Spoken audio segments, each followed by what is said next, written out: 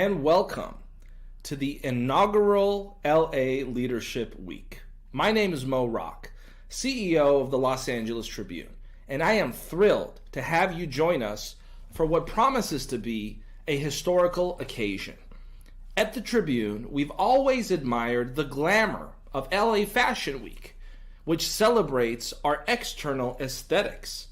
Inspired by this, we envisioned a week dedicated to the beauty within, our character and values. Hence, Leadership Week was born. Our mission is ambitious: to ignite a global celebration of human character, much like the excitement surrounding fashion. We have brought together the top thought leaders from around the world to help spark this movement. Today, you're not just attendees, you're partners in reshaping media and challenging the status quo. Last year, our initiatives reached over 1 million people, inspiring acts of kindness and leadership worldwide. This week, we aim to double that impact. Character is power, as Booker T. Washington once said. Let's harness that power to not only change the conversation, but to change the world. Thank you for your commitment to making a difference. Together, we will make this world a better place. Hello, and welcome to the inaugural LA Leadership Week. My name is Mo Rock, CEO of the Los Angeles Tribune, and I am thrilled to have you join us for what promises to be a historical occasion. At the Tribune, we've always admired the glamour of LA Fashion Week, which celebrates our external aesthetics. Inspired by this, we envisioned a week dedicated to the beauty within, our character and values. Hence, Leadership Week was born. Our mission is ambitious: to ignite a global celebration of human character, much like the excitement surrounding fashion. We have brought together the top thought leaders from around the world to help spark this movement. Today, you're not just attendees, you're partners in reshaping media and challenging the status quo. Last year, our initiatives reached over 1 million people, inspiring acts of kindness and leadership worldwide. This week, we aim to double that impact. Character is power, as Booker T. Washington once said. Let's harness that power to not only change the conversation, but to change the world. Thank you for your commitment to making a difference. Together, we will make this world a better place. All right, fantastic. I wanted to welcome everybody. Give yourselves a round of applause for being here today. It's going to be a great day. You know, any day that entrance, with Mo really telling us and setting the groundwork of what the day is going to be like, it just gets better and better. And we've got some powerful day for you to listen to. The excitement we're having here, I want to just go around really quickly. Ava, editor-in-chief and really, forefront of everything we're doing. What do you think about today? Just some thoughts. Well, first of all, Michael Silvers, I am very, very excited because this day, we've actually coined this day the Michael Silvers Day. Michael Silvers is the director of the LA Tribune podcast, and he's surrounded by amazing people, and he's bringing those amazing people today. So you've got something to look forward to, especially beginning with Joseph McClendon III. So very excited for that. Yes, absolutely. Dr. Mandy Rose. First off, thank you so much for having me here today, Michael. It's always a pleasure to be with you. And I'm really excited for today because we live in such a volatile, unstable world at the moment, and the world is craving leaders. And I'm really excited about all the leaders that we have on getting prepared for today. And it's going to be a really, really incredible day. Thank you for having me. Oh, fantastic. Sandy Scarlotta. Hello, Michael, Ava, Karen, and Dr. Mandy Rose. Thank you so much. Thank you, Mo, for such a wonderful introduction. This has been so amazing, and I'm excited for today because this is our podcasting day. And as managing director of the LA Tribune Podcast Network, I'm so excited because we have brought together so many amazing people. And what I love the most about this week, the Leadership Week, is that we're all leaders. And no matter what you do, even if you're a stay-at-home mom, you're a leader. And we're all leaders. And we need this message and everything that you're about to hear today with all of these amazing speakers. Get out your paper and pens, take notes, and apply everything that you're learning today, because that's how we're going to make it a better place. Absolutely. Karen. Yes, I am also so excited to be here today. Thank you, Michael. Thank you, Ava. And it's such an honor. And I agree with everything that's been said. And Mandy, I was thinking the same thing, that we are hungering for inspiration, and there is such a need for positive news. So I love the Los Angeles Tribune and their mission to uplift the world. And I can't wait for more uplifting messages today and leadership wisdom. Yeah, thank you so much. It's going to be a great day. And the great thing about this day is here's what's coming. First of all, you're all going to hear Joseph McClendon when we bring it up in a minute. Joseph McClendon III. And he's amazing. We've had him on several times. I've known him for years. My business partner, Mary Glorfield, has known him for like his lifetime. And he's going to bring so much impactful information to you. And really, what a way to kick off the day. It doesn't get any better. Then we're going to move into panels. And we're going to have a panel from some announcements we're going to do at that point. You'll see what it is. You're going to move then into somebody who really looks at the corporate world and how your mindset really takes you to the next level, into a panel all about media. People who have been on ABC, NBC, CBS, and really talking about media and where it's going and how it's shifting. We're then going to have a conversation with the executive vice president of Sony. He was there for 24 years and for entertainment. So he sees a globalization of everything we're doing, from entertainment to media to being a speaker, trainer, author in your own business. We're then going to come out of that and move into great podcasting panels and really show you what the world is doing and how that really relates to everything that you're creating. We're then going to have a very special panel that they just all flew back from Vietnam, but they're going to talk about what we're launching in that direction and how we're taking a look at business globalization, because this broadcast goes to 23 countries and we're all here to make a difference. We're going to take that, and then you're going to have speakers who have businesses with 48,000 clients, who have businesses around the world, but they're going to give you things that you can use today. And by the end of the day, we're going to wrap it up and move then into some amazing panels tonight. So you're with us for the whole day. Get food, get ready, get excited. Be here with us for the full day. Take your break. Your break means put it on your headset, listen to it another way, follow it. You can take us wherever you need to go. Just make sure we can't hear you, so don't worry about that part. And just have a blessed day. We're going to rock and roll. You three, I will see you later. I'm going to bring up our next speaker. It's so exciting to be here. And everybody knows, with Michael, we stay right on time, right? We stay right on time because we honor our speakers, our trainers, and everybody we work with. And my business partner, Mary Glorfield, who was Tony Robbins' vice president for 18 years, after working with her for 12 years, the one thing she's got me is staying right on time. So with that being said, you three, I will see you later. I forgot you guys. There you go. Bye, bye, bye, bye, bye, bye. There you go. This next gentleman I'm about to bring up, and I'm going to just put him right next to me. There we go. And I'm going to move you here because you're in the hot seat. Is it really in a class of your own? You know, a lot of you know him as the head trainer and presenter with Tony Robbins, and you were with Tony from a long time ago, because Mary was too. But the great thing about you that not a lot of people know, Joseph, is that Joseph McClendon III, you own 6 different businesses with sales exceeding $42 million. You've worked with the best around the world. You've had access to the most amazing people, but you're coachable.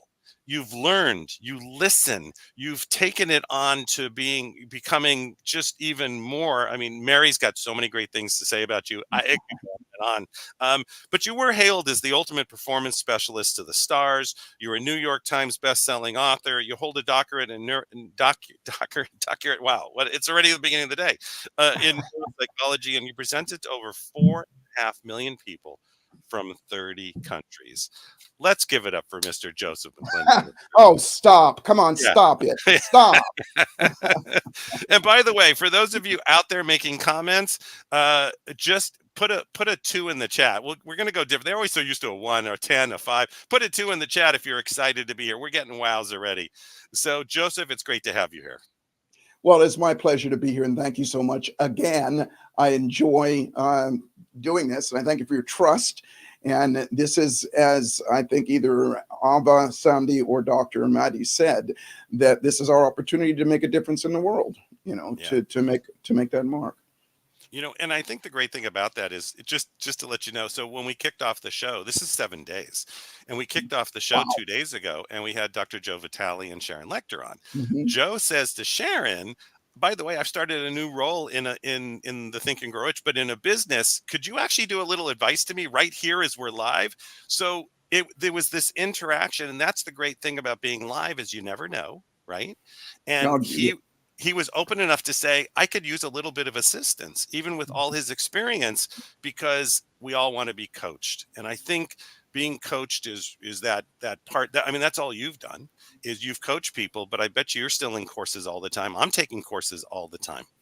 Dude, it's every day. Every day I do something. Either I talk to one of my mentors or I do something that is, I hate the term, but self-care, that kind of thing. Whereas I'm always learning. As soon as I stop learning, that's when you stop being humble. That's when you stop really growing and being able to help other people. I believe that the ability to help other people comes from you, like you said, being teachable, coachable, learning, and doing those things. Yep. I agree. And it is that time of our life that no matter, because I talked to Mary. We talk a lot. So we were talking about being in legacy time, and what does that really mean? Because there's nothing. Retirement doesn't mean anything, right? right. Just it's not not in our lifetimes. Yeah, but it is that legacy time. Can you just? And you're always creating. The thing that I love about you is, and I watch your stuff all the time, and you're always creating. What are you currently doing right now with all these years of information to bring leadership out to the world? Well, my biggest passion right now, and thank you so much for that. And my biggest passion right now, and has been since COVID gave me the opportunity, if you will, to, what was the word that we were using back there? Pivot. Is really helping train other people to do what somebody said earlier, and that is to go out and make a difference in other people's lives. And I do that through my institute. It's called the Neuro Encoding Institute. That is my passion. And if you will, I'm a stickler for being on the same page so that we can all be on the same page. It's not that you have to agree with what I'm saying, or anybody listening have to agree with what I'm saying. And by the way, if you are listening, get out a pad and paper, because I'm going to drop some bombs on you here for a moment, because it's not about just what I say. I believe that it's process that makes the difference. So I'll give you something to do if you don't mind. But I will say this, when you say legacy, and I love that word, legacy to most people means what you leave behind when they shovel dirt in your face and you're gone. Legacy to me means when I walk outside of this door, or when I shut off this casting that we're doing right now. It's what I left behind right then and there, because that's where it really starts to grow. It's not, why wait till you're dead? I said earlier, don't even talk to me about retiring. I'm 70 years old this year. And I was talking to my good friend, Les Brown, a couple of days ago. We did an event together in Atlanta. And he told us, he said, listen, I'm going to spend my last year with our institute, because he's part of our faculty. And I reminded him, I said, Les, I know this year is coming up. And he looked at me like, I'm not retiring. Could you retire? And the truth is, retirement is not what it used to be. It used to mean, you ride off into the sunset, and now it isn't. Retirement means you're just not doing at the intensity that you have been most of your life. So that's number one. And then number two, to be on the same page again, I know that Mary talked to me about that this symposium is more about leadership. And I taught at UCLA for several years, and I taught leadership there. And again, one of the things, and I didn't make this up, again, as you were saying before, it's something that I learned from my mentors. And I had the opportunity to sit in a room with Colin Powell, General Colin Powell, and Norman Schwarzkopf. And this is many, many years ago. They've both passed since then, but they gave me a definition of leadership that I like, or what a leader is. And so you might want to write this down, guys, because if this works for you, then, because I always like to say, if you have an identity, if you have a foundation of something, then you can go forward. It's like what we think of ourselves. A leader is somebody, can be anybody, that has a vision and that they impact and influence other people.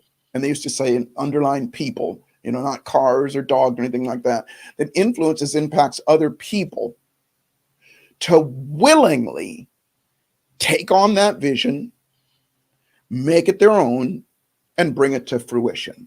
I'll repeat myself. A leader is somebody who has a vision that impacts and influences other people to willingly, and that's important, willingly take on that vision, make it their own, and bring it to fruition, make it happen. And when I look at it that way, and if you look at it that way, our job is not to just go, you do what I do here, you do what I say, you do what I say, be a boss or anything like that. Our job is to help people make whatever your vision is, make it their own. And the only way to do that is help them figure out what it is that they want. Because my mentors always taught me, if you don't ask them what they want, on some level, they're going to believe that you're trying to get them to do something for you and not for them. And so they will not follow, or they will not move along with you if they have that feeling going on inside. And part of that is there's that internal, right? We have that internal system that a lot of times takes us out of the game. Yeah. And Ooh. so you did, when we had you on last time, you do that great. You did that, what, I can't remember how many, there was the bullet points of really the internal system and moving forward. I have to say, we had so many comments. I think we had 500 comments on that one section, because I think it is so impactful. And I don't always want to, and I think there's that point.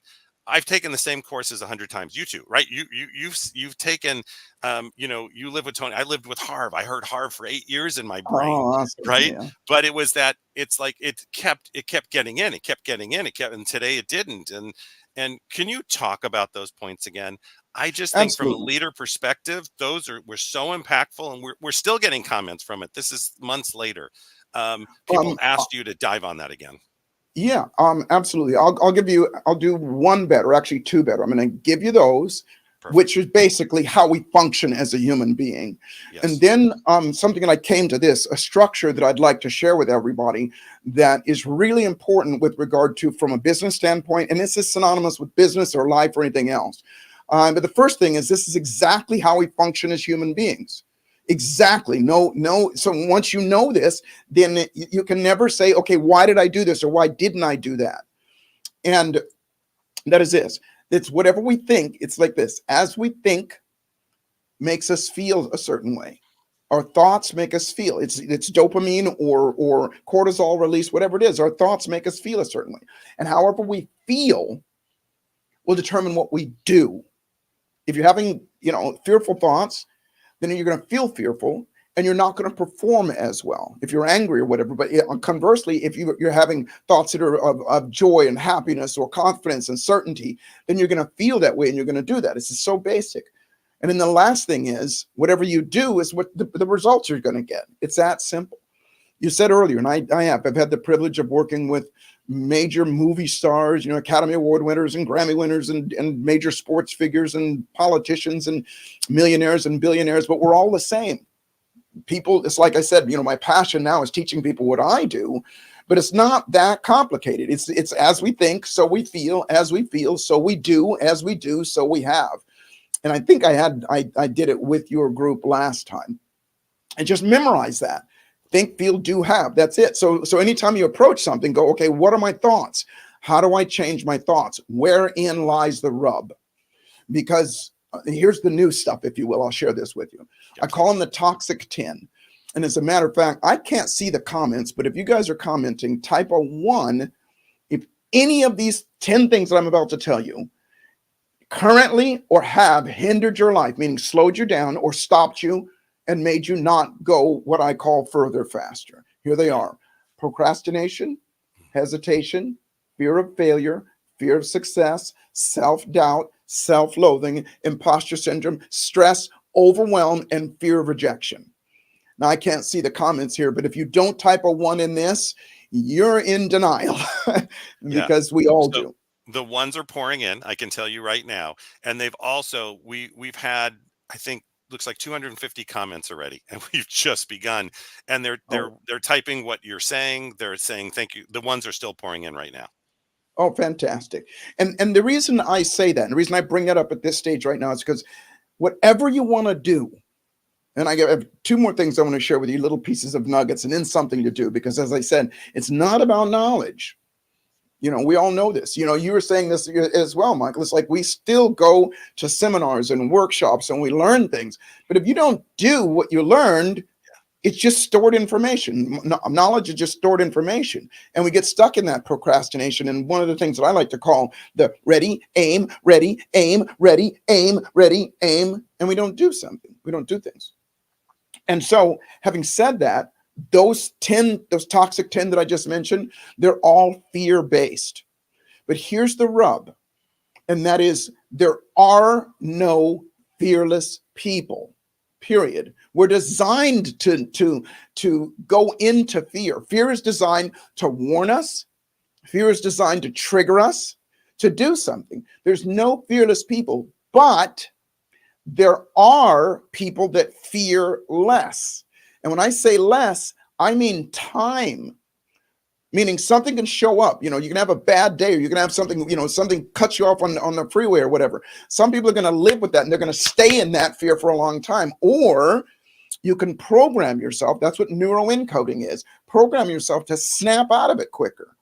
If I had one lesson that I would tell the younger me, it would be, Joseph, learn how to snap out of it quicker. Your frustration, any of those 10 things, because we have the ability to do that. And that's what process is all about.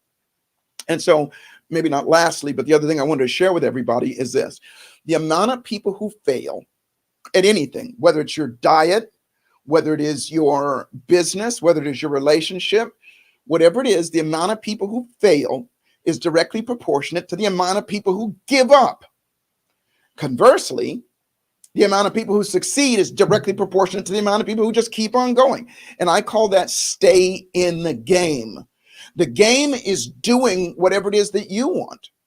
And it's got to come down to this. Number one, and I'm going to get back to that hierarchy of what it takes. Is what I've been coaching people on.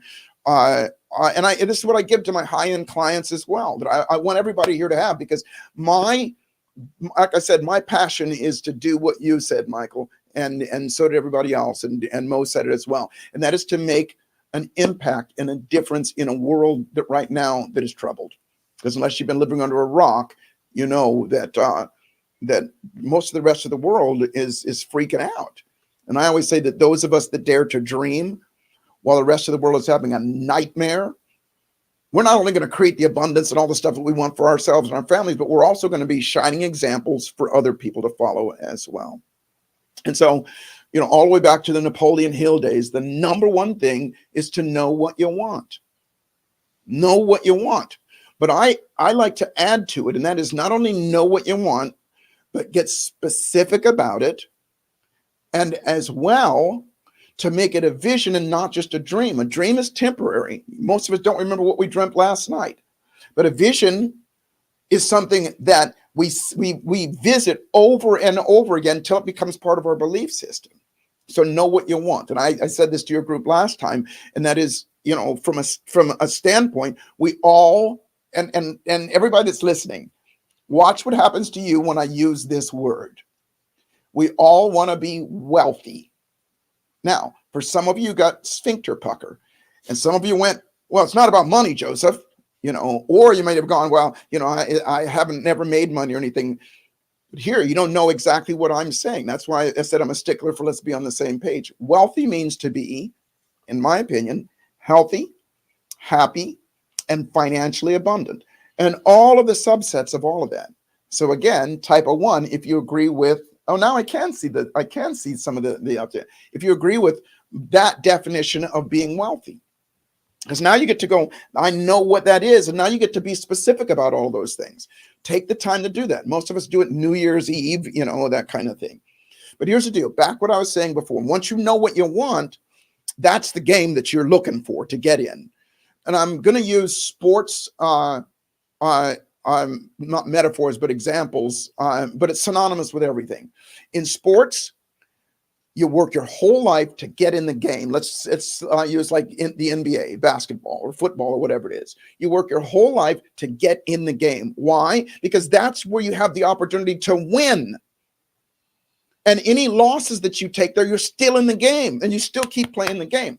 So at the top of your page, write the game. And whatever the game is for you, that's your game. But you got to stay in. Otherwise, once you're out of the game, you're not going to be playing.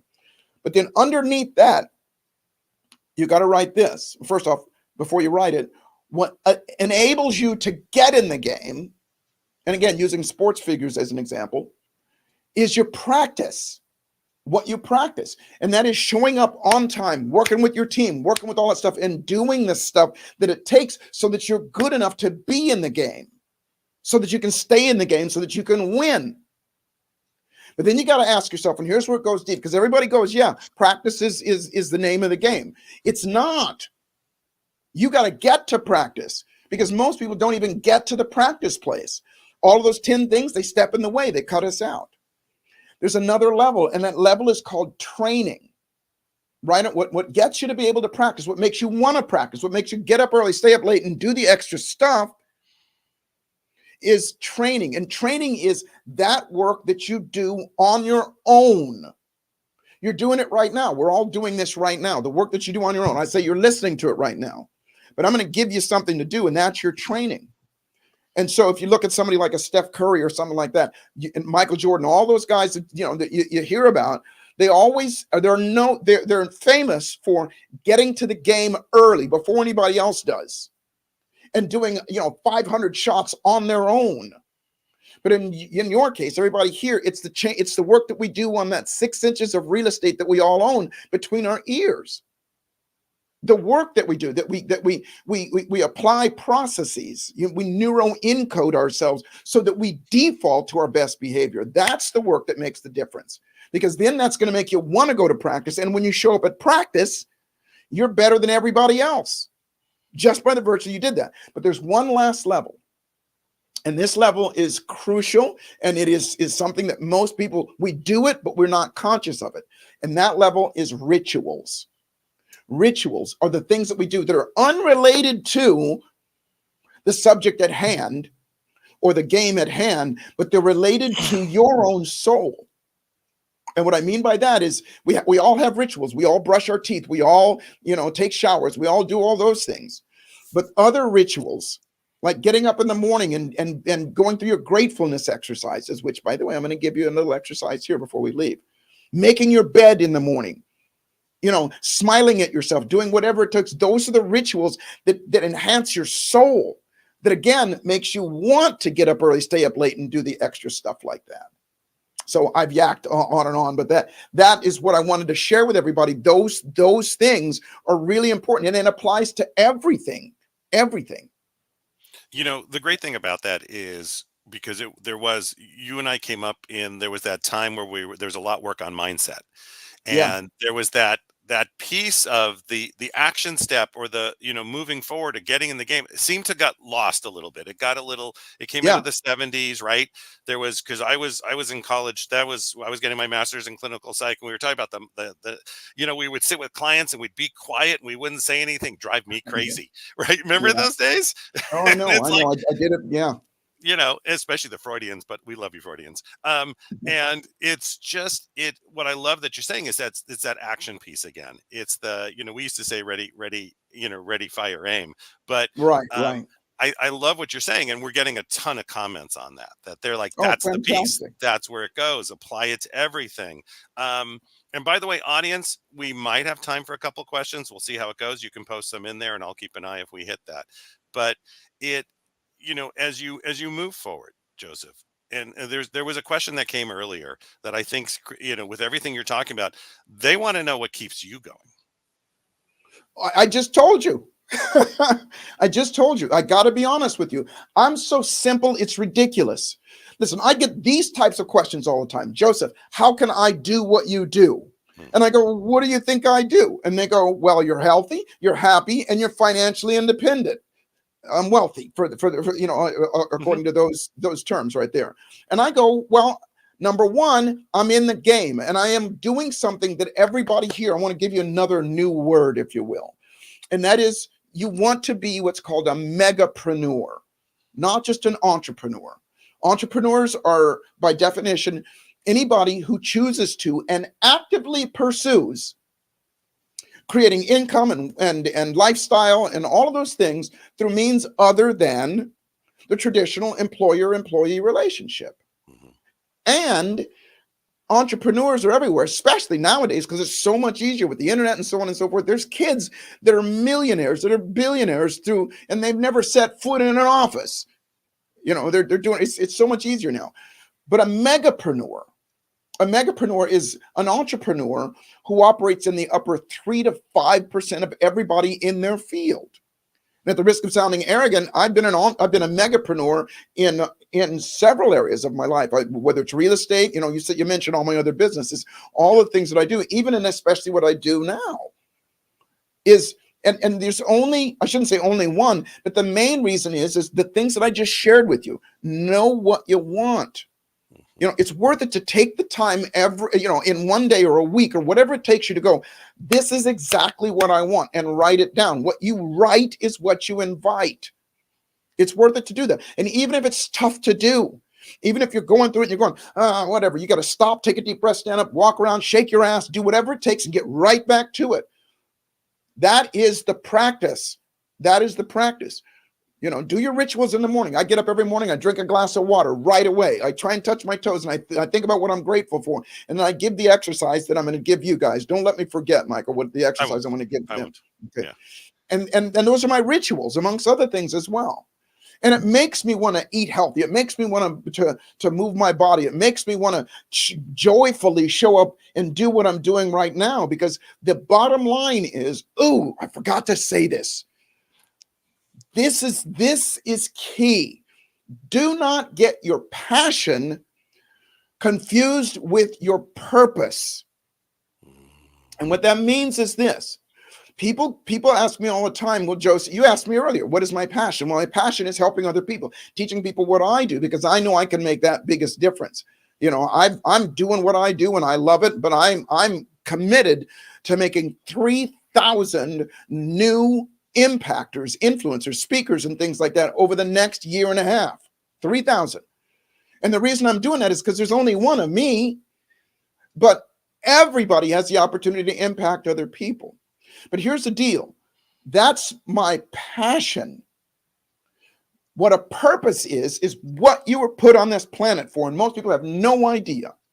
And so I'm going to give everybody what your purpose is. And you can disagree with me, or you can agree with me. But first I'm going to ask, how many of you, by typing a 1, love helping other people? Whether it's your child, whether it is, a relative or a stranger, you love that feeling. Everybody. That's your purpose. That's every single human being's on the planet's purpose. Let's start there. And if you go, wait a minute, my outcome, I'm not doing this for myself.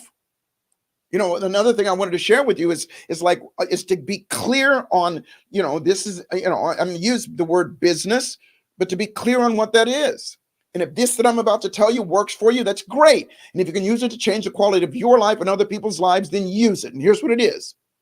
Business is the meaning of business is to create as much capital in the least amount of time, with the least amount of your effort, the least amount of your investment for yourself and other people as well.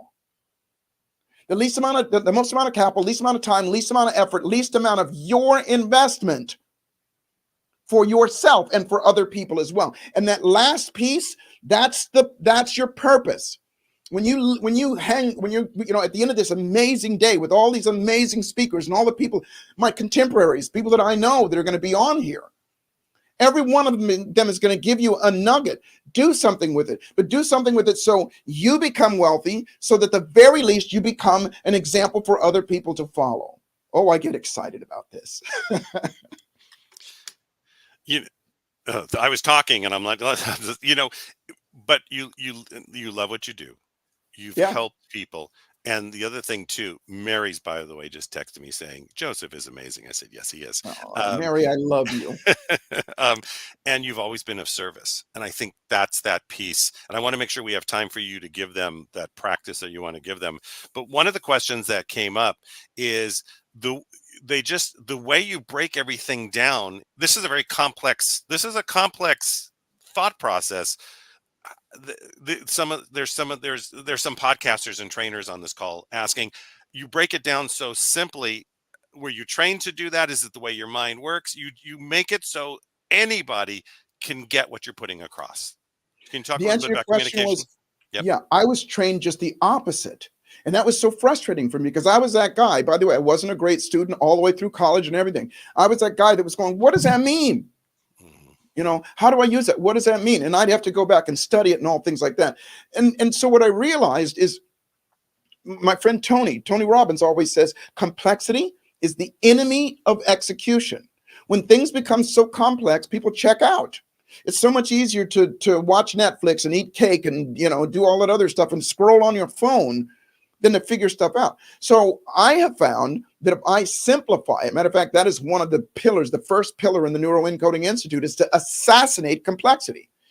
You can add the other stuff to it, but if you don't, look, if I go to you, listen, I want you to get a gym membership and then go to the gym, and then every day I want you to do, and I give you a laundry list of things to do. Chances are you're not going to do it. And I say, you need to lift the weight this way, I need to lift the weight this way. But if I say to you, I want you to start here, set your alarm in the morning, and all I want you to do is to go for a half-hour walk. And on that half-hour walk, I want you to say this to yourself. That's it. And I start you there. That's so simple. Everybody goes, well, I can do that. And they're hearing it from somebody that's where I started. And all the things that I just shared with you, all of it's simple because you can and will do it. So to answer your question, it was the opposite. I learned to be complex. And when I started my career in this that I do now, I tried to be complicated. And it was like, you see that glazed over look in people's faces. They're not getting it.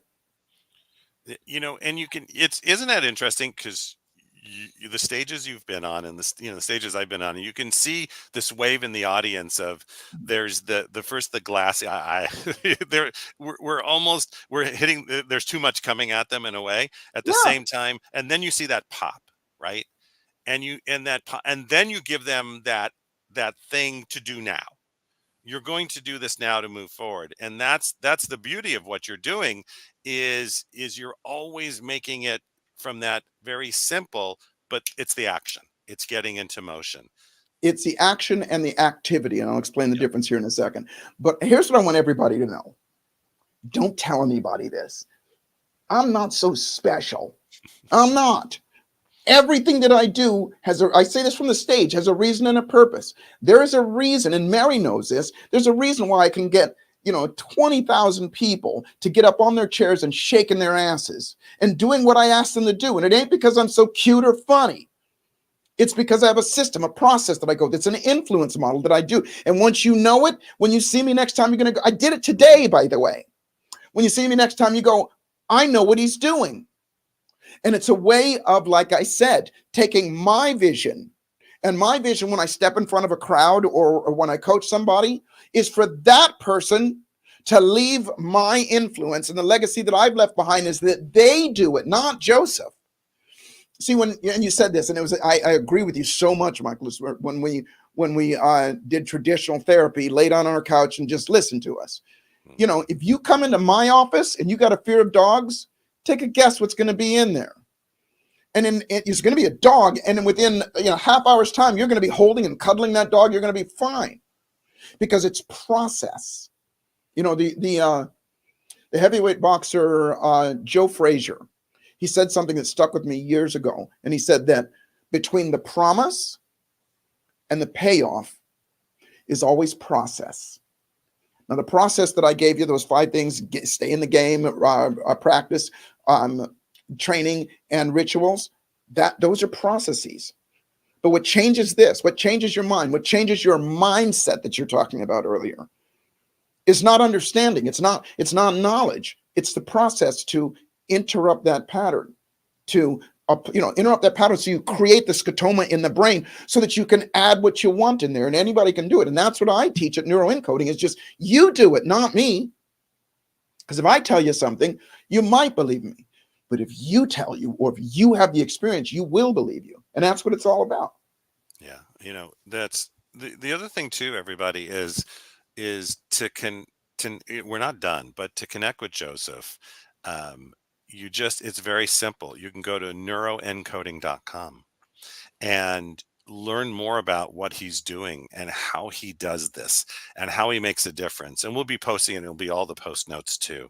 But it's connect with. The one thing about you, Joseph, is you're always willing for people to connect with you. You're Yeah, always I willing, right? want to.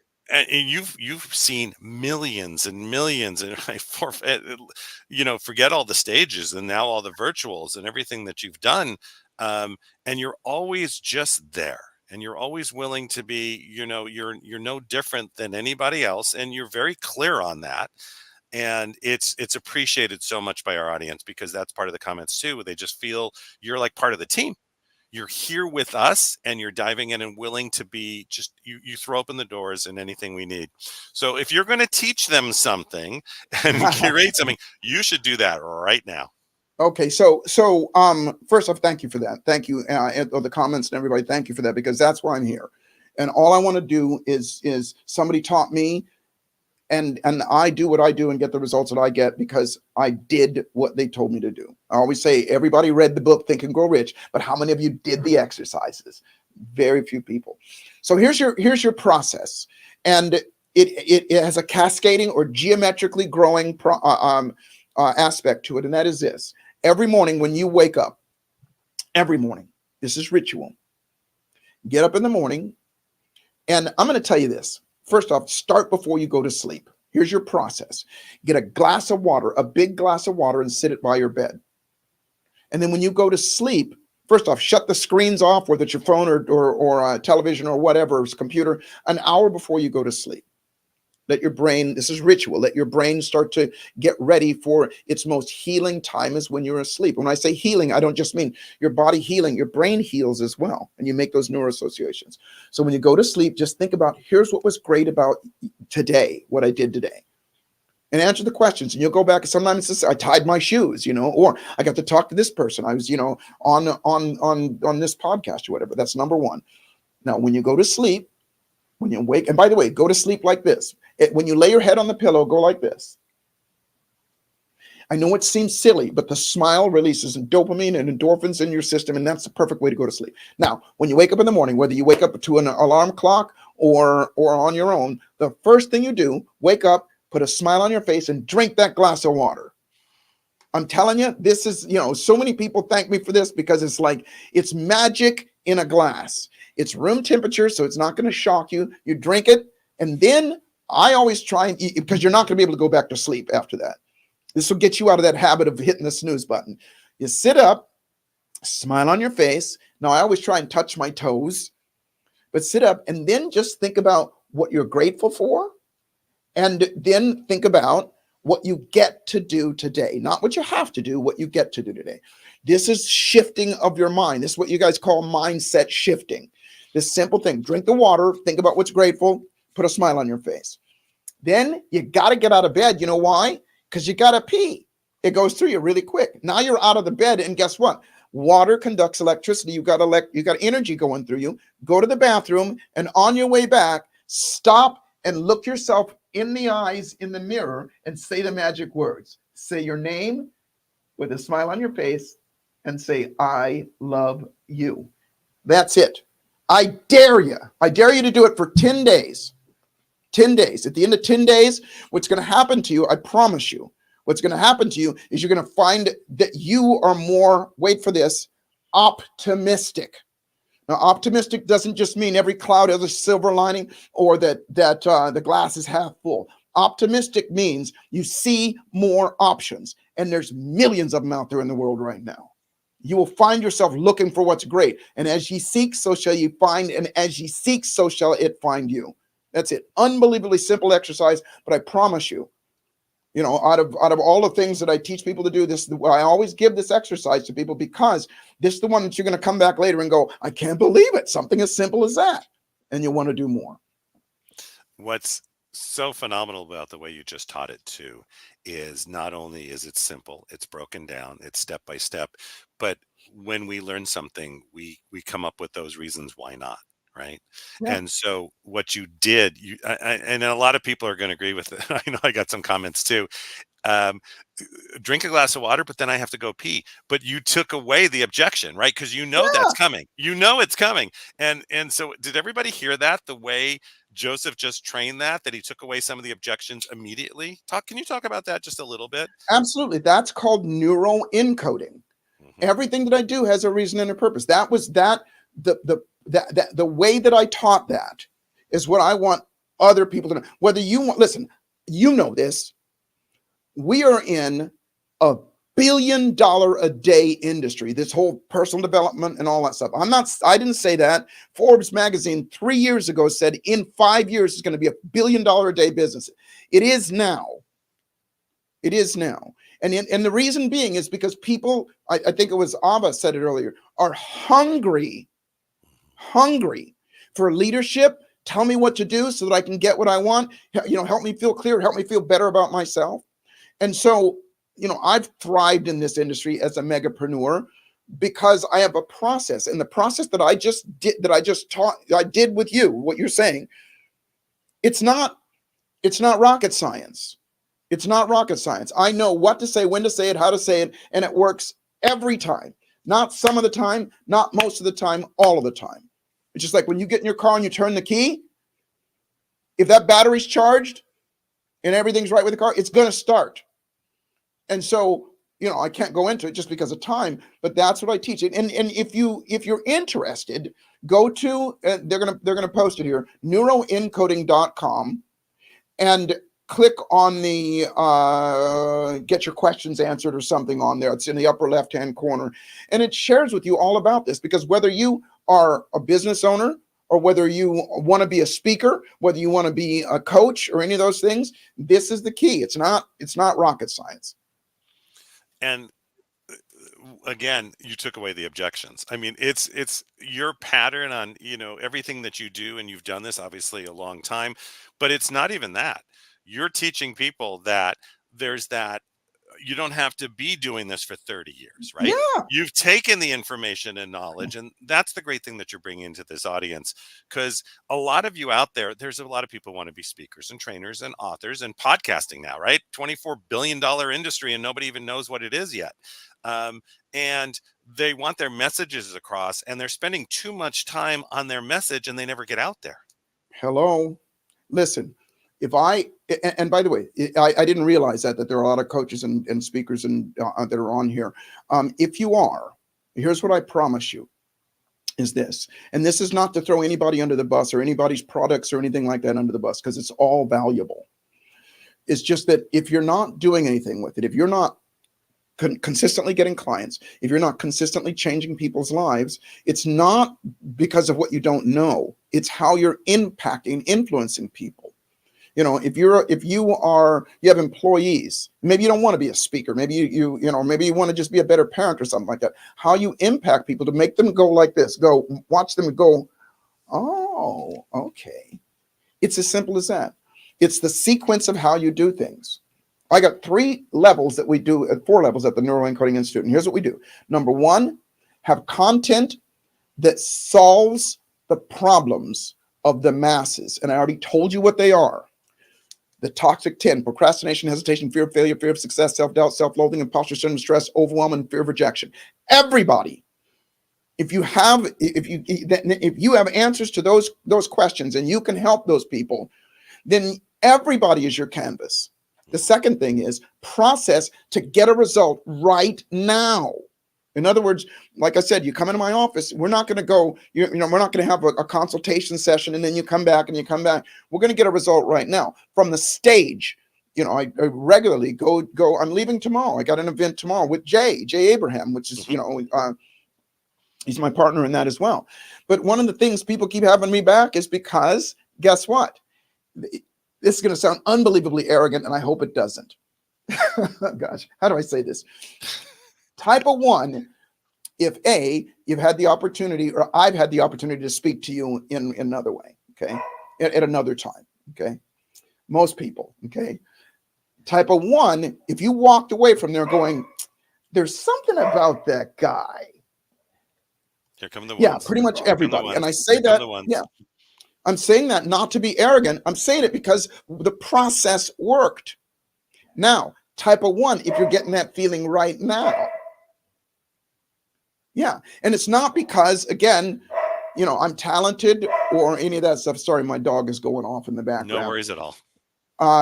It's not because I'm talented. I'm skilled, and a skill can be taught. A skill is riding a bicycle, driving a car, doing all those things. You learn them, you can learn this as well. You know, it's you see all the ones coming through. They're still coming through. So, but it's what you've done today by kicking off today, because I will tell you, we go out to about 23 countries. We have people listening who are speakers, authors, trainers, business owners. We have people listening who are in villages, and this is their only information because they don't have the discretionary income to buy the things we have, to do the things sometimes we can, and this is a lifeline for them. And Yeah. so that's where it's being of service to all of the people who'll be listening to us, all the people on live at the moment. Just one of our feeds has almost 1,000 people, and we have many feeds going out there, you know. And you've been of service. You've made this simple. You've broken it down. You always do. You're always in motion. I mean, whenever I talk to Mary, she's like, "Yeah, Joseph is here, there." You know, you're always in because your life purpose is to help heal the planet, is to Yeah. help change the planet. I have, you know, kids, grandkids, nephews, nieces, whoever it is. We have to leave something to this next generation and the one after. No doubt. And No you're doubt. a huge part of that. I want to thank you so much for doing that and It for is my spending your absolute time with us. pleasure. Anything for the couple minutes we have left, anything you want to impart to the audience? And I can tell you there's a lot of appreciation coming on the comments too. Thank you. Thank you so much. I think the only thing I would say is two things. Number one, don't sit on your ability to help other people. It's lucrative. It is fulfilling. It makes a difference in this world. And unless you get it out of you, and I mean just even at the simplest level, to the complex level, you know, whether you're a CEO of a business or whatever, your ability to interact with other people so that they feel it right here, the way that hopefully you're feeling this now from Michael, myself, and all the other speakers. That's what makes a difference in people's lives. Even if they don't go and do everything that you said to do, that's number one. So that's your purpose. Your passion is going to be the thing that nobody would, this happens to be my passion as well. Well, let me look at this one. My purpose is to help other people because somebody helped me. I was homeless once in my life and somebody helped me. And that's why I do what I do. But my passion now has turned into it's not the money. Okay, that's number one. Last thing I'll say is this. It's a saying that I love to say, and that is this, that life is exactly what you dare to make it. And fortune favors the bold. And so the trick to life, it favors the bold and the prepared. So the trick, if you want to go further faster, which we all want what we want sooner rather than later, the trick is to boldly step up and dare to make your life magnificent. If you have a passion for doing this, I look forward to serving you. Go to neuroencoding.com, check it out. You know, you can even talk to a live person. We have people that are talking to them and let them and just say, this is what I do. I want to be a speaker. I want to do this. I want to do this or not, whatever it is. And we're going to show you how to step it up. If you're already a badass, then that's great. Let's step it up another place. First of all, I want to give you a thunderous round of applause. Obviously, you've had many in your life, and I know from you that's never what it's about. It's did I make a change, and is that audience walking away to do something and to actually change this planet and help themselves as they help others.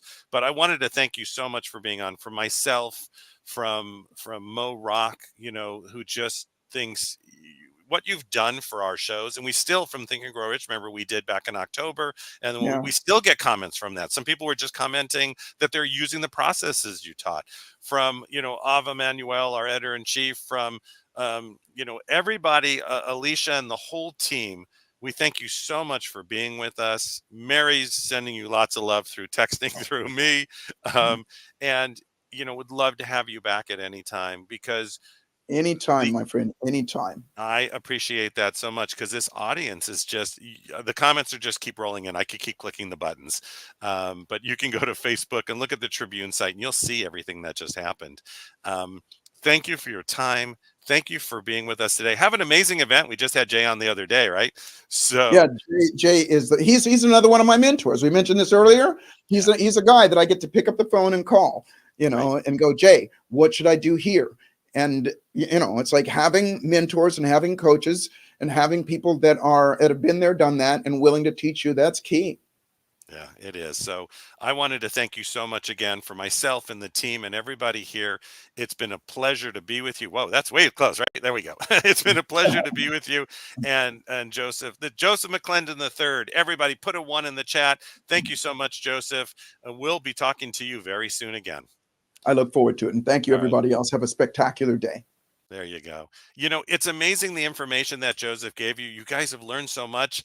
He drove it home, and the comments were just nonstop about, I learned. Here come the ones. The ones are pouring in. So Joseph, you can still hear us. I know it is literally, it's just 1, 1, 1, 1, 1, 1, 1. And it's giving that 100,000% of himself every single day, which is why I would have him on anytime.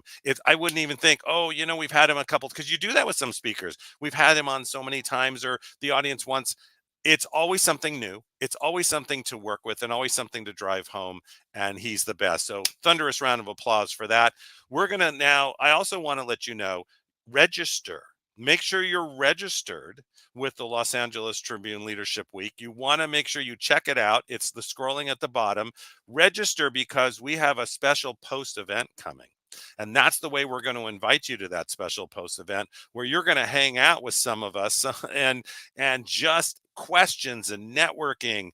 Don't miss it. It's where you want to be. You want to be with us. But with that being said, as we're having an amazing day, we have a little just a ramp up commercial to play for you. And that just means it's education information. And then we're going to go right into our panel.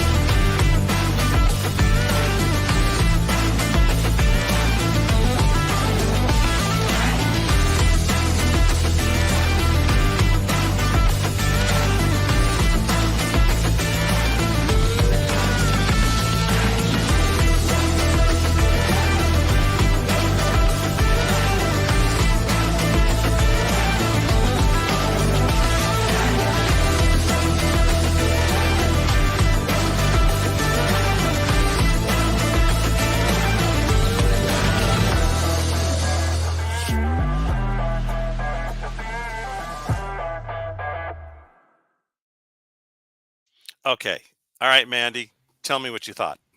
That was incredible. I absolutely love him. He's so intriguing and so inviting into him. Like the influence he has on people. I also like what he said at the end there. Don't sit on your ability to help others. That's what we're all about here. That's leadership. Don't sit back and hold back on helping others. It's really so incredible. Yeah. And every day, it makes a difference for what we're doing, and it's just great. So we got to keep moving, right? We keep moving on. So first of all, from really what we're doing, I got too many buttons here. By the way, so I've run about 1,000 of these, and I still hit the wrong buttons at times. So everybody who's running a virtual, don't ever fear. We've had live events where somebody turned all the power off. That was also interesting too. We've gone through it all. We've done it all, and it's been way too much fun. So with that being said, you're going to take over a panel now, and listen up, everybody. This is for everybody out there, but this is the launch of our women's journal. We'll be talking much more about this over time. You'll be seeing much more about it. If you're a woman with a story to tell and something you want to drive forward, we'll give you a way to reach us. And that's the great thing of what we do and how powerful we do. So I'm going to start bringing up the panelists. I got to make sure I'm bringing up the right people, right? Because I just start hitting buttons and everybody comes up. I'm going to bring up the panelists and turn this over to Mandy, and you guys have a lot of fun. So here we go. Here comes some of the panelists. And I got to look at, if you're on the second panel, please don't be on right now, but that's okay. I'm bringing them up. Look at this beautiful group. Does this get any better? So I'm going to take myself off and continue and then leave it up to you. Mandy, your turn.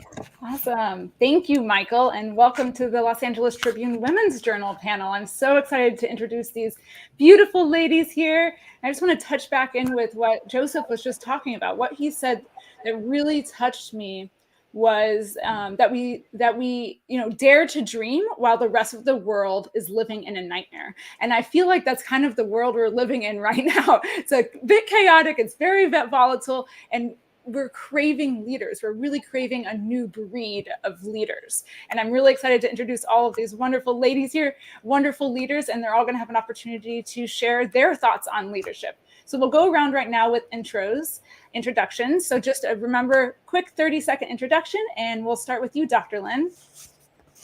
Great. Well, my name is Dr. Lynn Ellis Gray, and I am from Santiago, Chile, where I'm down here with serving some nonprofit and community outreach leaders who work with vulnerable populations. Been a huge privilege to be with them this week. I'm a speaker and leadership coach, founder of Resilient Female Leaders, and my passion is empowering women leaders to level up in life and leadership, but really to grab a hold of that higher purpose in their life. Awesome. Thank you, Dr. Lynn. Carla, please. Hi, excited to be here, everyone. My name is Carla Butts. I'm an AVP of Supply Chain, overseeing about $1.8 billion in spend in 28 facilities and 300 employees. And I'm passionate about building, growing, and developing women leaders in the industry that I currently reside in. So excited to be here. Thanks. Thank you, Carla. You guys are doing great, keeping them short. Good job. Cheryl, we'll go with you next. Hello. It's great to be here with this wonderful panel. Again, my name is Cheryl Mizell. I'm a corporatepreneur. My mission in life is to help people understand how especially women, understand how their mindset and emotions impact their wellness and their money. And I do this as a financial services as well as a human resources professional in corporate America. And I'm also an entrepreneur. I'm a trainer. I'm a speaker, I'm an author, and I'm a coach. And I show people how to level up, have fun while being their authentic selves. Thank you so much for having me here. Beautiful, Cheryl. Thank you. Barbie. Hi. Well, first I want to say thank you to everybody. This has been the most amazing event that I've been to. The speakers are incredible. And for myself, I'm Barbie Ray, and I'm a facilitator. I actually help you find the best in yourself, and I go out of my way to help you find the best in others around you. And especially here in Leadership Week, to be an effective leader, you want to be able to bring out the best in others. So true. Bring out the best in others. We were just talking about that with Joseph. Thank you for reiterating that. And next we'll go with Jackie, please. Hi, Barbie. It's lovely that you empower other people. I think it's amazing. So I'm Jackie Wilkinson, and I'm a wing commander in the British Royal Air Force. I've served for 21 years leading, coaching, and mentoring personnel. And I'm currently serving in Italy, and it's an honor to be here this evening. It's evening here. I'm a qualified fitness coach, and also I'm a gold medalist in athletics in the British military. Behind the mask, I'm also an adult survivor of child sexual abuse. And recently I published my book called Turning the Tables on Trauma, where I'm hoping to help survivors know that they're not alone and that they too can heal and transform their wounds by adopting healthy strategies. Thank you, Jackie. That was wonderful. We really do have women from all over the world here with the LA Tribune Women's Journal. It's such a great family to be a part of. All right, Dr. Lisa Tan, we'll go with you next. LA Tribune fans panel. I am so happy to be here. Why do people call me Dr. Lisa Suntan? Well, after Hurricane Fiona hit Puerto Rico, the whole island, we were out of water, out of electricity, but I had a generator. So I delivered rice, beans, water to whoever, wherever I could. So what does it take to be a leader? You don't need to be asked, and you don't expect anything in return. So I chose to be the sun after the storm. And I challenge all of you to shine in your own way, because I believe it just takes one spark to make an explosion. Thank you, Dr. Lisa Suntan. That's beautiful. To be the sunshine after the storm. We really do all have that ability. It's beautiful. Thank you. All right, next we're gonna hop right into it. I really want to know more about your leadership journey, and I want to know who has been a leader in your life and how they impacted your own life. And we'll go ahead and start with Barbie. That's a great question. Thank you. I've actually been very fortunate. My whole family have been entrepreneurs. I come from a long line of people that have tried their own businesses, owned their own businesses, failed owning their own businesses, but sometimes that's the best lesson in life, isn't it? It's learning from what you need to know, and it's sometimes you can't prepare for the blind side. So I've just been very fortunate that a lot of people in my family are entrepreneurs. That's so great. Yeah, we can't prepare for anything. Life is constantly blindsiding us. I love that. All right, Dr. Lynn, let's hear from you next. Who is a leader in your life and how they impacted you? Oh goodness, I'm so grateful for the women that I have found along the way, because my leadership journey, I was often the only woman portion of my life. So I had to figure out how to navigate all that. But I'm really grateful for one woman near and dear to my heart who's like a second mother. Her name is Ellie, and she just kind of led the way in front of me. So I just followed in her footsteps, and she was always so gracious and great. So she no matter what she faced, she just had such a great attitude. So it's something I've wanted to emulate in my life. Wonderful. Thank you. Next, we'll go with Jackie, who's been a leader in your life. And it doesn't have to be someone it could be someone that, you've never met. It could be someone that, you read a book, or you went to a seminar with somebody as well. Yeah, so I love the fact that, Lynn's got someone that's close to her that's a leader. But for me, when I returned from Afghanistan in 2010, I was inspired by Brené Brown's TED Talk, The Power of Vulnerability. And it changed the fundamental belief in my mind that leaders shouldn't show weakness. And actually, what I learned is that working in a male-dominated environment where I always felt I had to wear the mask of masculinity to fit in, when I discovered vulnerability and I actually started embracing that, and I built shame resilience, I discovered that leading with authenticity in uniform was so empowering, and it built trust and connection with my teams. It was incredible. And that's thanks to that woman. I love her. Oh my gosh, Jackie, that was so well said. Really, really well said. I agree with you that Brené Brown really changed my life as well. And leading with empathy and vulnerability, and you being in the military and being in such a male-dominated space, wearing a uniform, that's so powerful. You're changing lives. Just being a leader, just by doing that in your life, you are being a leader. And thank you. Cheryl, who has a leader been in your life? Hello, thank you. Just as Jackie mentioned, other two previous panelists, my family also was a big motivation, as well as leaders as Brené Brown. For me, I think my leadership started early on. I always shared that I was teased and bullied. And so a lot of things I had to learn and navigate through my own. And then watching my mom go through her trials, trying to get her master's degree to be a teacher, which is her dream, and going through resilience. So for me, it's watching people on this panel, people who throughout this leadership journey, talking about resilience, talking about gratitude. And I think those things make the best leaders, because you can go out and create safe spaces for other people to just show up. And I think being a leader with experience is allowing other people to show up and be who they are while they're trying to navigate their dreams and the things that they want out of life. So thank you, Cheryl. Thank you. All right, we're going to move to the next question, and I'll start with you, Dr. Lisa and Carla. We'll get to you because you didn't get to answer that last question.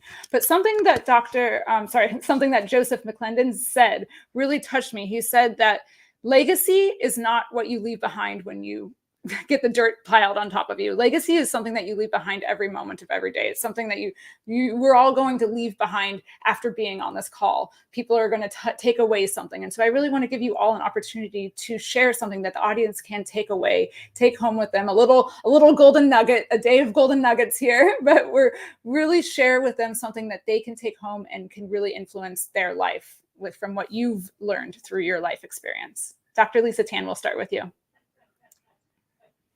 My mother-in-law.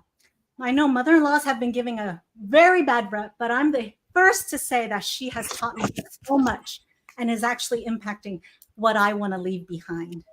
So even though she didn't finish middle school, after coming to America, her husband passed away and she needed to raise 3 kids on the salary of a seamstress. She never stops smiling, no matter what. And out of anyone I know, she would probably be the person who have the most excuses not to smile, but she doesn't. So my legacy for myself and all our listeners is to smile, even when you don't have a reason to smile. And all you got to do is pick up these 2 corners here and you release a floodgate of bliss molecules that Joseph mentioned. Smile. Oh, Dr. Suntan, I love it. I love it. I love your energy so much. You're getting a bunch of comments in the chat too. And Joseph McClendon said that too. Smile when you go to bed. Smile when you wake up in the morning. It really makes such a huge difference. Thank you for that golden nugget today. And we will go with you next, Carla. My hope is that when I depart from people every day, that I'm leaving them with hope and kindness, and that they understand their purpose, and that I've been encouraging to them, and that they can pay that forward with the next person they encounter. I think understanding our why and navigating that path will get us to the success level that we're looking for, but we do that through kindness and understanding. Great. Thank you, Carla. Yes, knowing our why is so, so important. All right, we'll go with you, Barbie. What is a golden nugget you can leave with us? Well, I'm going to actually jump on Dr. Lisa Tan's, because not only I'm such in agreement with smiling and finding laughter at the worst moments in life. I graduated from Second City, and I lean on those improv laughter moments in the worst times possible, because sometimes you just need to break the cloud around you. So I am a true believer in smiling and laughter in the face of adversity. Thank you, Barbie. Thank you. We'll go with you next, Jackie, a golden nugget. Yeah, so incredible. Laughter and fun and dancing to music, all of those things. Absolutely. I agree with you, Barbie and Lisa. And I love how you're moving like that. It's lovely. Well, for my story, one thing that I think will be my legacy is that brave leaders must not stay silent about hard conversations, and they must need shine a light and lean into the discomfort. And from my story, where I'm leading, is that abuse thrives on secrecy, but once the secret's out, there is hope for healing and transformation. And the pain that I went through, I've now found a purpose, because when we let go of the resentment and when we let go of the anger, we get to move forward with our lives and we get to transform our lives. And so that is the legacy that I want to leave, is it's okay not to be okay. And together we can live an extraordinary life when we understand the root cause of our pain and transform it. Ah, so beautiful to transform that pain. And you are such a great example of leading through that. Thank you. All right. Thank you. Looks like we lost Dr. Lynn, but we will go with Cheryl to finish this up with our golden nuggets. I love this question. And yes, I love Dr. Tan, her energy, commenting on what Joseph said earlier. And so for me, it's about smiling. Every day when I leave my house, it's about who can I serve when I leave my house? So I first started with gratitude, but then my mom was called the dancing lady. She danced her way through whatever emotions were going on. So when I leave the house, I smile, I say good morning to folks. And then I love skipping. One of the things I tell people is you're never too old to connect to the child in you. Skip when it's raining, jump in the puddles, and have some fun. Oh, Cheryl, I love it. That's so good. We are all about the smiles here at the Los Angeles Tribune Women's Journal. We're really going off with the smiles. I love it. It really makes such a huge difference in skipping. It really, I love being, my inner child is very strong. I love to build sandcastles and go down to the beach all the time. It really keeps you young, and it really keeps you enlivened in life. All right, we have a few minutes left. So one other question I'd really love to ask is if you had any advice on being a leader for someone who's listening, who's in a village, in a small town, is just a mother, any advice that you have on becoming a leader in their own life? Barbie, we'll start with you. My biggest advice is listen, because it's amazing when you start understanding yourself and how you think about things, and then listen to other people's perspectives, how you can bring out their best, how you can find their skill set, and how you can make people around you shine. So my biggest advice for leaders is understand the people around you, listen to them, and help them shine.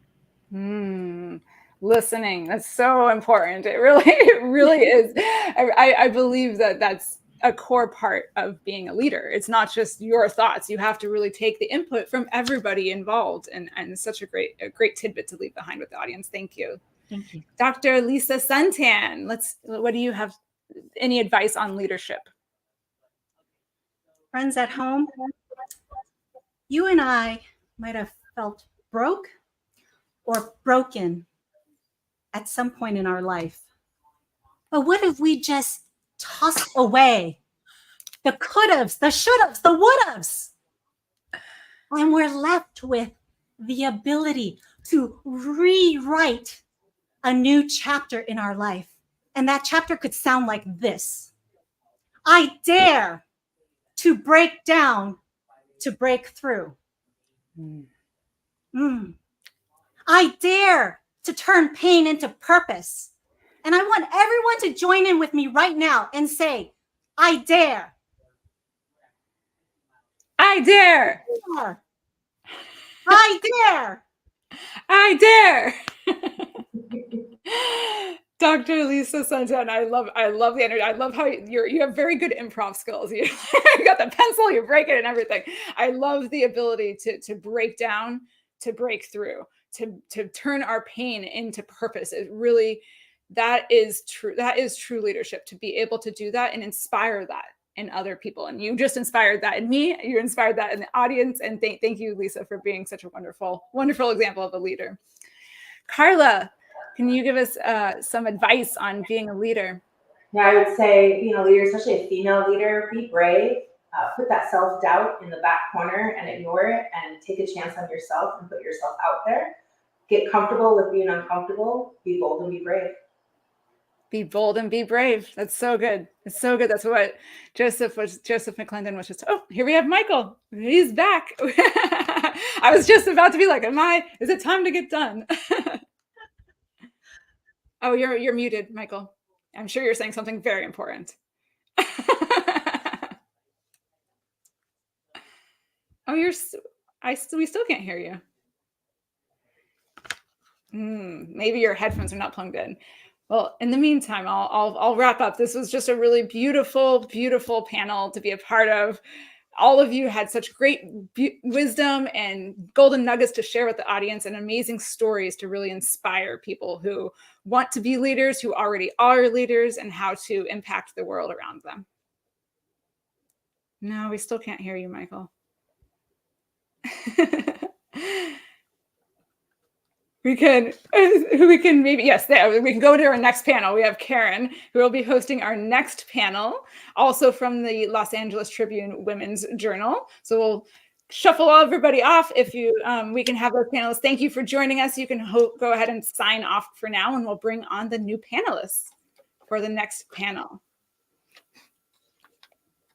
Hello, Karen. Thank you for joining us today. You look lovely. Oh, thank you. It's so good to be here. Wasn't that just incredible? The energy of those wonderful women at the Los Angeles Tribune Women's. We are so fortunate to be a part of such an incredible group of women. There's so much love, so much energy, so much good vibes with that group. We're going to do a lot of incredible things together over the next few years. Yes, we are. You're muted now, Michael, so try again. Wow, what a day. How's that? There we go. We got you. That is too funny. All right, you guys were amazing. It was a great panel. Panelists, thank you so much. For those of you who are on, go ahead and drop away. We'll bring up the new panelists. We're going to turn this thing over to Karen Hall. Again, we're announcing this amazing group of women that are going to change the planet, heal what we're doing. And it was just great information. And thank you all so much. And Mandy, you are phenomenal. So appreciate everything you do. I'm going to move you off that. And you guys will be seeing a lot more of Mandy. And let me tell you, we're going these panels, and then we're going to be moving into media. We're going to be moving into podcasting, training. We're going to give business advice. We're going to just be here with you all day. Stay with us all day. Mandy, thank you so much. Thank you, Michael. All right. See, that was quick. I'm quick on that button. All right, Karen, you ready? I'm ready. Let's do it. Everybody, Karen Hall, you're going to learn a lot more about her over time. She's amazing. What she runs is amazing. She's all heart.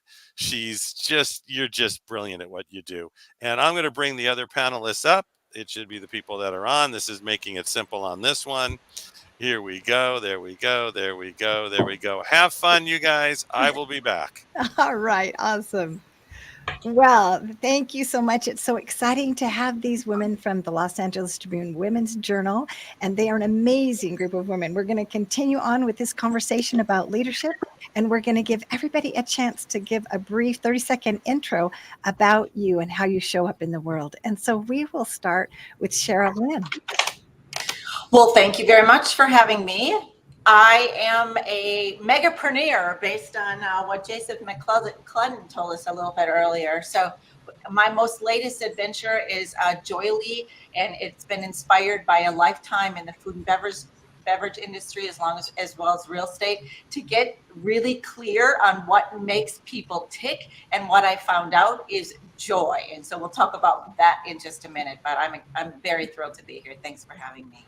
Thank you. Yes, joy, that's a great motivator, and that makes us tick. Super. And how about you, Bex Gold? Hi, I'm Bex Gold. Thank you so much for having me. I'm so excited to be here. And I am a business and life coach. I'm also an ambassador of joy for Joyly and work with Cheryl Lynn. So excited about that, to bring joy to the world as well. As a business and life coach on the business side, it's mostly just about all the business things that you think about, strategic planning, all the stuff. And as a life coach, I really love to help women especially just break through the fears that are holding them back and the lack of worthiness, and bring them into their fullest version of their lives that they want to have. That is great. A lot of joy going on and helping people be their best version. That's super. How about you, Kat? How do you show up in the world? So I actually show up in a lot of different ways. I'm the CEO of Cat May Designs, which is a graphic and web design company. I've got a team of about 3 of us right now. We're hoping to grow a little bit more. And then I also am a mompreneur. So I have a 3-year-old sassy little girl and another little girl coming in August. So we are full on pink in our house, my poor husband. And then in case my plate wasn't full enough, I'm also Mrs. Broomfield, and I am hopefully going to go for Mrs. Colorado next year. So. Oh, Kat, that's amazing. What an amazing life. And a lot of us are juggling that mompreneur thing and trying to do work and family. And so I can't wait to hear more from you. How about Denise? How do you show up in the world? Denise, you're muted. Oh, maybe she froze. Okay, we will move to Nicole. Nicole, how do you show up in the world?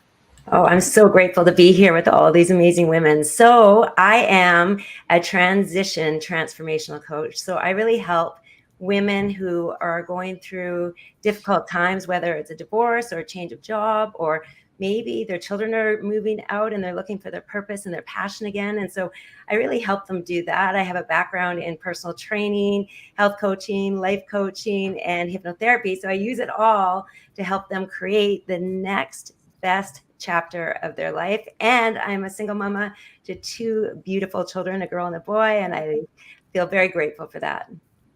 That's awesome. And aren't we all in transition at some point in our life? And so that applies to every single one of us. And so thank you for that. And I know that we're going to learn a lot from you. Debbie. Hi, thank you so much, Karen. This is just such a beautiful way to connect to other women and other thought leaders. And that's really what I do is I am a super connector.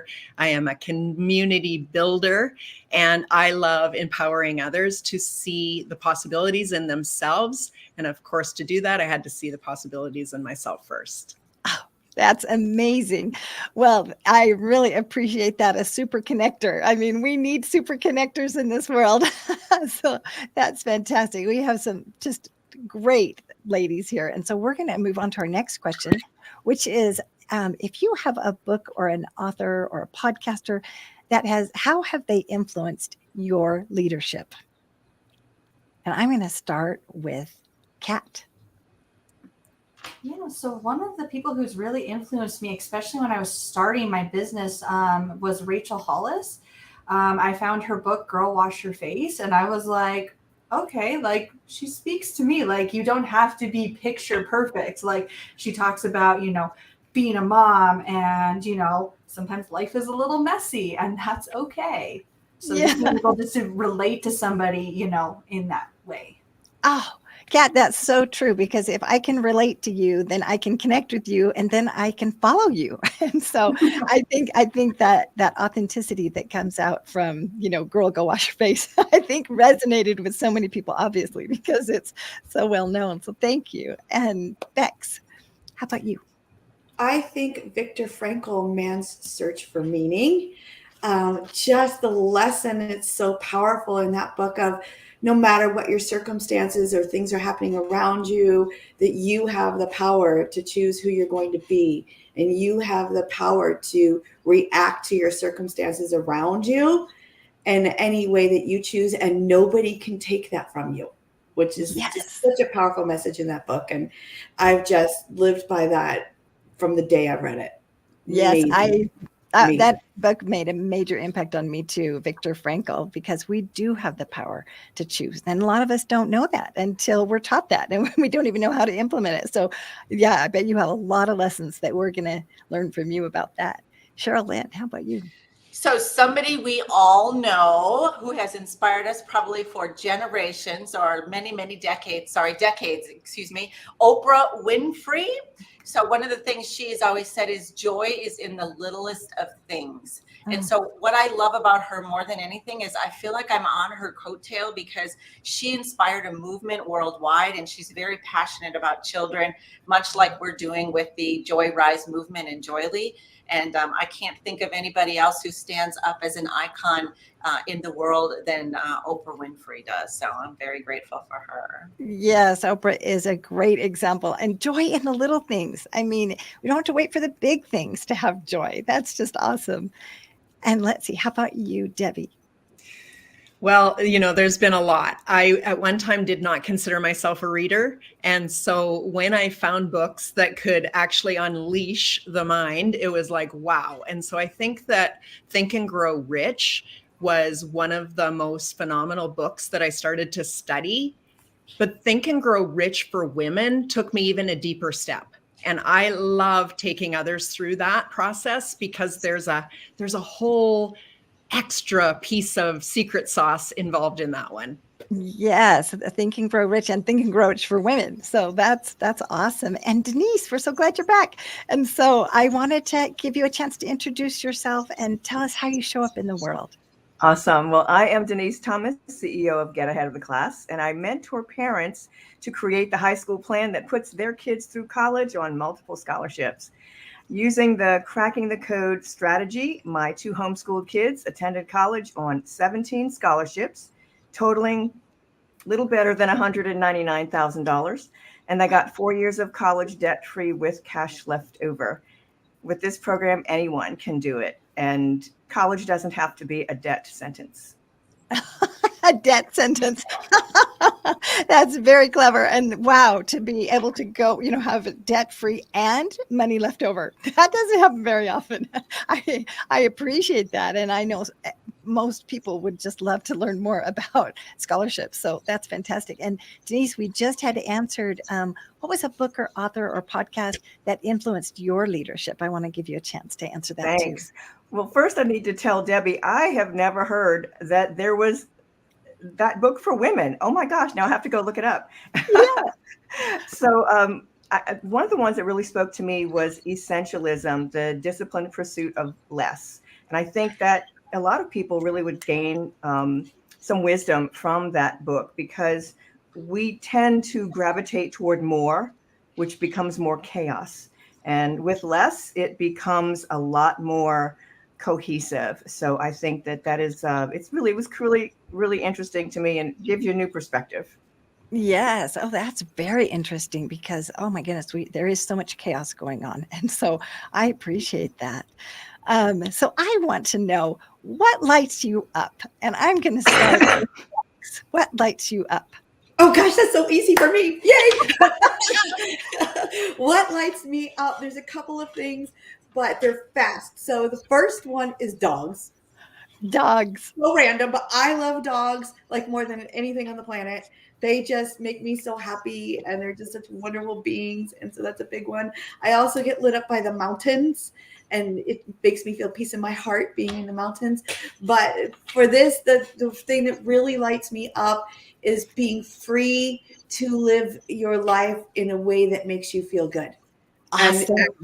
Doing those things. It lights me up to see people living large, living big and bold in the way that works for them, right? Not everyone's definition is the same. Yes. But I want everybody, I so desperately want everyone to be able to do that. Even if it's a little bit. It's passionate for me to see people live with joy and live big. Yes, it's great for everybody to have that chance to have joy and live big. And so if Debbie, if you could just tell us one thing that lights you up. One thing, empowering others so that they can see the possibilities in themselves. That is really what lights my heart up, and I could do it every day, all day long, and never run out of energy. Oh, empowering others. That's so beautiful. That energizes and inspires me. How about you, Nicole? What lights you up? One thing. Oh my gosh, I'm right along with Debbie. Empowering others is absolutely one of my favorite things, watching them rise and shine. And the other thing I love is to dance. Dance for me is huge. And we do it all together and we have fun, and it changes your state super fast. That's right. Doing it together. Oh my goodness. Kat, what lights you up? Well, I don't know. A lot of people say I'm glowing right now because I'm pregnant. I don't know about that, but I think one of the things that definitely really lights me up is when I'm presenting one of my projects to my clients, and they're like, "This is better than I even imagined," and you just see them get so happy, or I bring their vision to life, and I was like, "Yes, nailed it." Oh, I love that, bringing their vision to life. I mean, because then you see them light up, and that lights you up. Yes, exactly. Awesome. How about you, Denise? Okay, well, I think that Bex really hit the nail on the head for me. I love dogs. I am very much dog people. And when my husband and I went full-time RVing for 5 years, I actually have more photos on my phone of the dogs that we met than the people. So there you go. I love dogs, and I love the military as well. It really lights me up when I get a chance to see someone who's wearing, an obvious military cap or an insignia of sorts, and be able to thank them for their service. Putting those two things together, there is a nonprofit called Spike's Canine Fund that provides military protective gear for our canine in service. So that is one of my favorite things that lights me up, is giving to that 501. Thank you. Yes. Well, so that we'll put that in the link, and thank you for that, because dogs in the military, I mean, what better does it get? And how about you, Sherilyn? What's one thing that lights you up? So Debbie Prediger and Rebecca Gold, two of our panelists here, light me up. They're both part of our organization. And the thing about that is what we do is we teach personal responsibility for joy. So when we teach people the 4 simple words, sit, breathe, think, and feel, they can start to transition from maybe a feeling of this to a feeling of this. Maybe it's not joy, but it's literally every day, like Debbie said, every day, all day long. I could do it over and over again and watch people transition from the many human conditions that we have might be in despair or suffering, to something on the other side which might be brighter and full of gratitude and love. So that's what lights me up. Great. And I love how these women light you up because you are all lighting me up. And that is fantastic. So you kind of shared a takeaway right there, Sherilyn. So I'm going to go back to Denise. If you could just say one takeaway. As far as a takeaway is concerned, we're all leaders. And I think that we tend to forget that we're leaders everywhere. We're leaders in our communities, in our homes, in our jobs, in our church. But you can become a better leader by following mentors who have been in the place, in the footsteps that you want to be in. And you're taking that first step by becoming a better leader by attending LA Leadership Week. That's right. We are all becoming a better leader by attending. And I like that. Remember that you're a leader. How about you, Kat? What's one takeaway that could help us to be a better leader? I mean, going back to the whole talking about your light, each of our lights are so distinct and different. It's like a diamond. Not every single diamond is going to be exactly the same. And that's what we need to remember about all of us as well. So everybody shine beautiful and bright and be your own unique diamond light self. Absolutely. We are all diamonds and we are all unique and we need every one of us. So thank you, Kat. Bex, how about you? What's one takeaway that you can give us to be a better leader today?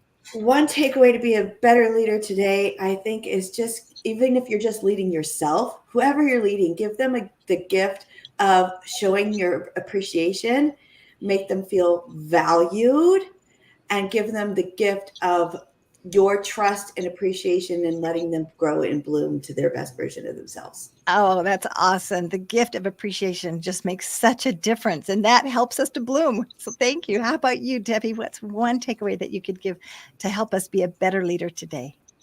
I'm going to say spend time getting to know yourself. Make that deep connection to self so that you can resonate and connect to others. When you do that, everything changes. Your clarity, your confidence, and definitely your courage to step up as that next level leader that you have in you. I know you do. Right. Oh, that's so important to know ourselves. That's a brilliant takeaway. I love that. Thank you so much. And Nicole, what is one takeaway that you would give us to help us to be a better leader today? Well, I think leadership to me starts in the home. And so I really believe that how you are showing up as a parent or as a daughter or whatever it is in your life is going to be a really important thing for that person going forward in their life. And I think sometimes we forget that you don't have to be a leader in a corporation or be out in different worlds, that it starts at home. And those people that you are there with are actually going to benefit so much from you. Excellent. Thank you. This was such a great discussion. Michael, wasn't it amazing? Oh, you're muted. I know that, but is my mic working this time? There we go. Now So it is. this is called technology, how we dive in and out of it. So this has been a great discussion. The comments keep pouring in, and it's great because it's a team. Some of you knew each other before, of course, and a lot of you didn't.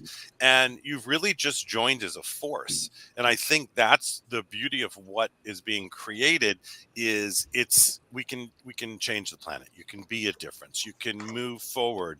And it's just being in the game. I mean, look at everything Joseph brought to us today and the two panels so far. And first of all, give Karen a thunderous round of applause for leading this panel, everybody. Put a 1 in the chat if you thought this panel and both panels today were just amazing so far. From the Los Angeles Tribune and the Women's Journal, we're so excited to be here, looking for great authors, speakers, trainers out there. Make sure that you register for the event so you'll be with us at this amazing networking event we're going to hold in just about a week. And then I'll get to know all of you much better at that point. So, Karen, thank you so much. This has been amazing. Thank you, wonderful lady. So you guys are just awesome. Thank you again. And here's where we say goodbye, farewell, right? This so long. Should I do from... I could do from Sound of Music, but then they would all leave and we'd lose the whole. Anyways, I want to thank everybody for being here. The next gentleman I'm going to put on, because we transition. So everybody ready for transition? Say, I am ready for a transition. We're going to transition now. And this next gentleman that I'm going to bring up has just, I don't have that much to say, and he sent me a bio, and I'm going to read part of that. I'm going to bring him up right now. There you go. Um, we've worked together for a couple of years now. Isn't that amazing? It And is. I can't believe it. Hello, time Michael. just time goes, hey, how are you doing? So I'd like to Good. introduce everybody to Craig Bruce from, and I love this, the way I'm going to read. And again, when you read people's intros, make sure that you understand what it's about. From corporate burnout to high performance lifestyle expert, Craig Bruce navigated a profound transformation and redefined his narrative through science-based wellness. Once an influential global executive, Craig's drive led him to the brink. Embracing science-backed behaviors, he rebuilt his life. And now, as an executive high performance lifestyle consultant, he guides business leaders to balance ambition with well being. Let's give a thunderous round of applause. Put ones in the chat for Mr. Craig Bruce. Thank you, Michael. Thank you. Thank you. Thank you for those kind words. What an amazing day 3, huh? Yeah. You know, there's the note taking and the notes that are Yeah. coming. And the great thing is there's so much note taking happening on the comments. You could go back through the comments and it's like a course in itself. Well, you and Mo and Ava and the entire LA Tribune team, I don't know how you do it, but you've created something truly special here. The first 2 days have just been so impactful. And then this morning with JM3, oh my goodness. And then the 2 women panels, just a plethora of information. I mean, it's just it's almost overwhelming. Yeah, you know, and it really is. And you know what's amazing too is we talked about learning and consistent learning is obviously Ava's here and she's supporting us the whole day, and Mo is always here. Yeah. Alicia, one of our main members of our team, is Yeah. taking a course. She's in a training. So we're right.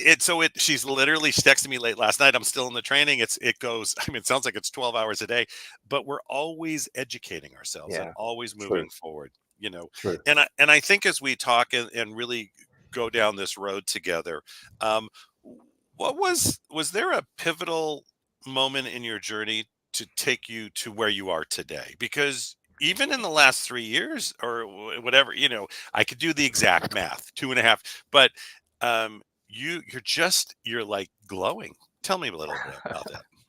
Well, thank you. I think the glowing is not because I'm pregnant. It's because it's because I get to hang out with amazing people like some of the panelists. Well, for me, I led this for 25 years. I led this life of this global busy executive. I had the pleasure of being an expat in Brazil and Mexico, and I was consulting with clients across the world. And I accumulated 2.5 million miles on one airline and 1 million miles on another. And I'll tell you, I bragged about it. I mean, that was my badge of honor, and it was all good until it wasn't.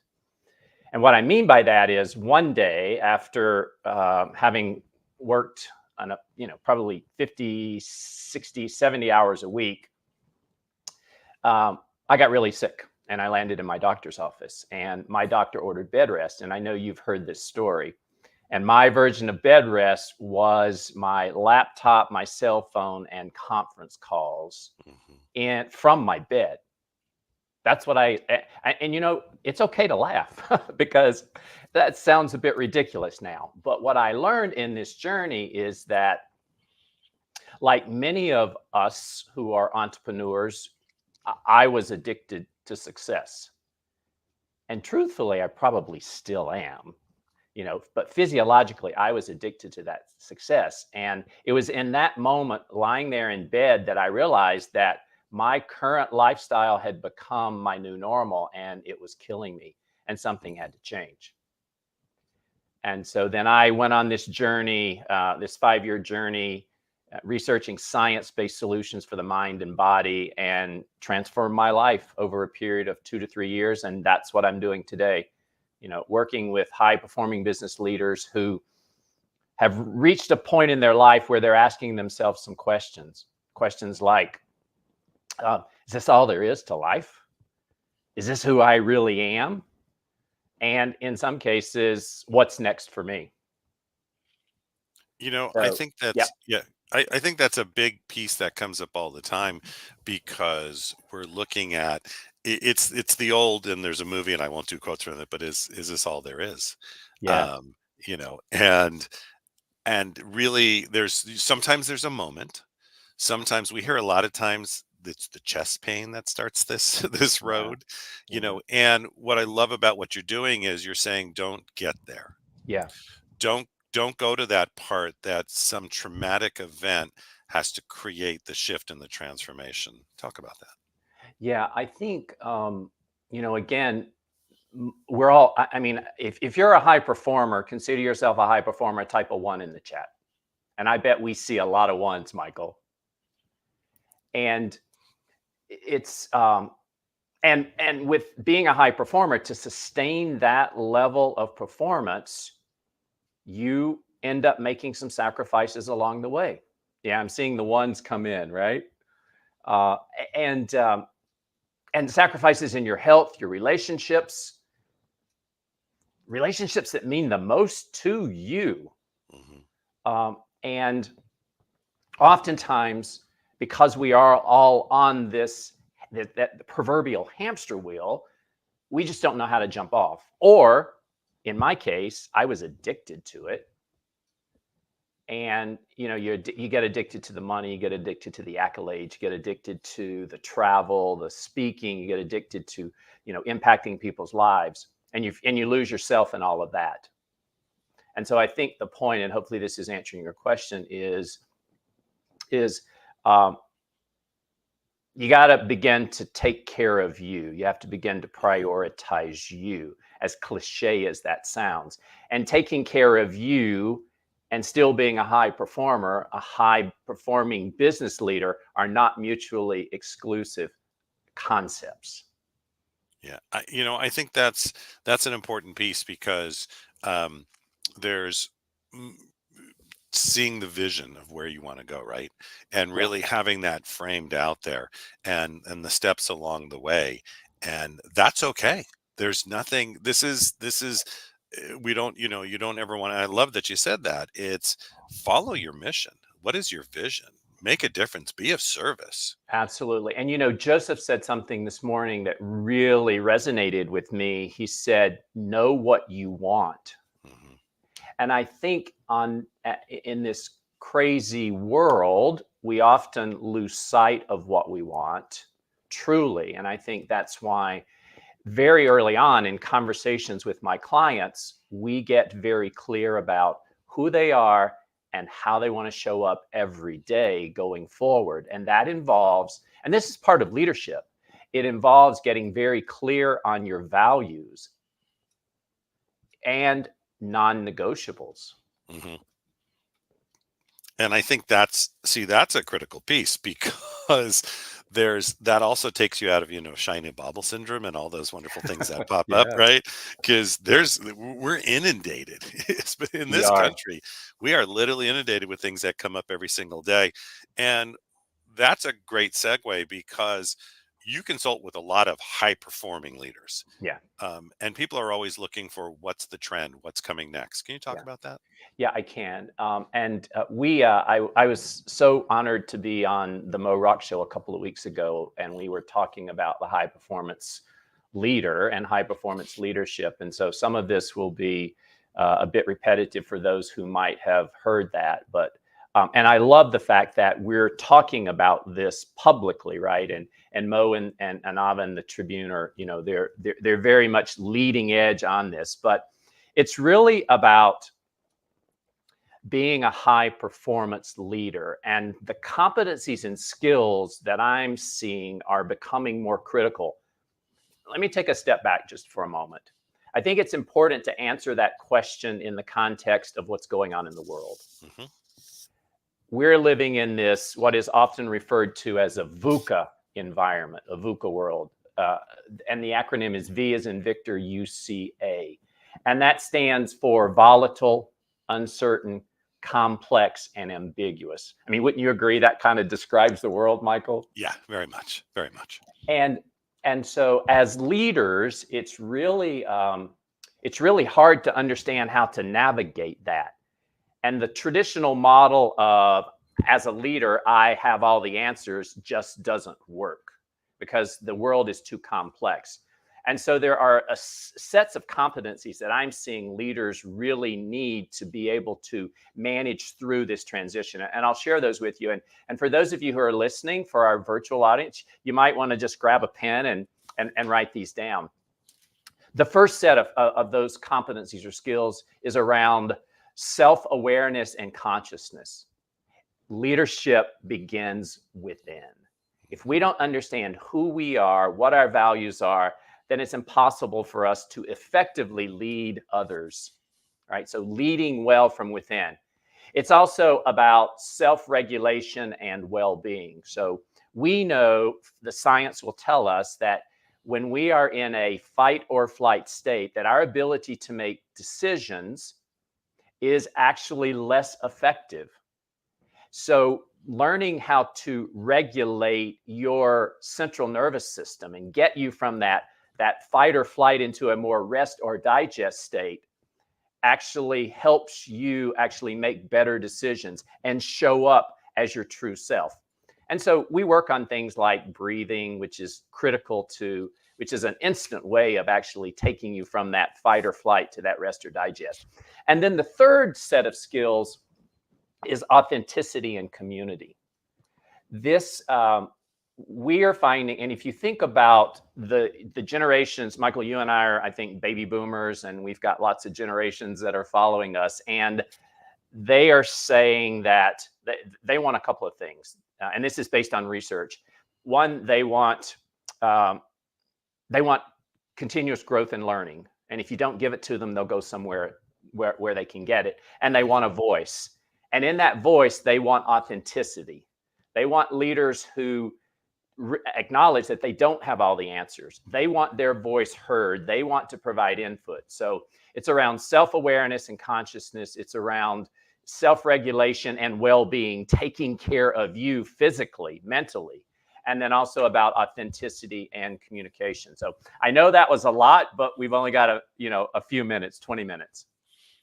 It's the greatest thing is that you're giving them help, you're giving them something to hold on to. And I think, I always say, and I do this all the time, what is one thing they can take away? What is something they can do? And I know you have, this question gets asked all the time.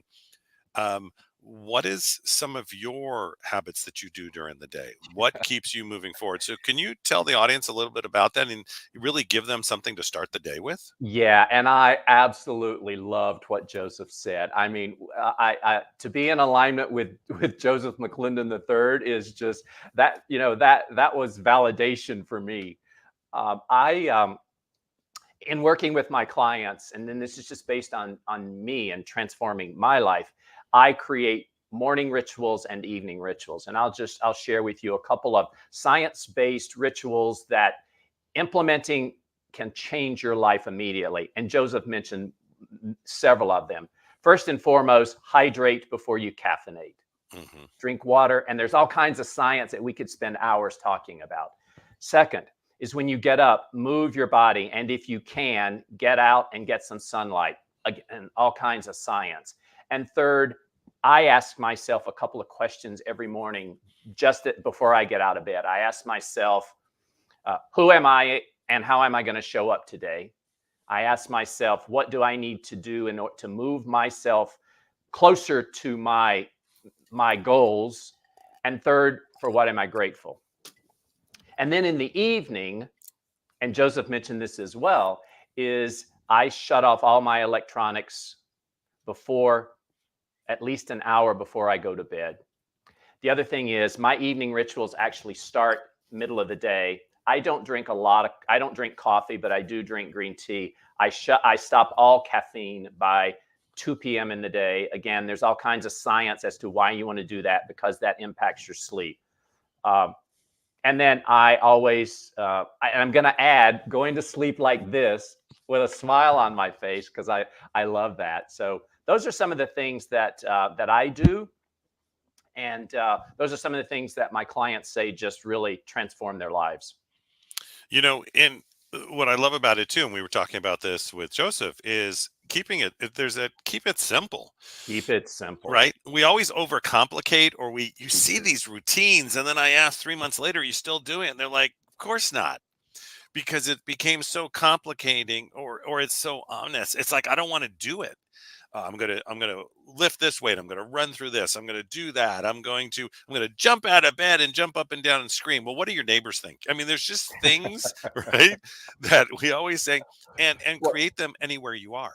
Yeah, and here are two pieces of advice that I give all my clients, and I'll share this with our virtual audience. It's about progress, not perfection, and small hinges swing big doors. So it's the little things that will begin to impact you. Yeah, it's been great to have you on, as Thank usual.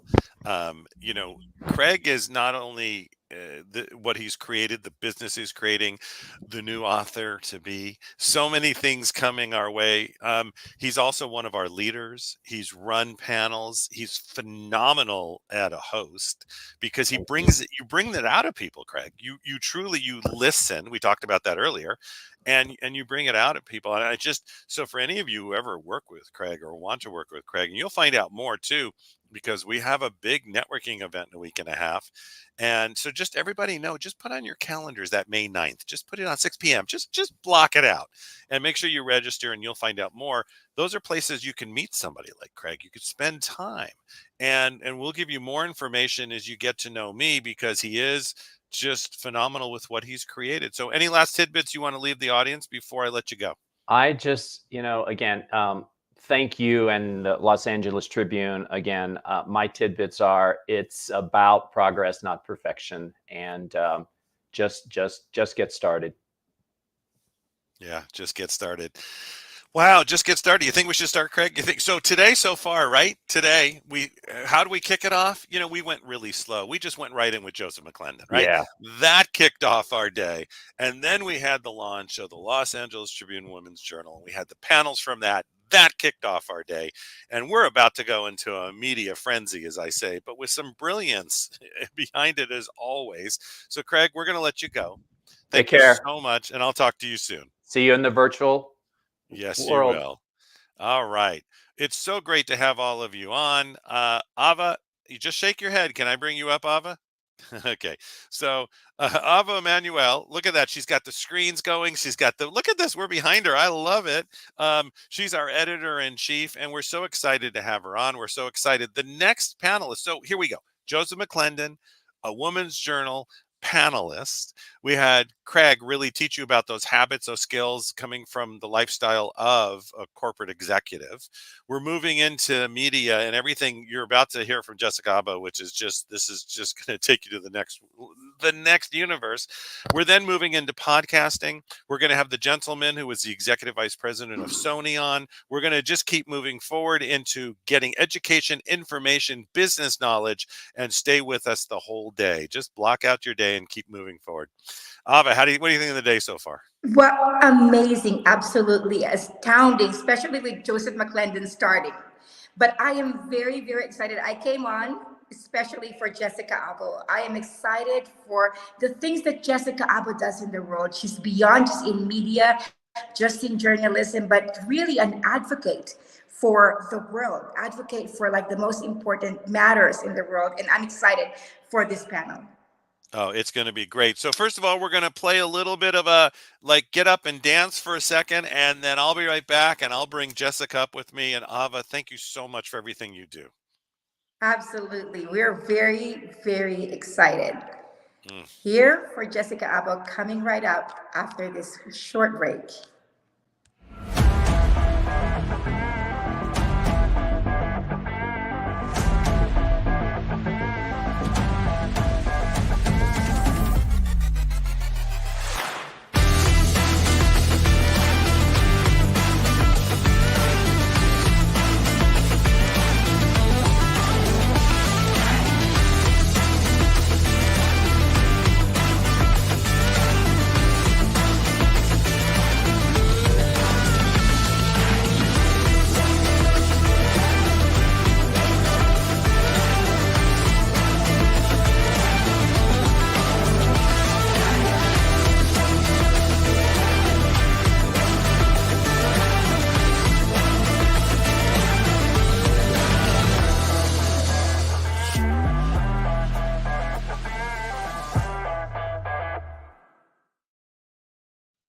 Oh, what a great day. Jessica, welcome.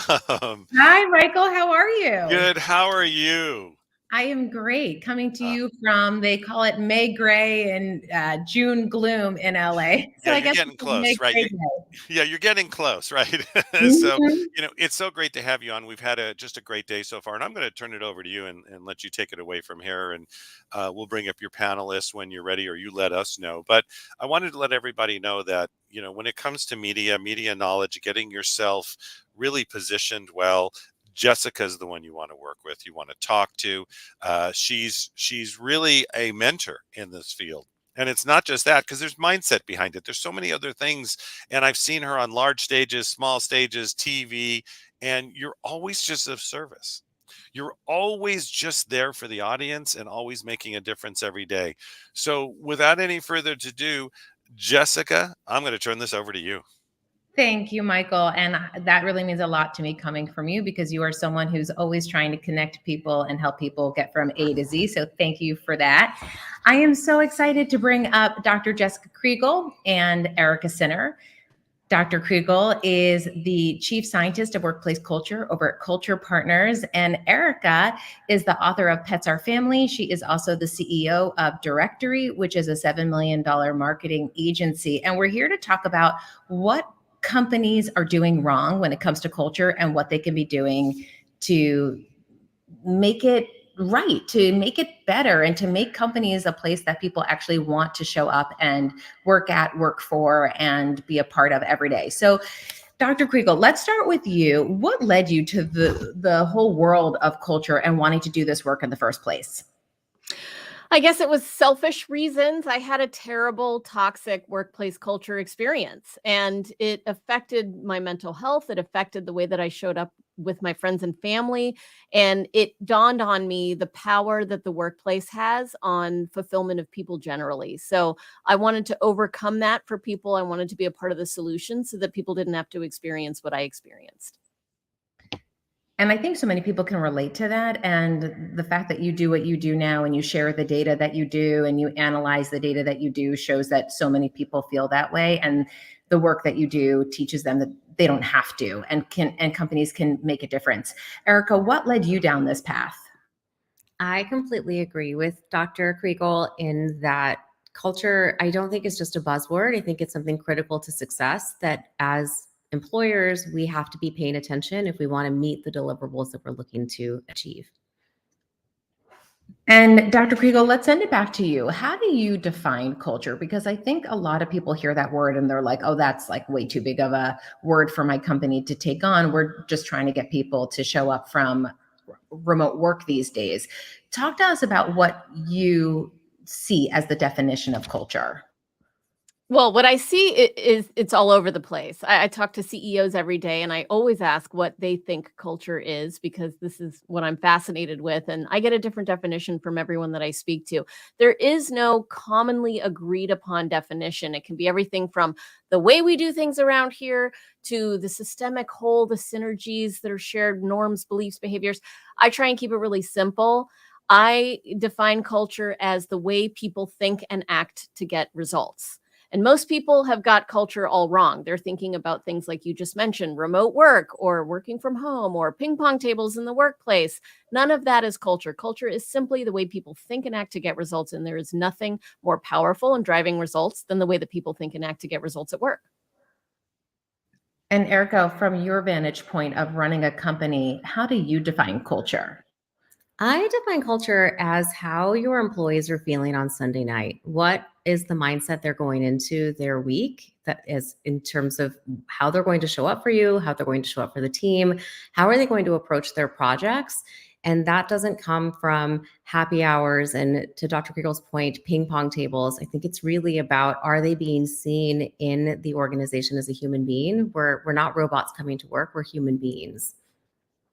And Dr. Kriegel, we'll talk about your TEDx talk in a little bit, but before we get there, can you start to walk us through what company leadership can be doing to get us on the right track when it comes to having a strong company culture in place? Yeah, very simply, I think so many company leaders, even we're talking the Fortune 100 company leaders, are stuck in what we call the action trap. and that is focusing on activities you need to take. So results all come from actions, right? Every result that your company can achieve comes from an action that your employees take. And that's where most people focus. That's as far as they get. So if you are the leader of an organization, stop thinking about actions and start thinking about the beliefs, which are what drive our actions. What do the beliefs need to be in your organizations, which is about how people think, so that they will take proactive action and offer discretionary effort in order to get results. And Eric, I want to bring you into this conversation because something that you have been shedding a lot of light on lately through your book, Pets Are Family, and through media that you're doing is around pet bereavement in the workplace. Why is this topic so important to you, and how does this play a role in company culture? Absolutely. I lost my beloved dog, Kingston, last year in May. A couple of weeks later, my dog, Edmund, was diagnosed with cancer, which made for a really hard summer. We've always had pet bereavement leave within our organization. It was important for me to have that, but actually taking it made me realize the stigma around pet loss and pet grief. I worried my colleagues wouldn't understand, or they would think it was just a dog. And so I think now it's really important to advocate for others to have benefits such as these. And I believe that leads to culture. I think if you're able to give your employees a day off work, that shows them that you care. And even if it's not feasible to have a full day of bereavement leave, being able to help them manage their task, reprioritize, and really just readjust for this moment in time, you're able to show up for them as human beings, which is beneficial for them, the manager, and the overall company reputation. Are there companies, Erica, that you think are getting this right when it comes to pet bereavement and company culture? I think there are. I think, you look at West Coast companies, the Googles, the Facebooks of the world, where they're forward thinking. But I also believe as a full workforce, I'm not sure that we're thinking about compassionate policies and that it can be policies that demonstrate what your culture looks like. I think we believe the happy hours or buying presents or showing up in these types of ways is culture, but it can also be in black and white policies that are signaling to your employee that you're validating and that you're seeing them. And I think what a lot of people don't understand is, according to the CDC, unmanaged grief, unsupported grief, can cost companies up to $225 billion a year. So how have we been missing it for so long? How has this not just always been a part of our company culture? Yeah, I think it's hard for us as human beings to talk about grief in general. We all want to get back to normal. We want to move past. We want to be back into who we are. And that was my point earlier of we're not robots, we're human beings. And these are really important moments in time. By having a policy like pet bereavement leave, you are specifically addressing the cost of the productivity cost that the CDC has mentioned. And not to mention, from a company's bottom line, if you have employees who want to stay with you, who you've shown up for in this meaningful way, there's also data that shows that backfilling or employee turnover actually costs 3 to 4 times the salaried position that you're trying to backfill for. So by having a policy like this, you're not only leading to emotional benefits, but economic benefits for the organization. And for people who are hearing about pet bereavement as a workplace option for the very first time, what's the first step that they should take if this is something that they want to implement inside their company? I would say be open about it. You've got to be vulnerable. We can't normalize something unless we're talking about it. So set up some time with your manager, set up some time with your human resources department, and talk about what it could mean to you as an employee to be able to have that time. And from an employer standpoint, if you're in a position to make these types of changes, they're worthwhile, not only from the CDC $200 billion cost that's happening every year, but you're able to really demonstrate that you're caring about your workforce, which then leads to happier employees and also higher retention rates. And retention rates is a perfect segue back to you, Dr. Kriegel, because you gave a TEDx talk recently called How to Get People to Give a Shit.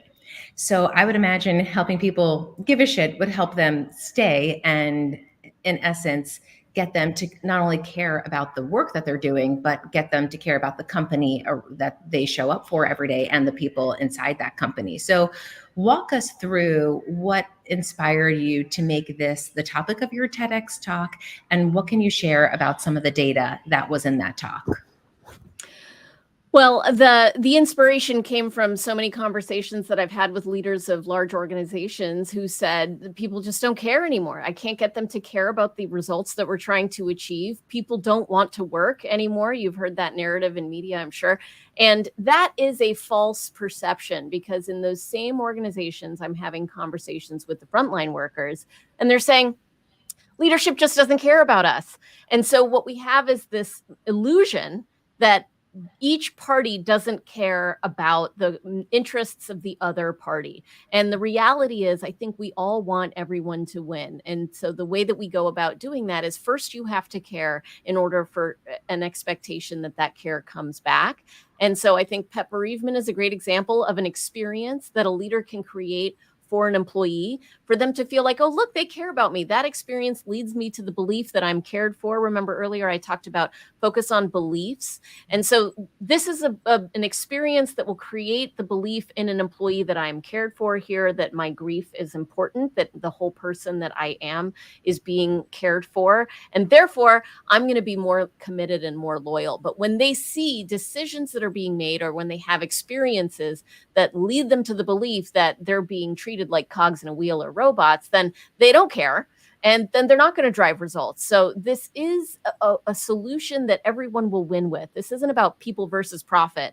It's about when you find the balance of those two things, everyone can win. And so that is why I think culture is the strongest lever that you can pull when you're trying to drive results for corporations.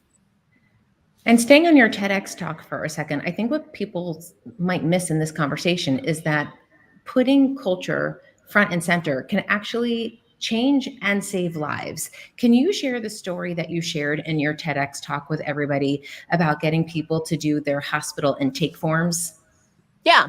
So I talked earlier about the action trap, and this is the classic example of a leader who was in an action trap. We worked with a medical institution. This was the director of the emergency department, and she had a need in her department to fill out the next of kin forms for all incoming patients, but her team just wasn't filling it out very often. They were only gathering that form 42% of the time. And she was stuck in the action trap, like we all often are, trying to figure out what needs to be done to change that result. So she translated the form into multiple languages. She tried simplifying the form to make it easier to fill out. She tried doing training around the form, which was very time consuming, and she had to devote budget to. And after 6 months of all these actions, she measured the numbers again, and they were only gathering the form 47% of the time. So she moved the needle 5%. Technically, it was better, but is that really the results that she was hoping to see after 6 months and all of that time and energy? Not really. And what we helped her realize is that she had to get a layer below that at the belief level, like I keep saying. And the belief that the people had in that organization was that the form wasn't important, that they didn't have time to fill out paperwork. They were trying to save lives. And so we needed to help her shift that belief. And the thing that creates our beliefs is experiences. Like I said, what experiences are you creating for your employees to get them to the right belief? So we helped her identify 2 stories that she could tell, because stories are an experience. It's one of the most powerful experiences that people can have. And those stories were about 2 patients that came into the hospital. One was a woman who came in. They did not gather her next of kin information. She fell unconscious. The doctor treated her according to standard protocol, but ultimately she died. And they found out later that she had a medical condition. If they had known about, they might have been able to save her. The second patient, same hospital, different time, came in. They did gather his next of kin form. He fell unconscious. They called a family member who told them about a medication that they had recently been prescribed. They were able to adjust protocol, and they saved his life. So this director of the emergency department told those 2 stories over and over again for 3 weeks. That was an intentional experience she was creating to shape new beliefs. And the new belief that the team started to hold was, oh man, this form is important.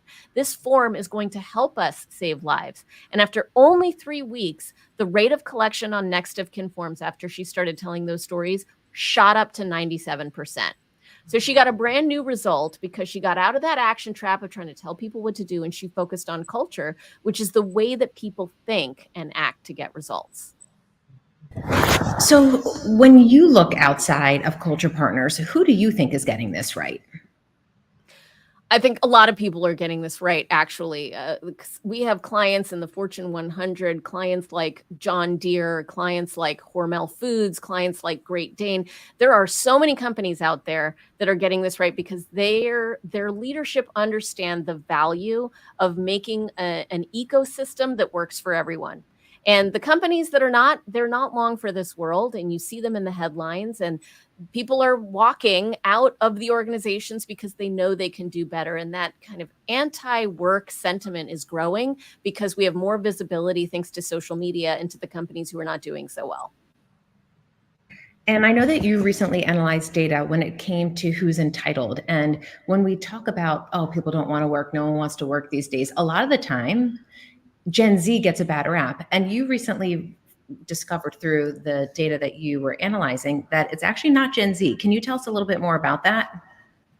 Yeah, I partnered with John Fraze, Senior Managing Director of Labor Strategies at Ankara, in order to identify trends in the frontline workforce. He's a specialist in frontline workforce employees and their experience in America. And what we identified was that most employees don't feel like their management cares about them and don't feel like they're getting effective communication from their management. Also, most employees are experiencing very high stress levels.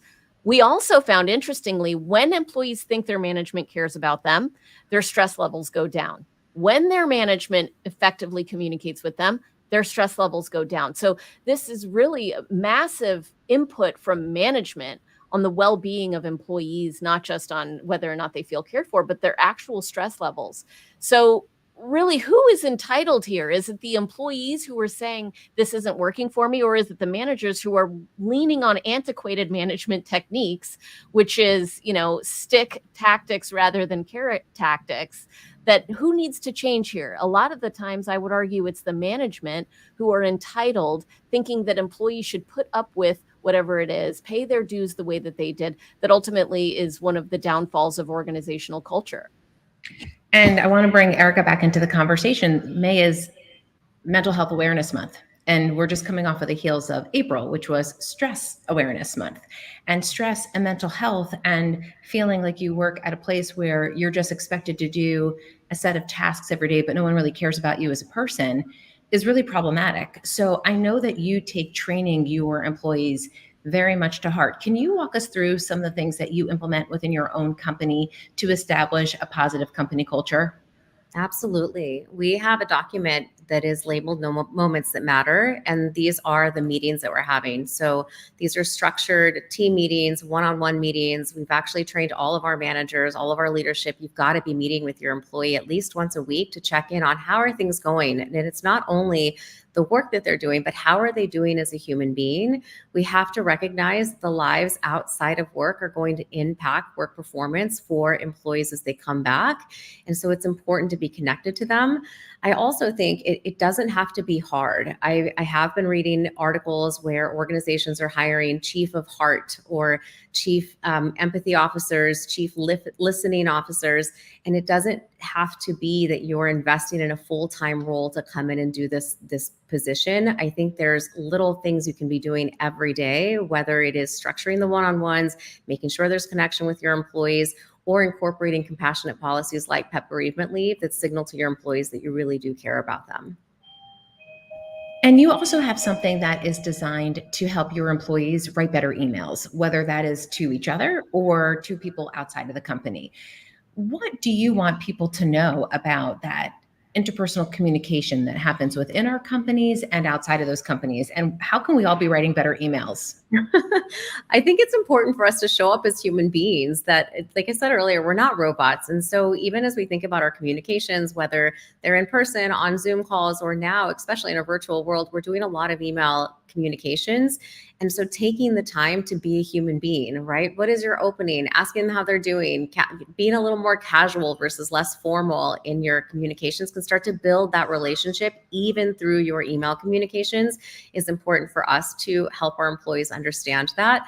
I think it's all about building the relationships with each other, which then builds trust and that builds teamwork, and then building the belief system that you are really part of a team, all contributing to a greater vision.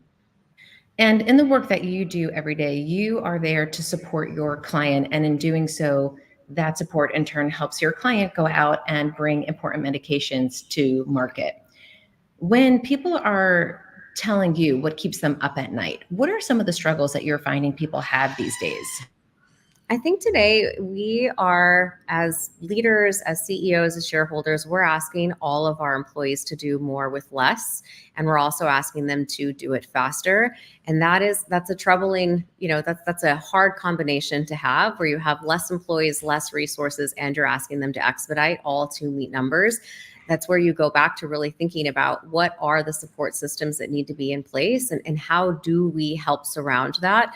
And so that is what our company does. We come in and bring in a team to add some capacity, because if you're not able to take care of your employees, even at the highest level, senior vice presidents, CEOs, COOs, the executive committee, you're not going to meet your goals. You're not going to meet the best strategic plan. Doesn't matter if it didn't actually happen, if it didn't get executed, and you're not going to be able to do that without teamwork and people and making those things happen. And for us, that has a real impact, because we are helping pharmaceutical companies bring important medications to market. And so at the end of the day, by being human beings to each other and by allowing there to be grace for each other, we're making a broader impact in the world in our day-to-day actions. And when it comes to our day-to-day actions, Dr. Kriegel, for people who aren't familiar with Culture Partners and the work that you do, how can companies work with you, and what role do you play when you go and work with a company on site? We're essentially culture consultants. So we come in and we help people identify the strategic actions and key results that they want to achieve first and foremost. And then we help them create a culture that will get them there. And what's interesting is most culture consultants will start with a deep needs assessment where they interview everyone and they do surveys. And really what they're doing is digging up dirt. Their goal in that needs assessment is to identify everything that's broken, all of the complaints that your leadership team has about leadership. And then they compile a list of these complaints, organize it into categories, and say, here's everything that's not working, and we're going to help you fix this for millions of dollars, whatever the solution is. What we do is we say, we're going to start with results. This is not about what's broken. This is about where you're headed.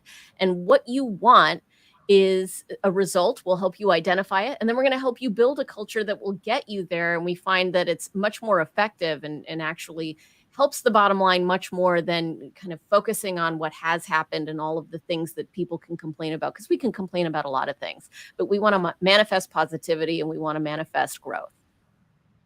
And what do you think surprises people the most when it comes to working with you? People who might have been on the fence about the role culture plays and its importance. Dr. Kriegel, when you look back at some of the companies that you've worked with, what do you think has really stood out for you in that way? It's a good question. I mean, I think I'll tell you what I get most surprised about is how much a lack of alignment often exists amongst leadership teams of huge, huge organizations. I mean, when I started my career, I guess I just assumed that the people running the Fortune 500 had it all together and that they all were aligned around the key results that they wanted to achieve and how they were going to go about doing that. And so often we go into organizations that are very well known, billion-dollar organizations, and we ask, what is the number one key result that you want to achieve? And you'll hear one person say 3%, one person say 5%, one person say 7% growth. And ultimately we look at the CEO and say, so which is it? Is it 3, 5, or 7? And I remember, this is a true story. We asked the CEO that question once and he said, well, it's somewhere between 3 and 7%. And ultimately what you end up having is the goal that you think you can achieve, the stretch goal and the goal that you tell the board. And this lack of clarity is one of the most confounding things for driving a culture that gets results. Is if people don't know what you're trying to achieve, it's very hard to get them all rowing in the same direction. So that's what surprises me. What I think surprises them is how easy it can be, because what we're not doing is throwing a bunch of programs at them. We're not saying you need this initiative and that initiative. We're really just transforming the way that people think and act to get results. And so ultimately it's simple. Maybe easy is the wrong word. It's simple, but it is complex work that needs to be done with consistency over time. And Erica, I know that there are somewhere around 300 applications that are put in front of the FDA every year, and only a small number of those, we're talking like 8 to 15 or so, you can correct me on the actual number, will actually get approved. Tell me what you think people don't know about that process that you wish that they understood, and the role that you play in helping these products get to market, and where company culture plays a role in that whole ecosystem. Absolutely. What I think is not understood is when you're submitting your drug to the FDA, you get what's called a PDUFA date. And that date, you have submitted all of your data and you have worked to make sure that on that date, you are ready to commercialize. That means you have a website, you've got sales teams trained, everyone is ready to go live day one. Your shareholders are expecting that. And that day can truly end up being what they call a CRL, a complete response or a complete not approval. And the company then has to move into preserving cash and understanding what are they going to do with their commercial teams, which makes them at most times disband the team, conserve the cash, redo the data, and then bring everyone back in. That is a hard culture to strive to go for when you really believe in a product that's coming to market, you believe in the patients that you're going to be helping, and on a single day, you can be also losing your job after putting in 100-hour work weeks. And so what our company does is, because we're an agency, we're not a staffing firm, but we come in as a commercialization team. So should that day happen, if there is additional data that should be there, because it's absolutely the right thing to do, the data has to support the product actually coming to market, that we're just a statement of work, right? There's not severance. We're able to wait it out. We can come back in when you've got the data back in. And so from a culture perspective, it is hard to ask a full-time employee to put in everything, knowing that their job, their livelihood, paying their own bills, taking care of their family is going to be okay should you not get approved. And then at the same time, you have a responsibility to shareholders to be ready on that day. And so we kind of help bridge the gap in between that. And I think there are so many things that people don't know about the intricacies of what you both do on the day-to-day. And there are also a lot of misconceptions about the role AI is playing in the workplace.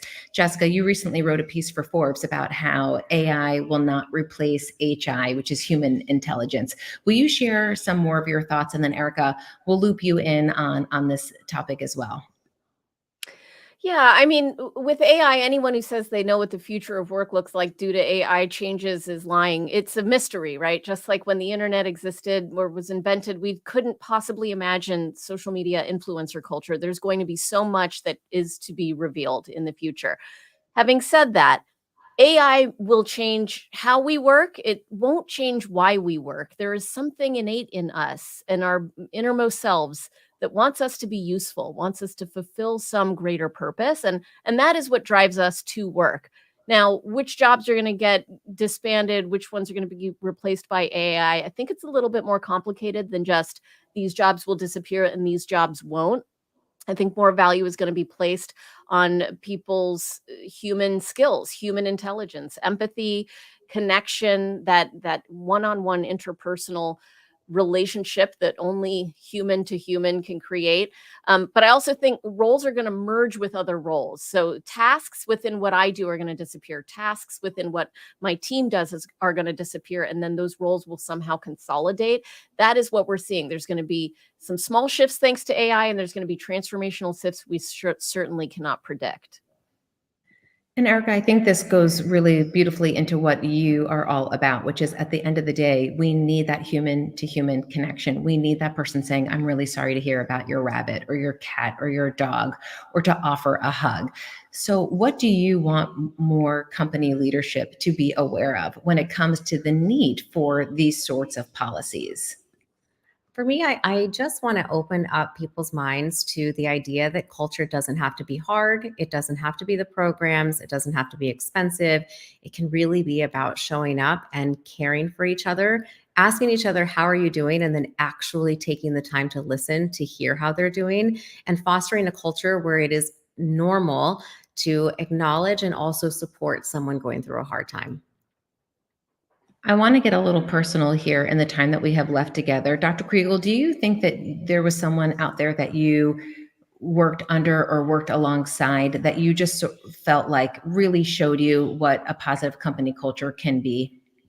Yeah, my current boss, Joe Terry, CEO of Culture Partners. I mean, when we first started having conversations, I was not thinking about joining the company, but the connection I had with him was so clear that it felt like a natural fit. And the story that I tell is that when we were negotiating about the price of, I sold my business to Culture Partners many years ago, and we were negotiating the price.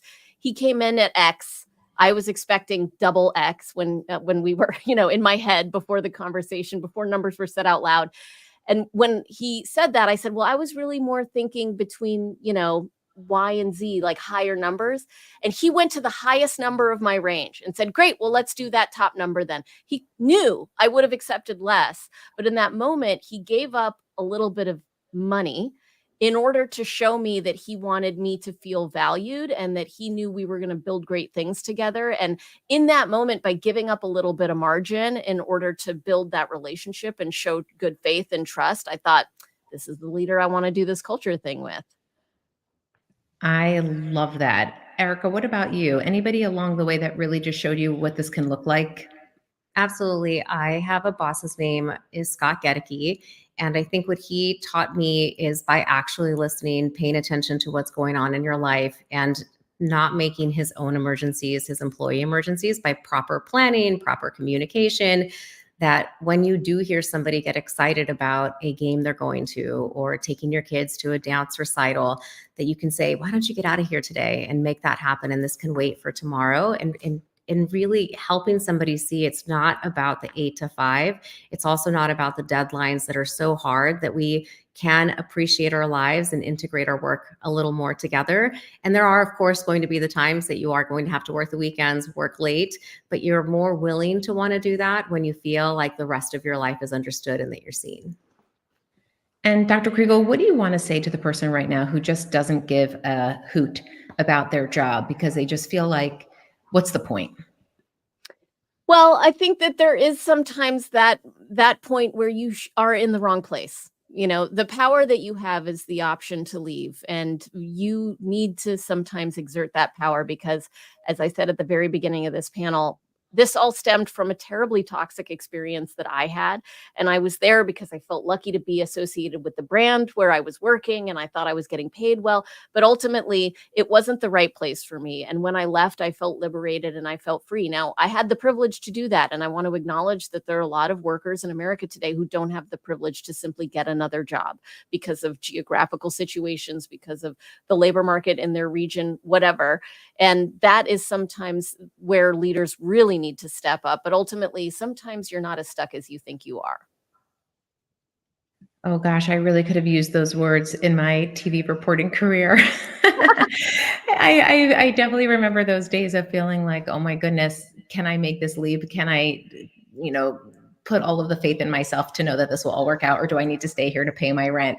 And I could have used a little Dr. Kriegel in my ear saying like, just quit, you'll be fine, because ultimately I did, and I was.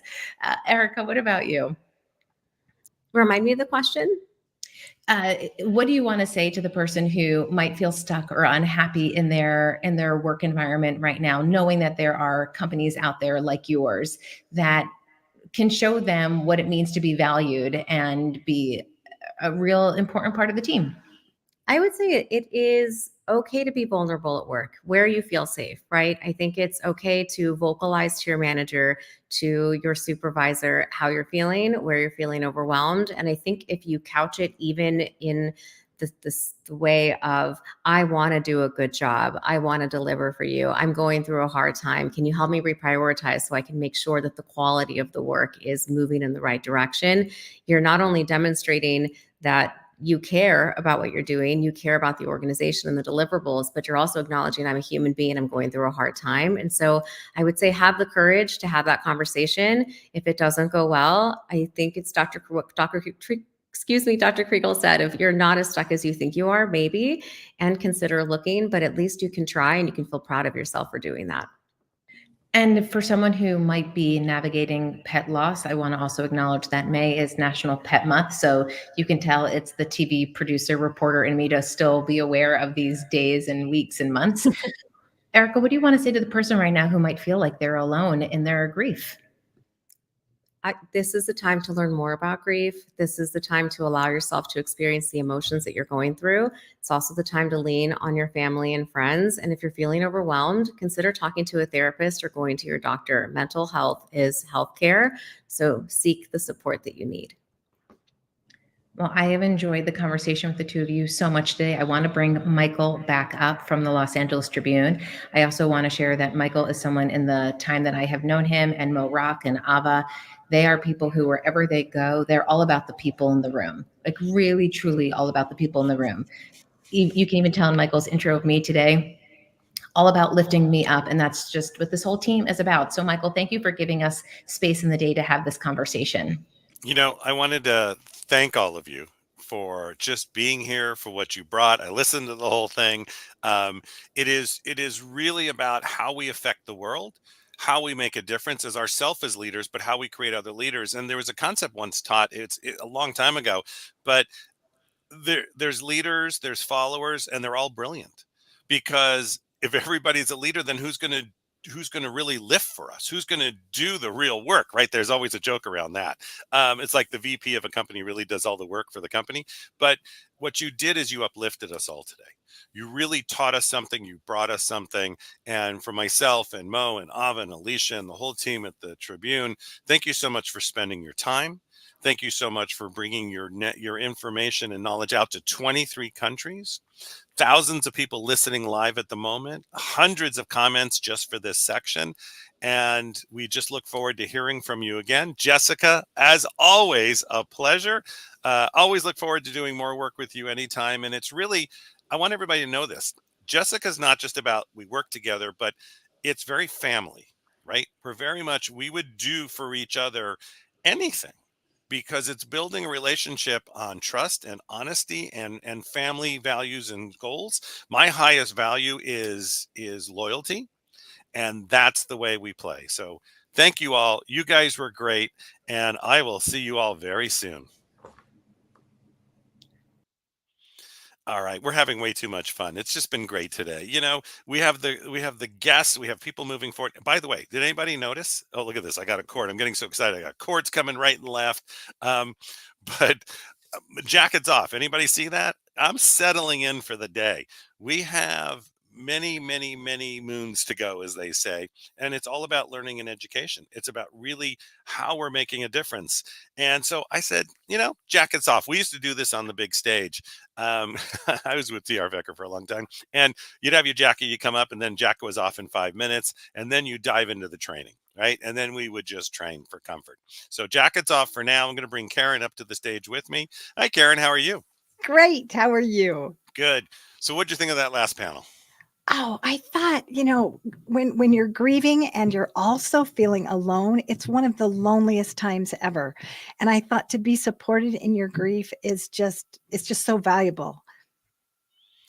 It's that kind of how we it's always how we do one thing is how we do everything, and how we really bring it to the table, and how we move hearts and minds. So first of all, for those of you listening, and we're about to transition, the next couple I'm going to bring up, and we're going to talk about a very exciting project that we're creating. Just know, as we bring them up,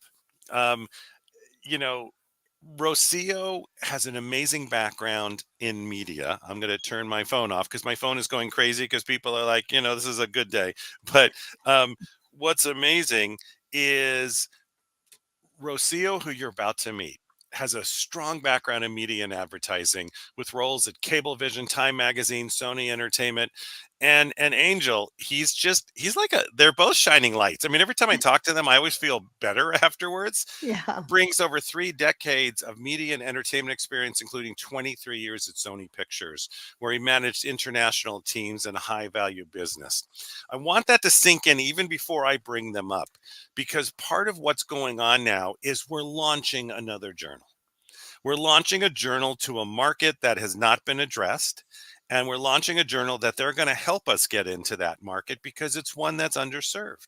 At the Los Angeles Tribune, knowing that our community is worldwide in all these different countries around the world, that being a Los Angeles paper, the Spanish market, like all the markets, is incredibly important to us. So let me bring up Rocio and Angel. Hello, you two. Hello. Hello. How are you guys? We are Always. super, super happy to be here with you guys. We were listening and learning so much for all the amazing panelists. Thank you. Thank you for having us. Oh, you're so welcome. You know, it's really great and it's really exciting that we are going to address a market that is so close to our heart, which is the Spanish market with the Spanish Journal. So give that a round of applause. And Yay. this is really about how we're going to address the needs of a very large worldwide community that is very engaged in being an entrepreneur, in taking their lives to the next step in their own villages and communities. I mean, there's still, I always use for an example, there's Richard Branson and Oprah opened a school in South Africa, and the tuition for the girls was that the girls every weekend took it back to their village. Everything they learned, they had to go back, take to their village, teach, and then come back on Monday and they talk about what they taught, how it worked, how the village is going to use the concepts or ideas, how it, and to me, that's the way it should be, right? It is truly about getting out to the masses, because we know there's people on this call over the 23 countries who are listening in villages right now, who are listening from places that don't have the things we do. Good, bad, right, left. That's our assumption, because there's a lot of happiness out there that, right, we're always struggling, having heart attacks and all this stuff happening. But it's really getting the message out there. And so I am so honored that you've really joined the board of advisors, that you're going to help this journal change lives, make a difference as we get out there. So you want to talk a little bit about, and also you're authors now, right? You're taking your life body of work and making a difference in the world. So can you talk a little bit about what you see from your vision of how a Spanish journal will make a difference and how we can bring what we're doing to that market? And then I'll ask you a little bit about your book too, because that's changing minds and hearts and everything. Go ahead. You will. Oh my gosh, it's such a compounded question, right? I mean, at the end of the day, let's start with just being seen and being heard, right? Any audience that receives that treatment from any organization is going to benefit, right? One of the big issues we have in our society is that many groups do not feel that way, do not feel heard and seen. And so by dedicating the time, by dedicating resources, the Tribune is basically saying, I see you, I hear you, and I want to be with you. I want to serve you. So I think let's start with that. And I would say, in addition to that, that ultimately there is an incredible need for people to consume great stories, issues like the ones you're all speaking about this week in their own language, right? Eventually, the benefit would be to be able to say this in as many languages as possible, but certainly the Spanish language market is an important one. It's been around for a long, long, long time. You don't know this, but I started my career in entertainment at Telemundo in Spanish language media. That's great. And so it's really exciting, and we're really honored and humbled that we're giving an opportunity to work with you in building that. So thank you very much. You know, and it's what's great about this is it is one team, one community, one family. We do this together. We don't want to, and the thing that was really important to me is because I come from a world that served the market, but we go into an area and then we come out. And the leaders in the market and the students would say, stay here a while, right? Really join us. And there were even a lot that we have stories, we have something to tell, and by bringing a journal into that world from a major newspaper publication, we're going to be able to get those stories out. We're going to be able to have them have a voice, and one team, one family. I still believe, as part of the journal, we'll have English, Spanish. It'll be, because it's one team, one family of us moving together, just trying to make this a better planet. And I think that makes a difference every day. Karen, any comments? Yes, well, one of the things that I loved when I met Angel and Rocio at their book signing at Barnes and Nobles was their heart-centered connections with people, and that is what I believe that we're going to be able to do with the Spanish Journal, is to connect with all of the wonderful Hispanic, Latino, and Spanish people, because I believe that they have such beautiful hearts, and so it's so wonderful that we have you involved and that we can make that connection to build our family and to grow our family. Mm-hmm. It's so true, and part of what you two are doing, and why I called you specifically, really, because I asked. I mean, I reached out, and because of the message you're creating with your book, because of the message that why was I at Barnes and Noble that night? That actually was it just happened. And then why was some of my team in town? Because we were at another event. I said, let's go meet them. So there's a reason for everything, right? It's whether it's God, spirit, whatever you believe, but there's a reason for everything. And I think we were there that night to meet you. I think we were really not even talking about it yet of launching this. And I just thought, all right, now we've got all the pieces. We've got the people, we've got the right people, we've got the background, we've got the paper, we've got the media, we have others in this community that say, are you doing this yet? Right? Is this happening? And it was one of those moments. But then you talked about your book and what your book is bringing into the world. Can you talk a little bit about that? Because I think it's the same mission that we're on. And that's where it did this together. Talk a little bit about that. Yes, Michael, Karen. Basically, after going around the world and live in so many places and see the necessity of many in different countries, really what we saw is that when you empower people and you give them the tools to feel better about themselves and to heal trauma, they are a different persons. And of course, what we want to do with the book is through a beautiful story, you are super relaxed and learning the lessons through because this healing doesn't need to be difficult, can be super easy. And we can change really the way of thinking and needs to be like we can empower. Probably that the Spanish market doesn't have a lot of these tools. They have different ones. But in the moment that we begin to permeate the vision, how a country who thinks themselves like a winner behave, and more people begin to behave like that, we really can change what we can do in the world, in the country, in the community. So it's like we can begin to teach for what reason people think the way they think. And when they begin to question and they begin to see another way of thinking, it's like oh my God, I feel better, so I can do it. Right. But if I don't know, of course, it's more difficult. And if I may add, I think in tying our book back to the original conversation, which is the launch of the journal, when we set out to write our book, for whatever reason, it was in English that we drafted the book, right? It's a language that I now find myself quite comfortable in writing. I'm from Puerto Rico, born and raised. Rocio is Mexican, born and raised. So we experienced the book in English. Then we set out, it's like, you know what? We need to do this in Spanish as well. We would be doing ourselves a disservice on our market if we don't do it in Spanish. When we wrote it in Spanish, and we had incredible people helping us make sure that it was correct, she started experiencing the book differently, even though we had experienced it in English. And so that is also a reason for having the journal in Spanish, right? Because people experience differently. And we can go back to the earlier conversation about culture. Culture oftentimes is experienced through our own lenses, and those are food and customs and certainly language. So that's another reason why a Spanish language journal will be so powerful as it addresses a specific market. Yeah, I agree with you too, because what we found too, through training, you can have translation, right? So you're a trainer on stage, you're in English, your translation, but it gets lost in translation is the term. There's some things that just don't come through to a market. And I think the beauty of this and what you just said is we're addressing that issue.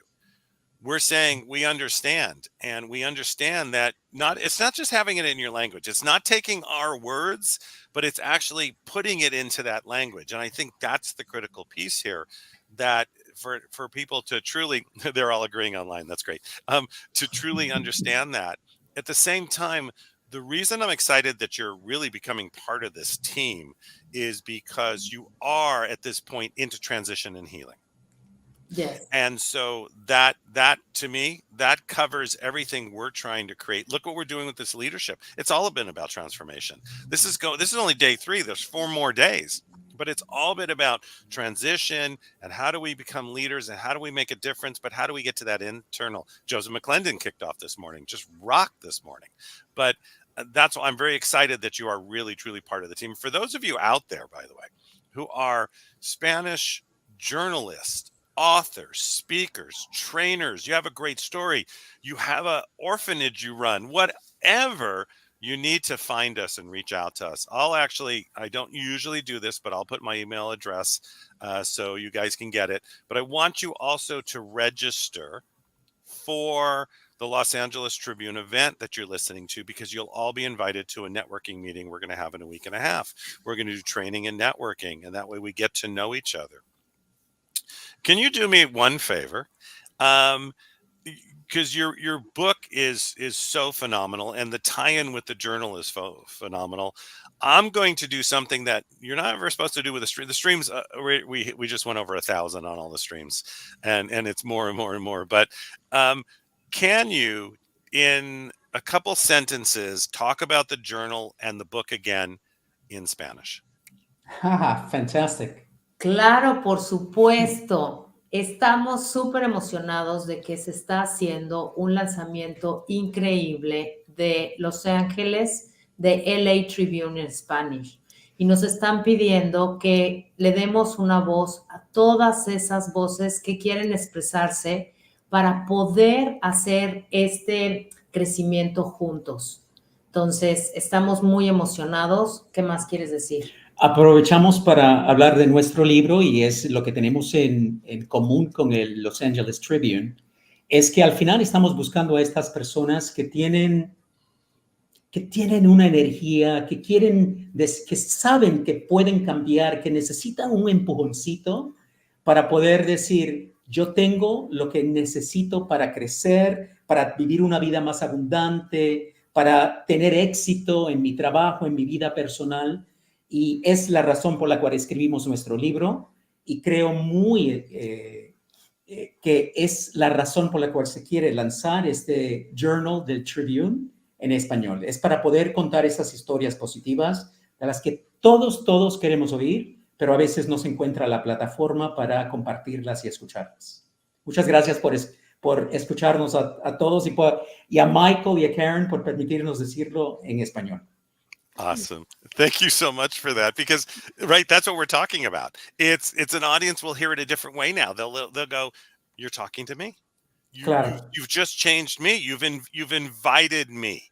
And that's how you create that personal side. And we're getting obviously comments. This is awesome. And it's just great that we're really on this team and we're on this journey and we're creating it together. I'm going to give you a couple more minutes to really talk about the journey in the book. We have a couple more minutes here, because I think that's how we met. That's how this came about. And so I'm going to give the floor to you two for, let's say, the next 4 minutes, and really just let them know all about your book. Perfect. You go. Yeah. Well, listen, our book it's really simple. It is the story of 5 women who go to a retreat center, and they're all carrying the baggage of life in all of its different forms. And what we do there at the book and through the story is to create a safe space, like the ones we've been talking about throughout in the past few days here in this Leadership Week, and is an opportunity for people to realize that there is help out there, there are people that care, and that there are also tools that are really accessible for you to be able to change your life if that's what you choose and that's what you're looking for. For us, the way we say it in our book is there's 5 main things to do. Become aware. What is to be aware is to look at yourself in third person and say, do I like what I see? Do I like the way I behave? Do I like the words I say? And if you don't like them, then let's do something about them. Let's change them. But if you do, then that's okay. Keep going. Keep analyzing yourself. Then discover the opportunity of gratitude and how that can change you. Being thankful for the things that you do have. There's a quote from Oprah Winfrey that says, if you're always thinking about the things that you do not have, you'll never have enough. After gratitude comes forgiveness. And we think of forgiveness as something that we do for other people. But when we forgive, we're reclaiming our power. We're saying, I am no longer going to spend energy on that or that person. And so it is a reclaiming of power. And then we have acceptance, which is I'm going to fight with the things that I can do something about. And those that I can't, I'm going to figure out how to go around it.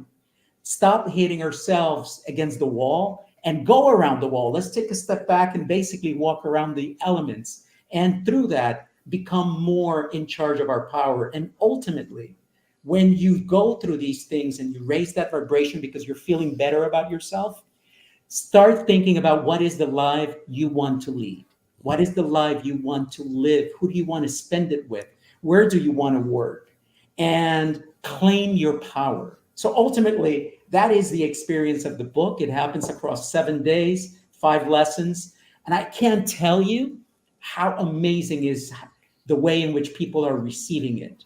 It is powerful, it is transformative, and quite honestly, quite humbling. And you know what a lot of people are telling me is like a magical, because at one point you begin to see the superpower that you have to really transform and to transform and do this chemistry to change what is in your life. So I love to share the magic with everyone. And you know why we're doing this? And I want to go back to something that was said by Jessica Abo as she was leaving. Michael, I believe that there's consciousness that needs to be added to all aspects of our lives. But conscious organizations, conscious companies begin with conscious leadership. And so that is why it's so amazing what you are doing at the Tribune. And you're bringing forth this platform for more consciousness, more empathy, more goodness, ultimately, to be brought to the table. Because when we have it and we make it part of our fabric and our lives, then we influence everything we do, every relationship, every conversation, everything we touch. And it's extremely powerful. Yeah, I agree. Thank you. You know, you two are a powerhouse, right? I am blessed that we met. I'm blessed that we're going to be working together. For me, everything's long term, by the way, just letting you all know. I do I everything love it. 10, 20, 30 years. And it's a blessing that you're really on this journey with us. And for those of you who would like to, first of all, the orchid, it's just easy, right? It's easy to find. At the same time, we're all going to be live in Los Angeles. If you happen to be in Los Angeles, we're going to be at on June 20th. It's starting at 6 p.m. We're going to do a red carpet series at Barnes & Noble in the Grove. And if you want to meet this powerhouse couple and many other authors and trainers and podcasters we're going to have live that night, come to the Grove. We'll be on the top floor. Get on the red carpet. We're doing a worldwide broadcast, and we're so excited that everybody's going to do this together. Karen, any last comments before we transition? Yes, just one last thing that I would like to say is one of the things that touched me about the orchid was the power of love to overcome difficulties in life. And if I could just say in my difficult Spanish, el amor es el lenguaje del mundo. And that is universal. Love is universal. And we are able to have that higher consciousness when we tap into love. So thank you for the orchid. Thank you. We're going to make it happen. Yes. Seriously. Yes. Let's do this together. It's a great, I look at my grandkids and I go, this is the reason. This is why. This is my why, you know, and my wife, and I got to talk about my kids. I always forget I got my wife and grandkids always, but I always forget not my kids too. So I want to thank you two for being on. It's been amazing. Karen too. Thank you for supporting this. You will hear more from them. You'll hear more of everything we're going to do. We have comments coming. So Rex, thank you so much. The power of love. Yes, to overcome difficulties in life. Love is universal. This is my why. Yes. I mean, this is just, amazing. You know, it just goes on and on and on. And thank you two so much for being on. We will be talking to you much more in the future. Everybody put a 1 in the chat. Give them a thunderous round of applause. This has just been a rocking day so far. All right. Bye, you two. Thank you. All right, Karen, I'm going to also move you away now for a little bit. We'll see you on a little bit later. It's been a great day so far. Super. And just thank you so much for supporting. Thank you. Awesome. Now, we're going to play for a couple of minutes. I want you to see who the gentleman who's really leading us down this path, who's moving us to bring this to the next level.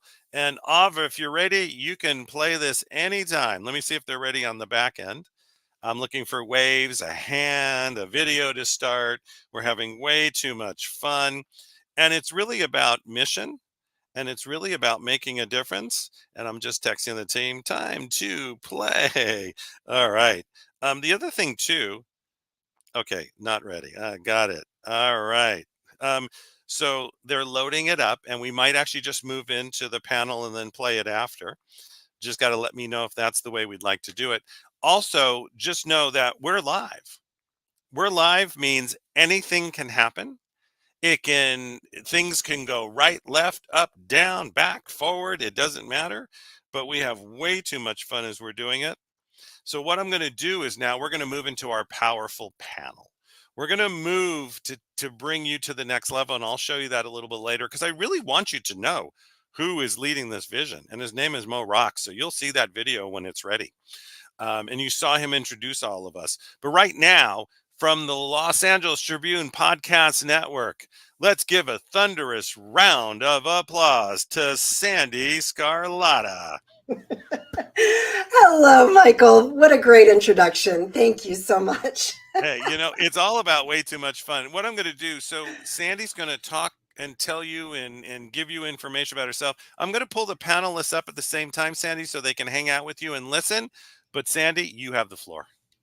All right. Well, thank you so much, Michael, and everybody in the background and behind the scenes. Thank you so much. And this is great because I get to talk to these beautiful people here. What a great introduction the last speaker was into what I wanted to talk about, which is conscious leadership.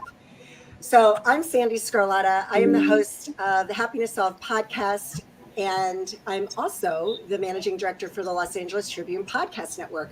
And I'm hearing, if you guys can all put your microphones on mute, because I'm hearing some background noise in my ears there. Thank you so much. Thank you. Appreciate that.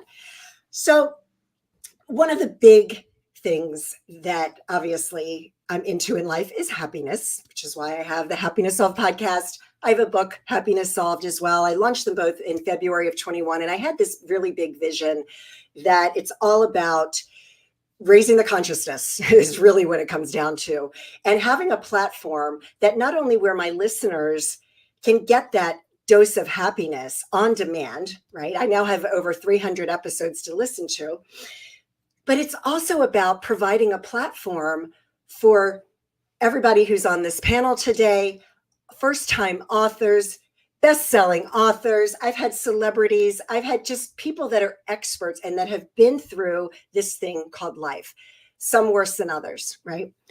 And so my other big part of my vision is I want to have a series of books. And so right now I'm working on the first in the Happiness Solved book series, which is Happiness Solved Conscious Leadership. And so when Michael told me I had 10 minutes to talk today, he's like, you got to teach people something. I'm like, all right, this is a pretty broad topic. So I'm going to try to make it as short and sweet as possible and give you guys as much value as I can. I love to give people golden nuggets that they can apply in their life right now, today. So I want to ask the audience a question. What is the one thing that everyone's looking for? I know there's probably a couple of things, but if there was one thing that you're looking for in life that's a common thing, what is it? What do you think it is? Because a lot of people say, when I get that perfect partner in life, that perfect romantic relationship, then I'm going to be happy, right? Or for most of my life, it was like, when I have enough money in my bank account, I'm going to be happy. Or when I get the promotion, I'm going to be happy. Or when I have the best team supporting me, I'm going to be happy. At the end of the day, that's what everybody really wants, is to be happy. But here's the thing. It's very hard in today's world. It's not hard. It's actually really, really easy. It's very simple, but it takes time and practice. But like what happens is on a daily basis, and I'm throwing another question in the chat. Yes, now I'm seeing there must be a delay because I'm not seeing the comments right away. But yes, fulfillment, freedom. We all want to be happy. But even when you say you want fulfillment and freedom, why do you want fulfillment? Why do you want freedom, right? So anything you say that you want when you go underneath of it, it really comes down to happiness. And when you go down even further, it's love. And I know Karen, in our last, when she was talking about that, it really is that it's that universal thing. We all want love. So how many thoughts do you think we have every single day?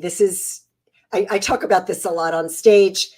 We always get different answers. Because I only have a few minutes, we don't have time to wait for the comments to come. 20,000, good, Tom. It's actually, I'm going to say an average. I've averaged it to 60,000 because when you Google it, there's lots of different numbers. I'm going to say about 60,000 thoughts a day. Now, how many of those thoughts are negative every day? Yes, we got a couple people that are actually pretty close. Awesome. So this is crazy. 80% of your thoughts every day, roughly 80% are negative. Okay. The other astonishing thing about the way our brains work is that if you don't deal with those negative thoughts today, 95% of them are going to come back the next day, and then they're going to come back the next day, and so on and so forth. So this is the thing. Just like every single day, right? Just think of how many choices that are put in front of you every single day, right? And it's all externally, right? What am I going to wear today? What am I going to have coffee? Am I going to have tea? Am I going to have breakfast? What am I going to eat for lunch? All of these questions are choices that we have. Well, here's the thing, folks. Every thought that comes into your mind, you also have a choice as to whether or not you're going to ruminate on that thought and sit with it, or if you're going to make that switch, okay? Because at the end of the day, we have two states of being. And again, this is another one of my favorite topics. We have either two choices, two states of beings. You're either in consciousness or you're in your ego. And when you break that down even further, it's either love or fear. All right.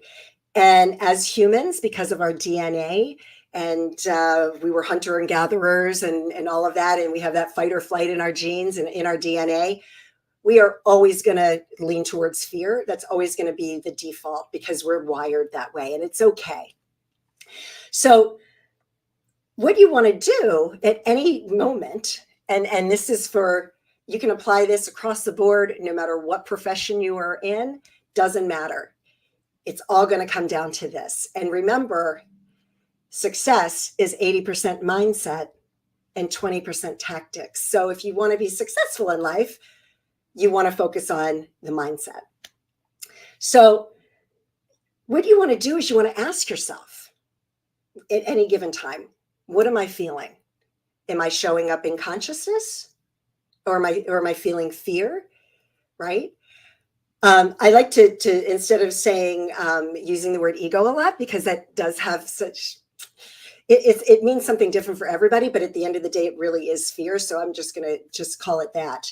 But when it comes down to conscious leadership, as a leader, every move we make, we have a choice as to, are we going to show up as a leader? Are we going to show up in consciousness? And it doesn't matter, I said this earlier when we started off the day, leadership comes in a lot of different shapes and sizes. And as a leader, for me personally, I feel like it's a responsibility that we all have to show up in that best possible version of yourself. All right. Because it's contagious. It's going to spread.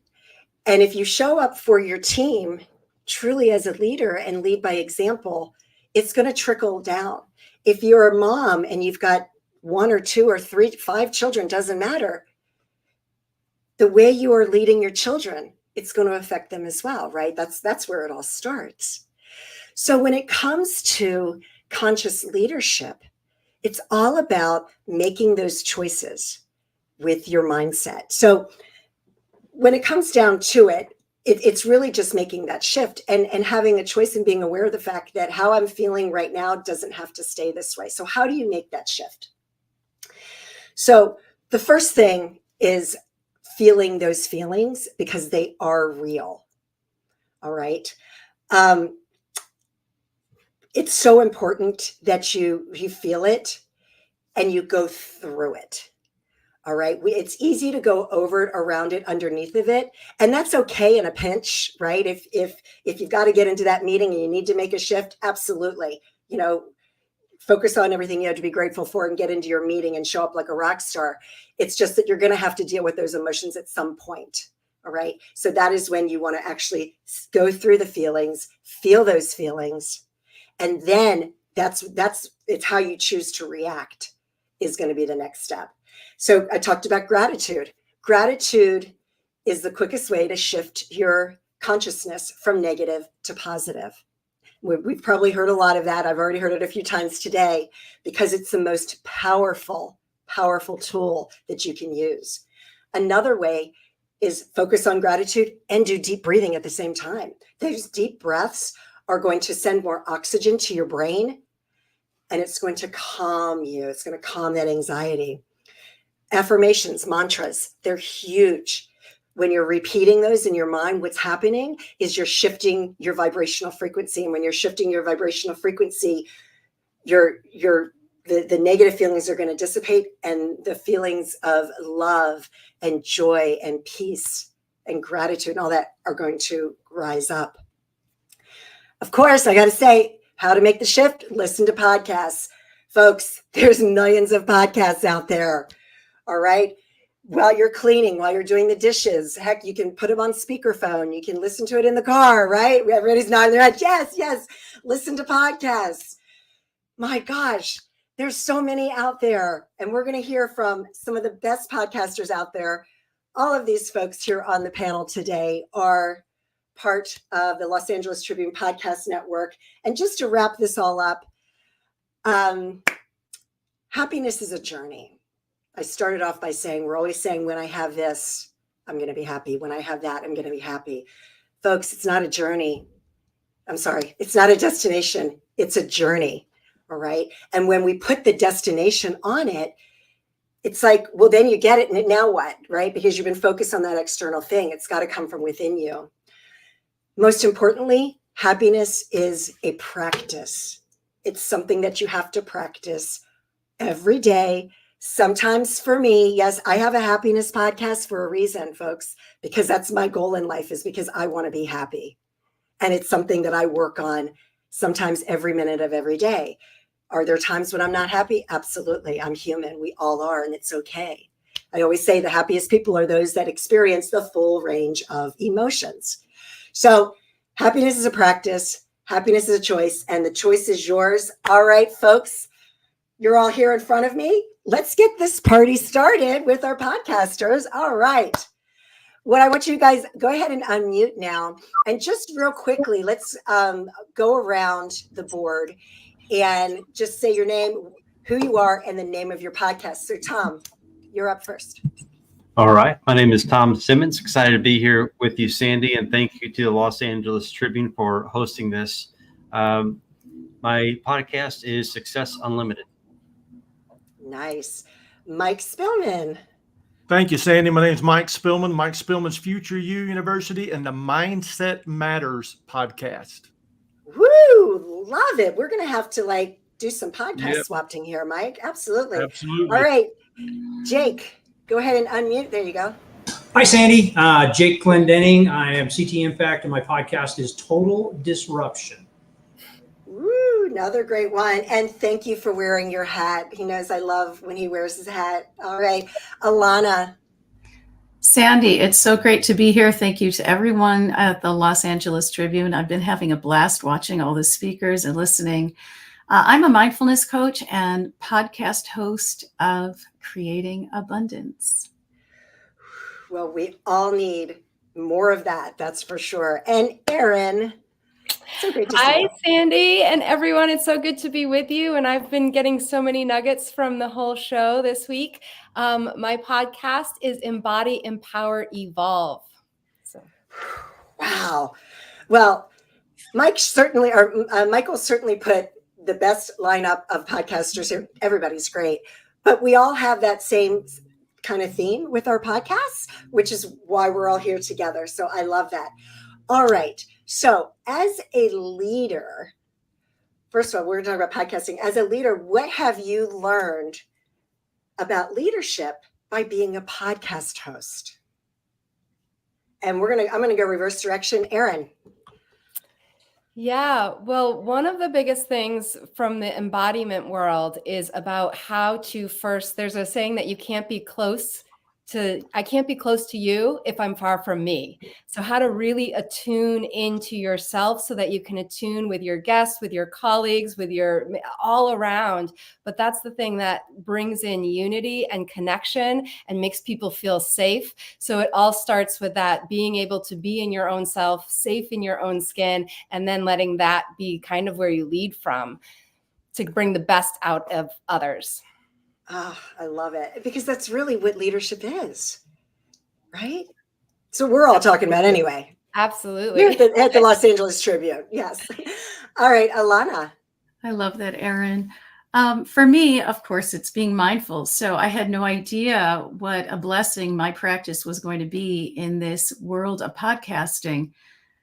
Listening, active listening, being fully present in the moment, being curious and attentive and valuing the other person's story and journey.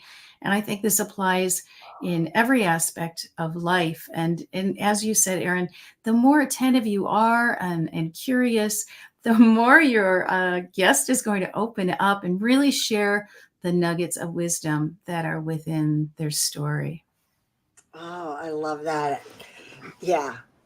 I selfishly launched my podcast because I like to talk to people and I'm so curious and I want to hear and learn from people that are a lot smarter than me. And I love that about podcasting.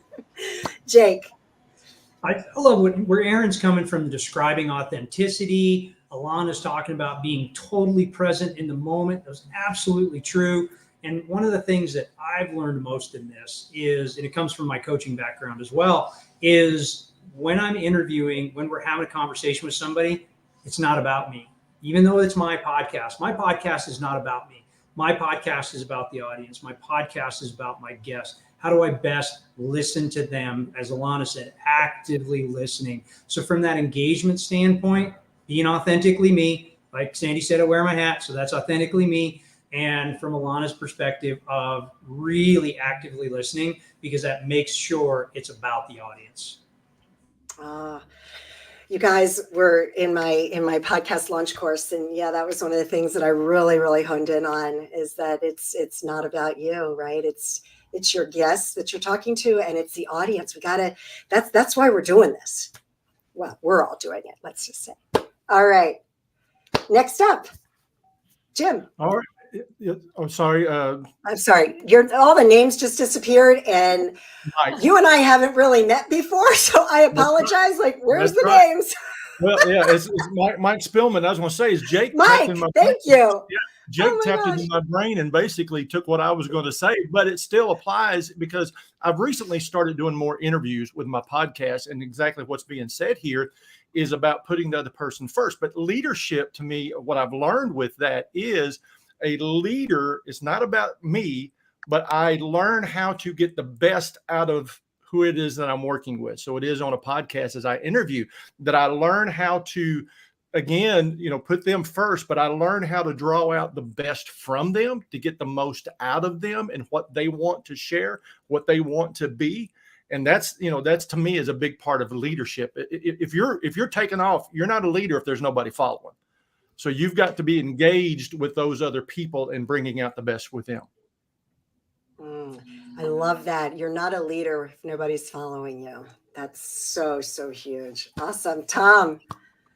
I like what Mike just said. And I also have to go back to what Alana said as far as active listening. When you're doing a podcast, when you're actively listening, you're listening to someone's story. You're learning from them, and they are learning from you. So leadership, I define leadership as presenting influence over a group or over an individual. So if you can be a thought leader, and I go back to what Karen Hall said in the last segment, leading with empathy and leading with consciousness, I think that through stories and through podcasting, your leadership, your influence always shows through. You guys are so brilliant. This has been so amazing. And I just love the flow, because my next question, Tom, you just touched on, and that is, what is conscious leadership to you? And I'm just going to mix it up here. And Mike, I'm going to start with you. And I said Mike earlier, but I was referring to Michael. So I knew that was on the tip of my tongue anyway. All right. So Mike, what is conscious leadership to you? Well, it's exactly, I mean, when you think about the words conscious leadership, it's leadership that you are consciously approaching. You are making a decision. It's just like earlier, Sandy, when you talked about happiness. Happiness is a choice. And so being a positive and a powerful and a true leader is a choice. And it's like what you talked about having a positive mindset or happiness. It does take practice. You have to have an open mind, being willing to take criticism, advice, whatever it may be, but it is a conscious effort to learn to be the best so that you can lead others to be their best.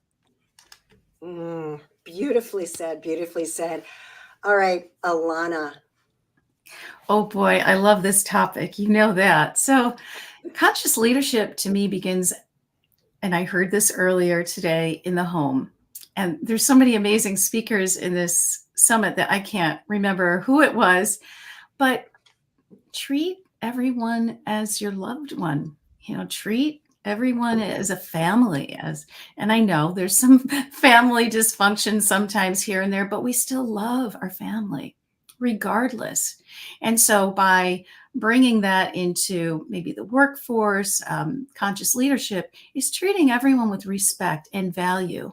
Everyone has a voice, and they may not agree with what you have to say, but what they have to say is important because it matters to them. Whether they were raised with that point of view or they learned it, or it's important. And then that's part of the whole culture, right? The family culture, the team culture, is to understand each other and to know each other's strengths, weaknesses, and authenticity. Love it. Love it. It's so hard for me as a podcast host to just not really say a whole bunch after each of you answer, because there's like, but I'm going to refrain. I'm going to reframe and go to Tom right now. So this is such a good question. What is conscious leadership? I love what Mike said. It's a choice. I love what Ilana just said. And I would also say that make a choice, not just be a positional leader, but make a choice to be a true leader.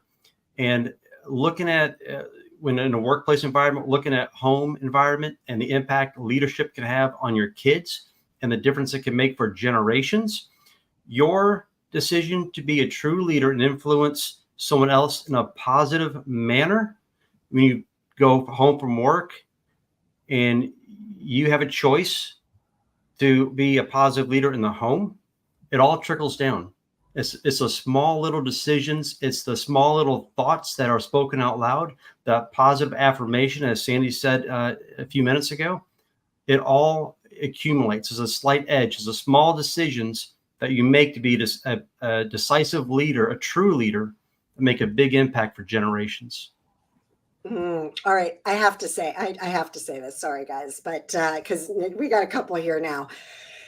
And we're all talking about the same thing. And we're talking about how we lead. And I'm going to bring it back home to us in that's going to start in how you treat yourself. Right.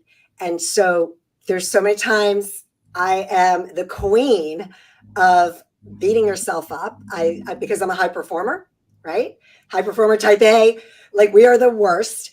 And I have to remind myself to talk to myself like I'm talking to a child. A little kid that's upset, and be gentle and caring. And if we can do that with ourselves, doing it with everybody else is like a no-brainer, let me tell you. All right, Zip, Erin, you're next.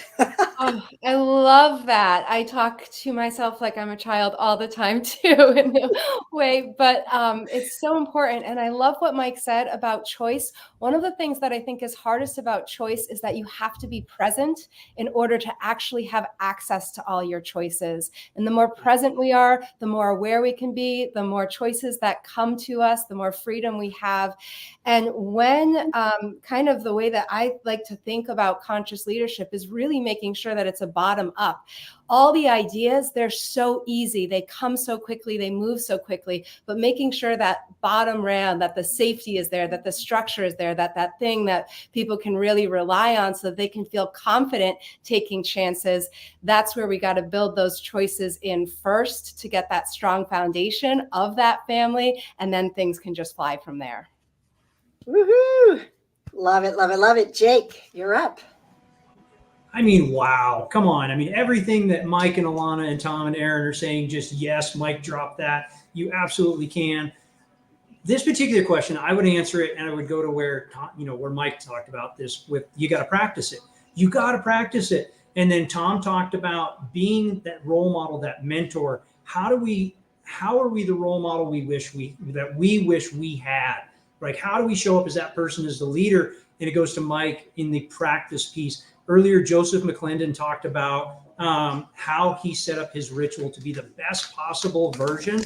And it was awesome. He talked about something so simple as before you go to bed at night, put your head on the pillow, big smile, right? How you go to sleep. Like, that was wildly impactful, and it's practice. Is that something that's easy to do? No. Is it something that we can do that's simple and it shows up in an amazing, impactful way? And pass it along. Be that leader, that role model, that mentor you wish you had. Oh, whew. Love it, love it, love it. I go to sleep every night and I have a mantra that I say, and I recite it 3 times and I close my eyes and it sets the tone. Life is so good. All right, we have time for one more quick question. Just really quickly, what is one thing that people can apply to their life right now, today, as we watch Michael Silver's dancing over here in his chair? All right, Tom, you're up. I would say the one piece of advice is be careful who you listen to, who you have in your life, what books you read, and be willing to follow and learn. And when the time comes, you will emerge as a leader just by default. All right, Alana. I would say start your day with a ritual. Start your day with setting a morning intention. Check in with how you truly feel. Just as you said earlier on, Sandy, don't ignore how you feel, but really embrace. And if you're not feeling so well, then you're aware of it. Surround yourself with love and protection. And then ask yourself, how would I like to feel? And then go with that. Make that your mantra. Repeat that throughout your day and let that intention carry you and shift your mindset. Yeah, who do I want to be today? How do I want to show up and make it happen? All right, Erin. I'm a huge intention girl too. I like to really pay attention to how we can focus on the journey and not just where we're going. You cannot hate your way to loving yourself. So making sure that you are embodying the practice of feeling good today in this moment right now, because that's going to give you so much more inspiration for that final goal that you're getting to than that beating yourself up will. Beautiful, beautiful. Mike, you're next. Well, Sandy, I'm going to just leave this, and this is what I always use in my podcast and everything I try to do. And if you don't remember anything else I say, I just encourage everybody to remember this. As long as there is breath, there is hope. As long as you're alive and you're breathing, no matter how big, how dark, how impossible it may seem, whatever your situation is, as long as there is breath, there is hope. Woo! All right. Jake, take us home. Aaron, you cannot hate your way to love yourself. Oh my God, that's such a good one. I love that. I'm stealing it. I would tell you to build yourself a strategy. We're all going to have crap days, right? Everybody's got a crap day. Have a strategy in the can. How I reset. What's the thing I love? Is it gratitude? Is it affirmations? Is it opening the door and smiling at somebody that resets my attitude so that I can show up as the best version? Have it in the can that you know how to reset yourself so you can show up the best way. You guys were amazing. Thank you so much. And we are right on time, Michael. Woo. Oh, you're muted, Michael. I'm just too excited. You know what I'm saying? So give them a thunderous round of applause. Don't go anywhere. Sandy, you were great too. Everybody, I want this beautiful group to smile. Smile, smile, smile, because that's right. I'm taking a screenshot. Smile, smile, smile. Everybody smiling? There we go. All right. You guys are awesome. Thank you for the great panel. Sandy, thank you for running this amazing panel. We're going to see you back in a little bit on the next panel of rock stars. So you're all just great. It's been a great day. Here we go. Goodbye, goodbye, goodbye. Good. You know, it's like having, in a way, it's like having ultimate power. Do you know what I'm saying? So I'll tell you, it's just one of those things. All right, Sandy, I will see you later. Okay. All right, fantastic. You know, what's great is the education information. We're going to roll. So we'll move from the panel. Everybody put your arms up and say, I am ready for more. Next, I'm going to bring up, first of all, Mr. Albert Corey, and then you're going to have the ambassador of joy coming up. But Albert Corey, we're going to bring you to the stage. Are you ready? You're always yes, sir, Mr. Michael from Southeast Florida. So Albert Corey and I have spoke on hundreds of stages together. It was, you know, we went actually from all those live stages right into COVID, right? And then it was all the virtual stages. Albert brings an expertise not only with his tax firm that's done 100, how many thousand returns? We just hit 149. 149,000 returns. Give that a round of applause. But Albert's truly about taking your mind to the next level when it comes to finance, to business, you have to think of things differently. Albert, the floor is yours. Teach them, take them to that next level, help them out. Well, one of the first things I will tell everybody that you must do is make sure you don't pay any late stuff. What does that mean? I want everybody listening to us now. Michael, can I ask them to do some certain things? I want everybody. It's your floor, baby. Pick up their phone and make sure on January 8th that you're going to call whoever's doing your tax stuff so that you don't get any late charges. You know how many times, because people don't realize that you are a business owner and there's dates that you must follow or you're going to get paid extra to government. And my thing is, why should you overpay the government for stuff you can avoid? So make sure you put on January 8th, you call your tax person, okay, to make sure that you file an extension, because business returns, people forget, have different dates than personal returns. And the business date is March 15th. If you file an extension, that now gives you out to June. I'm sorry. Till June 15th. So it's going to give you a lot more time. July 15th. Sorry, I'm pushing everything else. Second thing I will tell people is do not do your own bookkeeping. Okay. I don't know about you, but make sure, I guarantee everybody on this stage here makes at least $200 an hour, maybe more. So don't do your own bookkeeping. Get somebody to do it. Because the time that you spend trying to figure it all out, by the time it takes to figure it all out, you could have probably made more money and paid somebody to do it while you have more time to go do something else. Yeah, right? But Albert, I think that's I'm just going to jump in here. We have this tendency of wanting to do it all ourselves. Right. And it's right. And what that does is, number one, it takes away from our business. It takes away from our time. It takes away from our family and our life. And why is that fear of delegation? Why is that fear for entrepreneurs, especially? Why is there that fear of just letting go?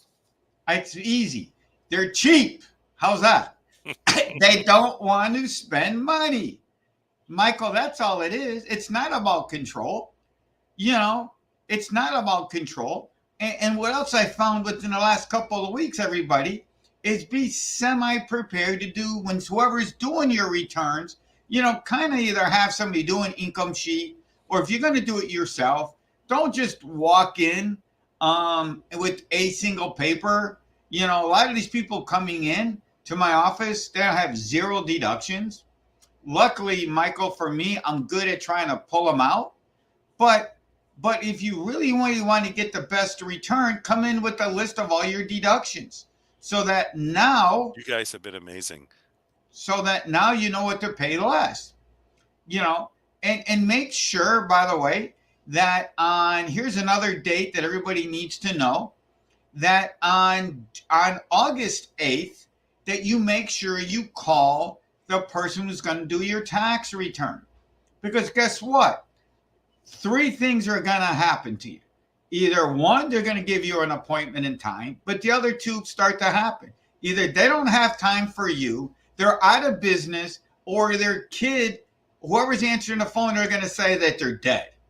By the way, if you ever come working with me, please say that, oh, they're not taking any clients, because I got tired of people saying that they're dead. You know, that always bothers me. But here's another cool thing people don't realize, that if you're in one of the states, Michael, that have taxation, like New York State, you know, New York, California, and you're starting to make some good bucks, that most people don't realize that you can have your corporate headquarters in any state that you want. Think of Walmart. You know, how many stores, Michael, are there in Walmart? They're like in every state, right? Yep, that's right. But their headquarters is in Arkansas. So they only pay state income tax. So if you're going to be making money, move it to a state that doesn't have state income tax. I mean, it's easy to set that up. And can I say one more third little thing, if I still got time? You got time. Go. Don't use little banks, Michael. You know how many people coming in that I help somebody open up a corporation. They go to Wana Bank of Seattle, okay, and, oh, we can't open up a company for you because you opened up someplace else. You can open up wherever you want. Second of all, these little banks are not going to give you the services like, you know, these baby banks are going to tell you, oh, you can only have a $10 Zelle. You know, obviously you got to have money in the account to Zelle, but you got to have, you know, they're going to say, oh, you can only have $10 Zelles, and they're going to hold your Zelles.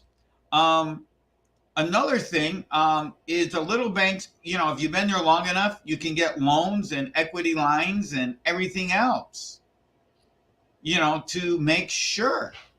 And the third thing is the tax guy doesn't have to be in your town or area.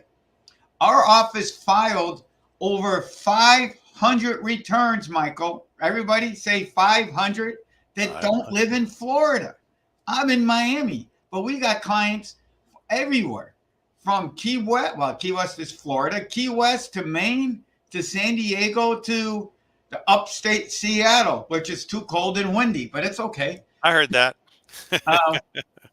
But you can file anywhere. Just make sure you can talk to the person, you know, and make sure whoever does their returns that they're going to be there forever. You know, my always cool thing is, you know, I can't hide. You know, anybody who ever wants to work with us is, and Michael knows, I have a real office, but my social imprint is everywhere. Yeah. So you know where you're getting when you come to me. You're going to get it straight talk, and we're going to tell you like it is. So make sure whoever's going to do your returns can understand business. Because there's a lot of people, especially Michael, everybody doing podcasting. Do you know podcasting is a business, correct, Michael? Do you realize? I do. Yep. And do you realize most podcasters who started this did not open up if this is like a part-time thing until you get to that $1 million downloads like Sandy, then guess what? Let the government pay for it. What a concept. So the government will pay for you to be the next Joe Rogan. So open up a business while you have your real job and let the government pay for it. That's always been my motto. Let the government pay for it. What a concept. You know, and it's the kind of thing where what people don't understand is it means so much more. It means so much more because it's truly opening up your life. It's making a difference in your life. It's how do I make a transition and a change? So Albert, you're amazing. You're part of the podcast network. For those of you who want to know more about the podcast network, just go to the LosAngelesTribune.com and you just click on the podcasting and you'll see all of us there. but you're going to hear a lot more from Albert. You're going to learn a lot more from Albert. AlbertC360.com. Ooh, I slipped that in there, didn't I? But Albert is just amazing. He does it all for me. Or everybody can take out their phone and scan me. Oh, I see. Scan you. I like that. Scan you. But Albert, thank you so much for spending this time with us. You're going to hear a lot more from Albert over the next couple months. He'll be on our shows. He's going to be on our podcast show, and he's really, because Albert's not this is so important to him, obviously, from the taxation, but he can teach you how to wealth management. He can teach you how to take your wealth to the next level and how to really do the things you need to do. So let's give Albert a thunderous round of applause. Put a one, Albert. The comments are just pouring in. But give him a thunderous round of applause. Albert, thank you so much for your time. And I know, AlbertC360.com. I'll see you soon, Albert. Bye-bye. Bye-bye. All right, next, because we move fast, we move on, we keep rolling. I'm going to bring the ambassador of joy up. This man, every time I talk to him, I just feel good. That's all there is to it. I just feel good. Barry Shore has had quite the life. I'm going to let him tell you a little bit about that. But sometimes when I intro people, it's more of a feeling. And the feeling is that every time I talk to Barry, and my team's actually mentioned this, Barry, and Steve talked about it, it's just, he's heart, he's soul, he's here to really make a difference in the world, to create peace. I mean, my grandkids are going to get to know you, and you keep moving forward. So without any further ado, Barry, I'm gonna give you the mic, and just take us where you want. You've got time. Good day, beautiful, bountiful, beloved, immortal beings, and good-looking people. Now, wonderful Michael, how can I make the categorical statement that the tens of thousands, if not millions of people who are either watching or will watch this leadership league for LA Tribune are all good looking? Because by definition, if they tuned in to learn more about leadership, it means they're always looking for and finding the good in life. That's a good looking person, looking for and finding the good in life. My name is Barry Shore, and I am the ambassador of joy. Now, notice I didn't say, like Michael said, the ambassador of joy, the ambassador of joy. Let me tell you 3 quick stories that I think will get your attention. One is about being a leader. What does a leader mean? Number 2 is, how does a leader behave? And number 3, here's a story about Barry Shore that I think is going to rock your world. I'll tell you the following. Imagine, if you can, me standing up in the morning 20 years ago, hale and hearty, able to leap tall buildings in a single bound, and that evening being in the hospital, totally, completely paralyzed, my neck down. And it was not because of an automobile accident. It wasn't a spinal injury. It was a rare disease that took over my body and rendered me what's called a quadriplegic. Nothing in my body moved, my neck down. I could only communicate by blinking my eyes. I was 144 days in the hospital, 2 years in a hospital bed. I couldn't move. I was 4 years in a wheelchair. I had braces on both my legs, my hips to my ankles for years, and that was progress. Thank God today I'm able to be vertical and ambulatory with the help of a 7-foot walking wand. So I'm a triped, not a biped. Can't walk up a stair by myself. Can't walk up a curb by myself. And I have help 12 hours a day, 7 days a week. But you hear my voice. Positive, purposeful, powerful, and pleasant, all because of one word. One word. Everybody get ready for this word. The word is smile. Smile? Yes, because SMILE is an amazing acronym. They'll stay in the green room, but I've got room. SMILE is an amazing acronym that stands for Seeing Miracles in Life Every Day. Seeing miracles in life every day. When you open your eyes and your mind and your heart to the light, to the miraculous idea that you are alive, then you understand what it means to be a leader. Why? Because every person is a leader in their own life. You're a leader for yourself. You're a leader for your family, you're a leader for your friends, you're a leader for your business associates. And the best way to be of influence in the world is by example. So let's take about leader. So I just gave you a great acronym for SMILE, seeing miracles in life every day. Here's another one. The acronym for the word joy. Joy stands for Journey of You. because that's what this show is about, by the way. It's not about Barry Shore, great guy that he is, or Michael Silvers, or Albert, or anybody. It's about you becoming the best you possible. That's joy, the journey of you. Let's talk a lot about what a leader is. So I love acronyms because they enable you to remember something and apply it, internalize, utilize, and leverage in your life. So leader in my world stands for the following: listening encourages awareness. Duties enhance responsibilities. Because what's a leader? A leader is someone who knows how to listen. I mean, active listening. That increases awareness in yourself and other people. And having duties and responsibilities enable you to become the best you possible. That's right. When you take on more responsibilities and more duties, you become a greater leader. And we know that you lead by example. One of the greatest human beings to walk the earth in the past 100+ years is a man named Dr. Albert Schweitzer. And he said the following: example is not the main thing in influencing others. It's the only thing.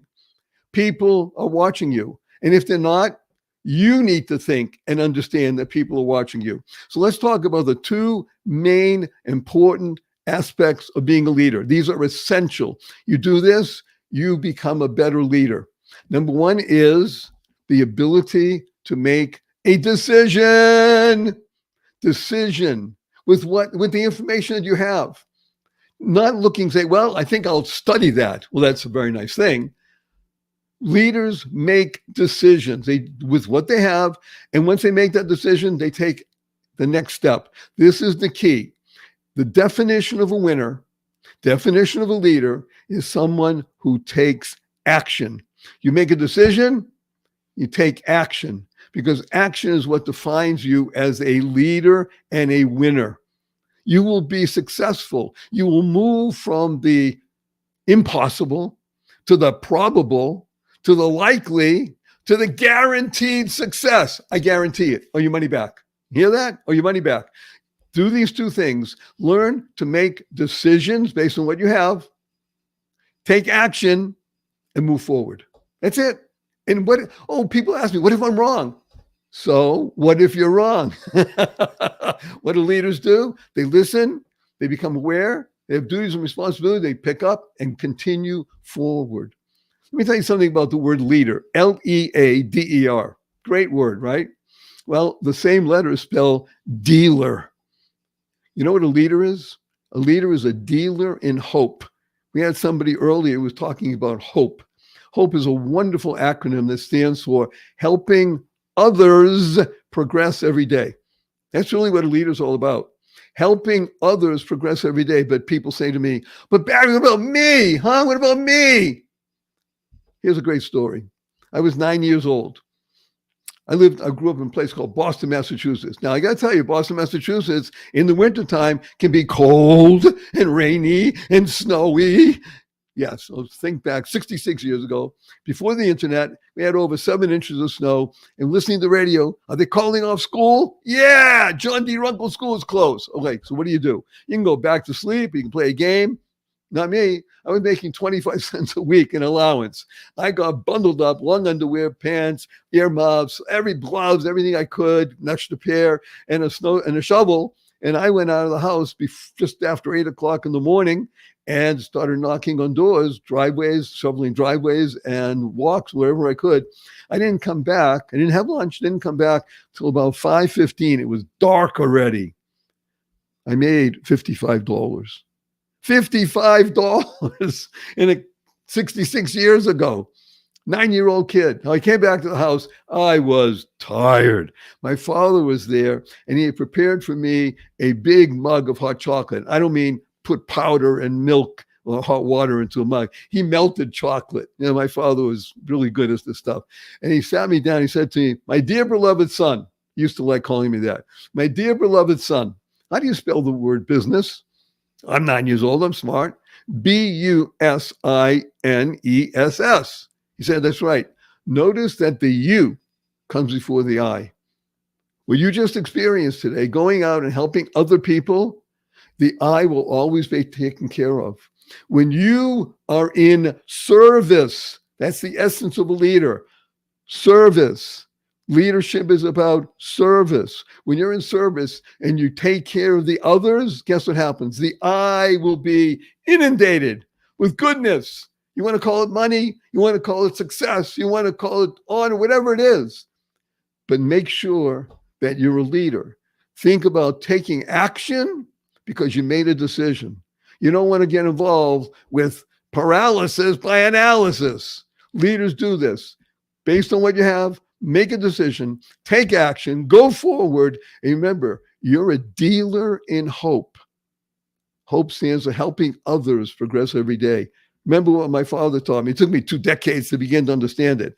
The you comes before the I in business. When you do that, not only will you succeed, you will flourish, you will grow, you will move into your goal. And I trust and hope and pray that everybody here, everybody not only has a goal, but you've written it down, you use it daily, you repeat it at least 6 times a day. I've been doing this for years, and thank God I've been very successful. I've had 2 exits to public companies, 3 issued patents. As I said, I used to be a quadriplegic, and over the past 14, 15 years, because of my health situation, I learned, I did what was called aquatic therapy. I learned how to swim again. And I now swim 2 miles a day, 6 days a week. I've been doing that for 14 years. And as of February of this year, I've surpassed 9,501 miles. Yay! And as I made a video and went viral around the world, I said, why do I swim? Yeah, it makes me healthy and look at my beautiful tan and such like that. I swim for all those people who say, I can't. Yes, you can. Yes, you can. The definition of the leader, make a decision, stick with it, take action, and you will become not only a leader, but a dealer in hope. You will attract everything that you want in life because you are now in service. Thank you, Michael, for the opportunity to address this magnificent group of people who are ever striving forward, looking always to do the best they can in life. And if you want, I'm available for a couple more minutes to have any questions that people might have. Yeah, the great thing of what you just did is you give hope, because I think part of sometimes we lose that, or we get stuck in sort of our everyday. We were talking about that in one of the earlier panels, Barry, that why does sometimes it take a heart issue or a trauma to say, I need to make a change. I need to look at how I'm being of service. If anybody has any questions, you can put it into the chat. There's tons of chats coming in. Let me tell you right now, the comments are coming. But Barry, one thing that got asked earlier too is just when you wake up every day, do you have a morning routine? So the simple answer is yes. I want to tell everybody though, for me, this is really, you got to hear it. Remember, I was in a hospital bed in my own home for years, couldn't move. What I visualized for more than 2 years, Michael, was the ability to sit up and put my feet over the side of the bed. Took me 2+ years to do that, but I did it. Now, when I get up in the morning, almost 2 decades later, I still feel the thrill. Be able to sit up and put your feet over the side of the bed. You don't have to have been a quadriplegic, like you say, Michael, trauma and drama. You don't need that. Right. It's the ability to awaken with a smile. When I get up in the morning, I say, thank you. Now, my wife hits me because I'm married 47 years. That's okay. I say, thank you. Thanks stands for to harmonize network kindness. I want to tell you a question that I'm asked almost every time I appear, and I do this regularly throughout the year, as you can imagine. Mm-hmm. People say to me, Barry, sure, have you ever had a bad day? So let me give you the answer. No, not since I'm 16 years old. Now, I'm human. Have I ever had difficult things happen in my life? Well, hello.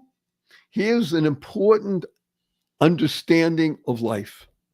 Let's say something happened. You're going to a meeting. The meeting's at 10 a.m. And you're going to leave the house by 9:05 because, it's only a 30-minute drive, but you want to make sure you're earlier on time, right? So you go out dutifully, start the car, and you pull out of the driveway, and guess what happens? the car stops. It doesn't move. Ah! What are you going to do? So oftentimes people panic. I don't know what to do. I can't get. Most important thing is say these two words. Now, this is really good. You want to be a leader for yourself? Learn these two words, and it's gonna shift everything. Ready? Say, thank you. Thank you. Love it. The car's not starting. What's going on? I missed an appointment. Can I get Uber in time? Breathe and say thank you.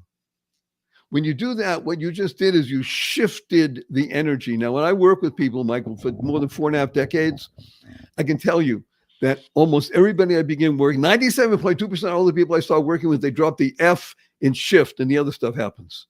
Yeah. You got to be careful. By the way, I want to offer a free gift to everybody.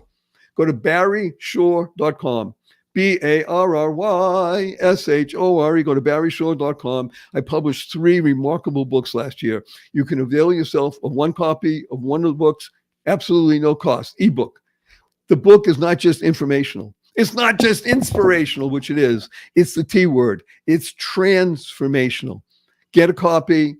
Read. I don't care if you read 2 pages a day, but get a copy of one of these books. The Joy of Living, pocket full of acronyms, or O Shift. So go back to the morning routine. So yes, my morning routine includes 3 things. One is opening my eyes and saying thank you. You hear that? Saying thank you. Now I happen to sing it, saying thank you.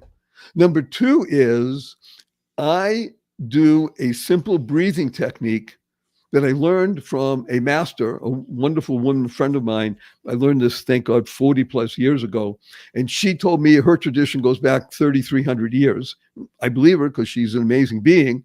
And I do a simple breathing routine. It takes 94 seconds, Michael. 94 seconds. And this breathing routine may enable you to breathe like a baby, and it will shift your energy. Shift your energy. 94 seconds. If you can't invest 94 seconds into you in the morning and in the evening, I do just before I go to sleep. That's the second thing. And the third thing that I do, and I think this is, I urge everybody in the world, and we'll have to do this when I come back again. You ready for this, Michael? Yeah. I say to myself, learn to love dog poop. Did you hear that?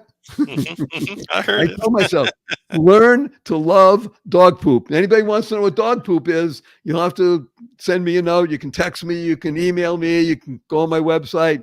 And it's a great insight into how we want to live and how we want to shift the energy of the planet. We can do that, Michael. That's what LA Tribune is all about. That's what Leadership Week is all about. It's shifting the energy of the planet. We only need 2% of the people.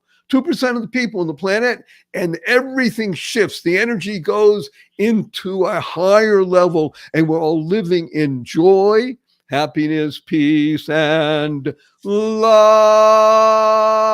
I urge everybody, go mad. MAD stands for Go Make a Difference. Michael, can we do a big hug, everybody, before I leave? Absolutely.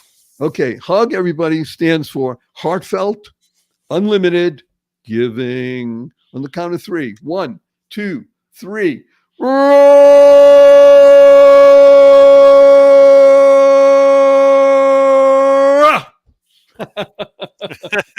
Everybody, give Barry Shore a big thunderous round of applause. Put 1 in there. You're getting hugs. You're getting made a difference, shifting the energy. I enjoyed the singing. They're just coming through. Barry, thank you so much. What an anchor for the rest of the day. What an anchor for the event. You have a wonderful Sabbath, and thank you so much for being on with us. BarryShore.com. Don't miss it. He will add joy to your life every day. Thank you, Barry. Best wishes, everybody. Enjoy. Yeah. Bye, Barry.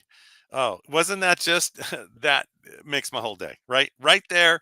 It's like, because you can live within it. He just leaves it with you. You know the thing about Barry too? It's always 1,000%, and it's about us. It's not about you. It's about all of us. One community, one team, one family. Now, as I promised earlier, I want you guys, everybody out there, men, women, everybody, teenagers, whoever's listening to us, business, non-business, employees, I won't even tell you how many people have already viewed this event over the last 2.5 days. I'll just say it's 50,000 plus. But it's been amazing. And what I want you to know is I want you to get to know a little bit of the gentleman who's driving us to really the future. And with that being said, when the team is ready, tee it up and play it, and then I'll be back.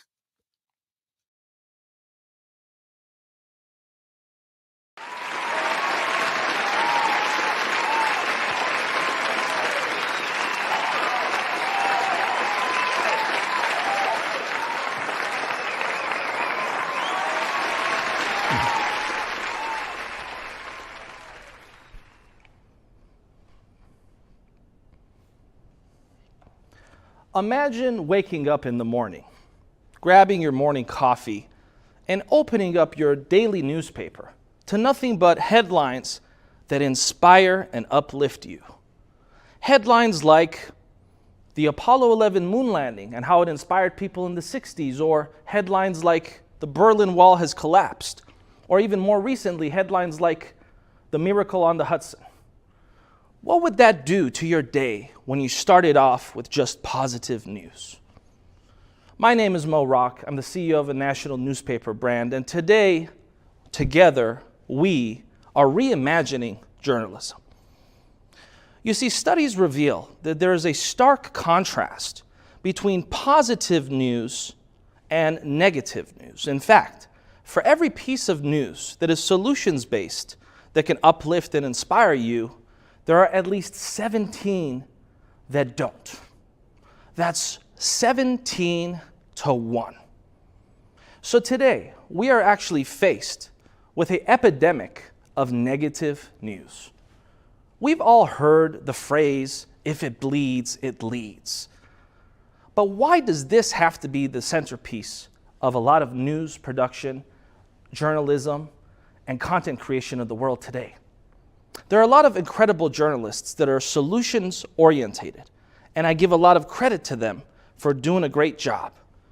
And here's the truth that you may not realize, is that everyone in this room is impacting our news. You see, every single time you like a post, every single time you leave a comment on a news article, and every single time you share something, you're not just liking, commenting, and resharing. You're actually casting a vote. You're not only casting a vote for the kind of news you want to consume, but believe it or not, you're casting a vote for the kind of world you want to live in. You see, I believe that news has the power to not just inform you, but it has the power to mold you. Our world views are largely shaped based on the news and content that we consume. And so I want to encourage folks to remember that the next time that they like, comment, and share. Our organization has one question that it always has to ask before we share anything, print anything, or publish anything. Our editorial team asks this one very simple question. Does the following piece of news empower our audience, or does it disempower our audience? What would the world look like if every content creator, every journalist, every time someone posted a news article, they asked that question? Does the following piece of content empower our audience or disempower our audience? And I want to encourage everyone to participate in this process and help us bridge that gap between 17 negative news articles for every one positive. And let's come together and ultimately make this world a better place. Thank you.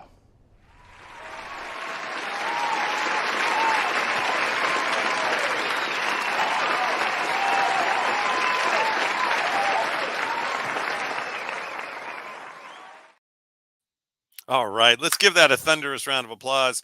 So that's Mr. Mo Rock. He is our leader, our inspiration, one of our mentors, the chairman CEO of the Los Angeles Tribune, And myself and Ava and Alicia and so many people out there get to be inspired by his words every day, by the vision he's showing us. And look what we're doing with these panels and what we're bringing forward. So give that a thunderous round of applause.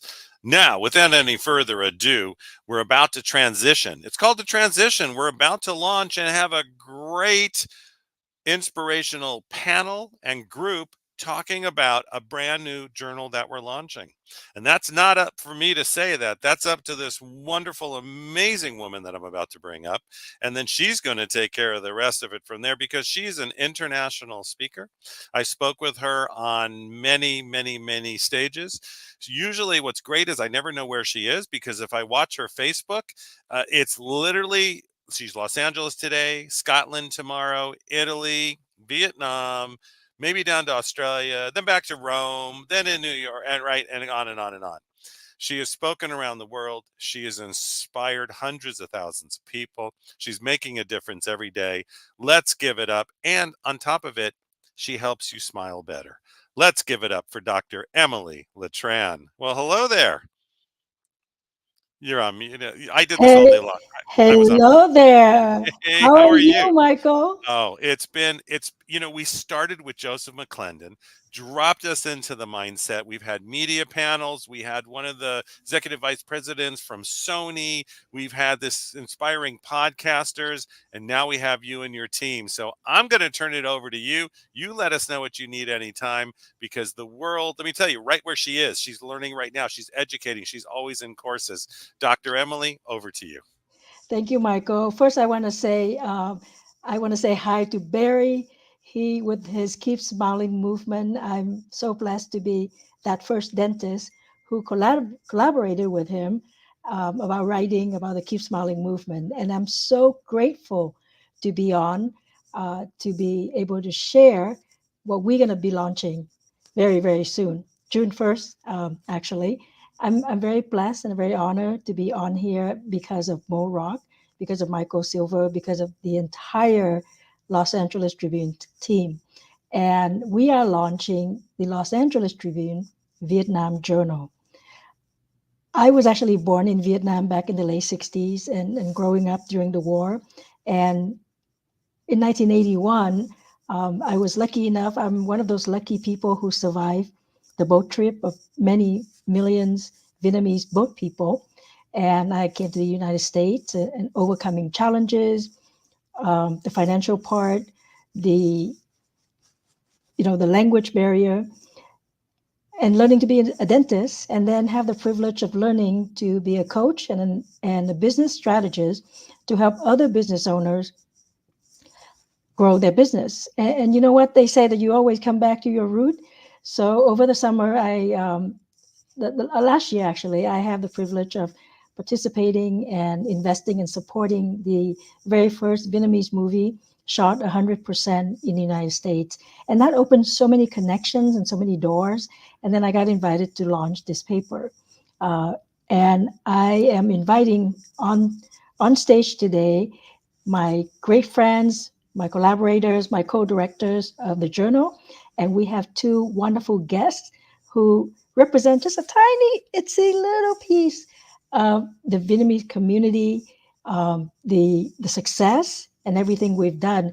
With this journal, we wanted to be the bridge to connect Vietnamese globally, the Vietnamese in the US, North America, UK, Australia, and the Vietnamese in Vietnam. And we want to invite the global audience to come on and connect with us so we can do business together, we can learn together, we know each other's stories, we inspire each other, and we really make this one family, just like Michael Silver said.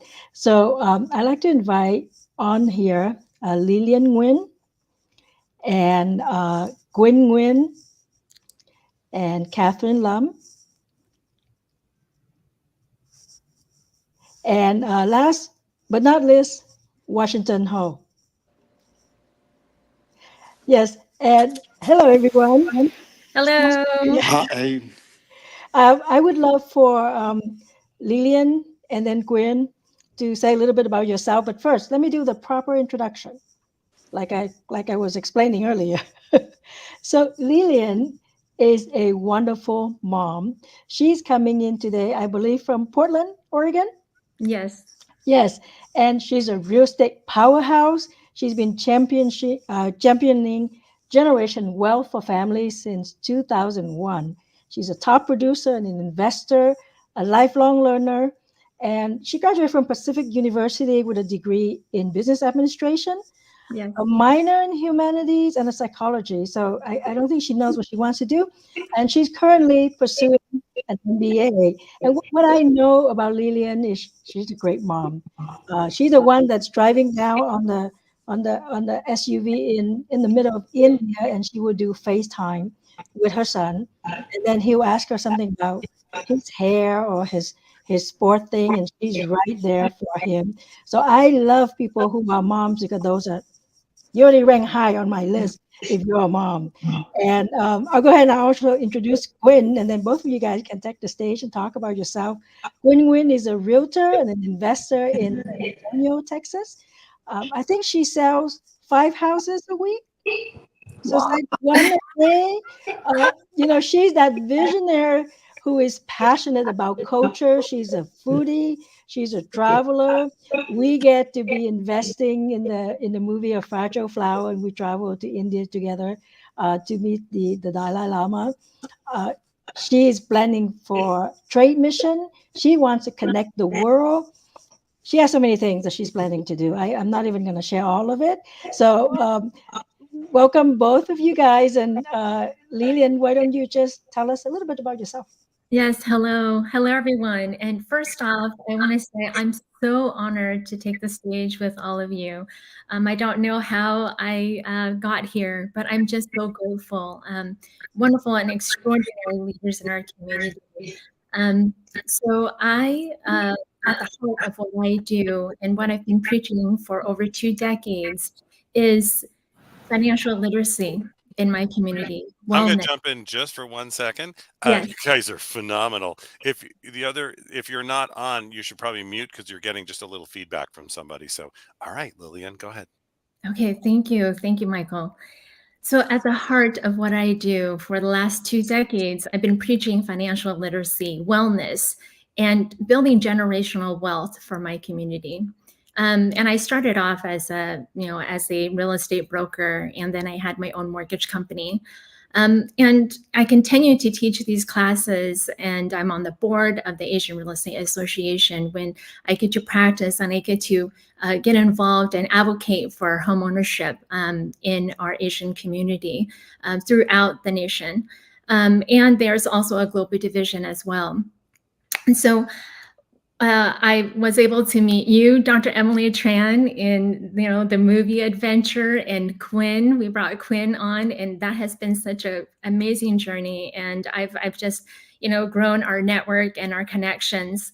And then here I am, and I'm so honored to take the stage with incredible leaders today, including Sharon Lecter earlier today, Dr. Jill Vitale, Ty Lopez, and Bill Walsh, and happy to have us today. Join us is Catherine Lamb and Washington Ho. Thank you so much for joining us today. So I would like to, I've also joined another real estate company, and I'm helping other real estate agents streamline and grow their business nationwide. I'm also a co-founder of Project 10B, which is a consulting hub for tax, cost segregation, real estate, and marketing. Besides that, yes, you've said it, I'm an amazing mom, and I can only say that because my kids have told me that. So next, I'd like to hand the mic over to Quinn Nguyen. Thank you, Lillian, and hello, everyone. And it is such an honor to be here and share the stage with all of these incredible leaders on Los Angeles Tribune Leadership Week. And thank you, Emily, so much for the opportunity to be here, and also to share the stage with some of the most successful Vietnamese in the US and Vietnam. So I know, as most of us Vietnamese on the panel here today are both people, have a big history of how they come to the U.S. during after the Vietnam War. However, I am lucky; I don't have to survive those deadly days to get to America. But I was sponsored by my uncle, who is an American soldier that fought in the war. And he fled my aunt back to the US on the day the America retrieved. And the next thing he do when he get back to the state is that he sponsored 10 family, which is 10 siblings of my aunts who he married. And he take care of all of us, feed us, give us a home, a car, a job. And that is the best, one of the good story of the Vietnam War that people never heard of, is amazing thing that the U.S. Soldiers did for the Vietnam. So back to myself, I was lucky to be the president of the Asian Real Estate Association of America in San Antonio chapter. And from there, I was able to serve a mission to advocate for home ownership, for sustainable home ownership. And I were able to do charity and all of that fun stuff with the organizations, such as leading the chapter.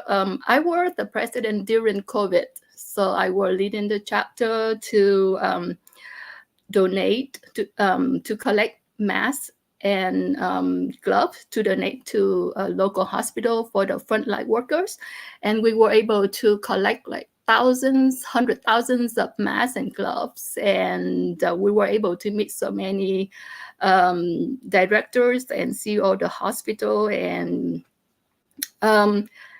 we were able to do many charity for the local. So that was fun, and I think that was lead us to be on the Los Angeles Tribune Vietnam.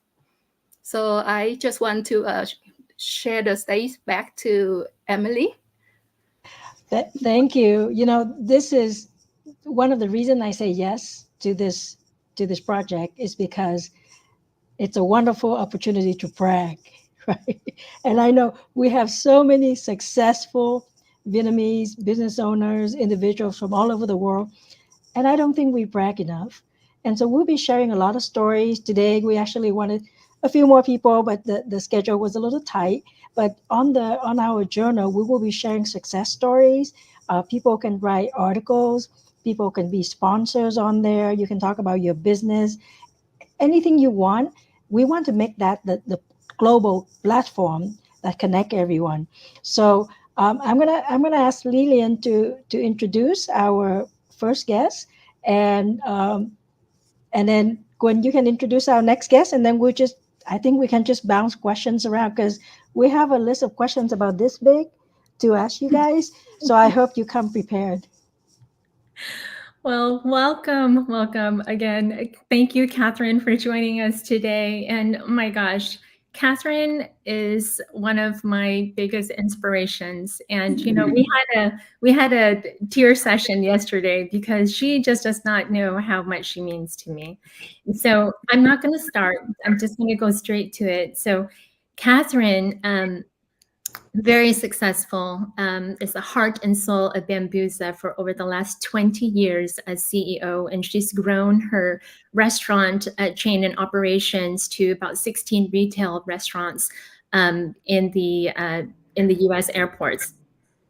So Catherine's an advocate bridging business relationships in U.S. and Vietnam. She's led trade missions to Vietnam on behalf of the Oregon Small Business. She is a Port of Portland commissioner and a board member for the Oregon Business Council, the Oregon Vietnamese American Cultural Center, which I'm also a part of, and the Civics Learning Project, recognized as one of the most influential women in 2024. And she's inspired myself and people all around her to commit to excellence and help them pursue their purpose and passion.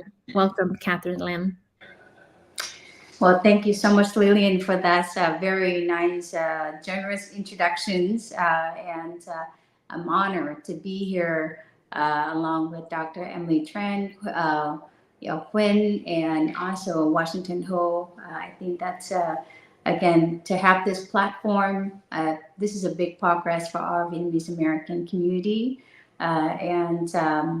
I'm just going to dive in, sharing a little bit of my introductions. My name is Catherine Lam, as Lillian said, CEO and President of Bambusa Hospitality Group, and we are restaurants and retail management in 4 states, in 5 airports, and I co-own the company with my husband for the last 20 years. I'm an immigrant here with my family and my parents since 1993. Beautiful, beautiful. And Quinn, would you like to introduce Washington Ho?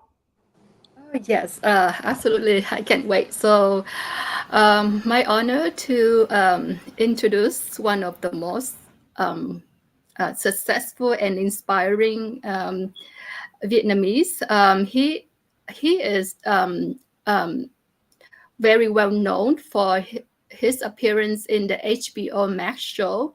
It's called House of Ho, and being the key component in many business majors in Houston. His profile is pretty long, but I'm just go short. So he is the co-founder and chairman of White House Global Properties Real Estate Company in 2023, and co-founder and owner of Hope Bus, a lifestyle company founded in 2022, owner of Wall Street Energy, an energy brokerage founded in 2014. He also a founding shareholder of Southwest National Bank and an investor in many local business and franchises. So he is working a project to redevelop Saigon Town in Houston, and I will let him share about that more. So, hi everybody. Very nice to meet everybody. I was born and raised in Houston, Texas. I'm a very proud Vietnamese. I am so proud of our culture that I went out to Hollywood about 3 years ago and pitched a TV show based on our family, our Vietnamese culture, and the story of my parents coming from Vietnam in 1975 to America and achieving the American dream, and how my generation will get the next generation to give back. And so I'm so proud to be here with all of you successful entrepreneurs. I, run a real estate brokerage. We do commercial and residential brokerage in Houston, Texas, and I hope to open to more cities. But, my main story is I believe Asian representation is really important. I think it's really important for Vietnamese to see other Vietnamese in the mainstream. The reason I did House of Ho was, I always had a dream that I would be just as great as the leader I was named after and open up more doors for our Vietnamese and our Asian people that believe there's a glass ceiling to. I believe there is no ceiling. You just have to break through. And if you can break through, you have to make sure that you let all the Vietnamese and all the Asian people know so that they can feel hopeful and not feel like things are harder than they should be. And so that's what I'm most proud of, opening up doors for more Asians around the world. Awesome. I'm gonna ask a question because I think Catherine and I, we probably are older, right? Yeah. Just a little bit. So I always wonder at which point as a young person that you decide that you want to feature your family as one part, or let's say the whole Vietnamese community. What inspired you to do that, to go down on this road and choose entertainment as that vehicle to carry your message? Well, that's a great question. You know, when I was younger, my family just came from Vietnam and they didn't have much money. So every weekend, if we had good grades or we had good conduct, my mom and dad would take us to watch movies, out in the field on the billboards, where it was really cheap and you pull up your car, you turn on the radio, you get some food and you sit there with your family. And every time after my favorite movies like E.T. or Jaws, I told my dad, hey, I really want to be the guy that's in the movie. And my dad said, no, you want to be the guy that they give at the credits at the end. And so I saw Steven Spielberg's name as the executive producer. And so my dream was to be like him. But as Vietnamese, and we know most of us, we go to big schools, it's very hard to be the main character. So I never got that part. But about 7 years ago, my son was born, Roosevelt, and he's 8 years old now. And at 2 years old, he was talking and he said, Dad, I want to be like this kid. And so I saw little Ryan on YouTube and I studied how YouTube was done. And I said, this is too much work. I saw the success of the Kardashians, and I thought, as a Vietnamese American all my life, all the Americans, all they think we do is that if we say we do business, they think we just own nail salons or we own some noodle houses and pho. And I said, no, we do a lot more than that. But I want to show you how. So I went out to Hollywood. I showed them the real Vietnamese culture, the traditions we have with our family, and how we try to adapt into American culture. And, you know, as a Vietnamese person, I think it's really important to learn to embrace our own story, embrace our own beauty, embrace our culture, never change for anybody. And so that's why it was important to me to show that on HBO, our family and our family cultural values and traditions as a Vietnamese person. I love that. I love that, Washington, and I love the piece that you shared about embracing our Vietnamese heritage, and sharing it with the rest of the world. And there's so much beauty in our culture that not a lot of people know about. So when they think about Vietnamese, we think about 1975 and the Vietnam War, but there's so much more. Our Vietnamese arts, our culture, our cuisine, so much more in our success stories. I mean, that's just what you've done, and being able to take, the story, your family story, mainstream. That's something to be very proud of, and honored for you to be here and share that with us. Thank you. Dr. Emily. Well, I'm going to ask Catherine the same question. Why did you choose food? I mean, I would choose food too, but I think I'm more about eating food. How did you choose that? What inspired you, and how did you get that ambition that you want to be nationwide? Well, we still trying to get there. But to answer your questions, I think that I always kick myself that when I was dating my husband, right, his family started the food business back in the 80s with a food stall at the farmers market selling spring roll and fried rice. And the entire time we're dating, I help him over the weekends. And when he proposed, I just quickly say, I do. And then the next thing I know, I'm in the kitchen too, right? So that's how I got in. So I keep telling him I failed negotiating the deal. Anyhow, and he said, well, you get a better deal now because you're CEO. But I think that's, I think the food industry found me when I was very young. I'm always triggered to, the buying and the selling and the negotiations always really give me the excitement every time I can do that, because I would help my mom to go to the market and buying grocery for the family when I was very, very young, 5 or 6 years old. I would go to the market, đi chợ buổi sáng, right?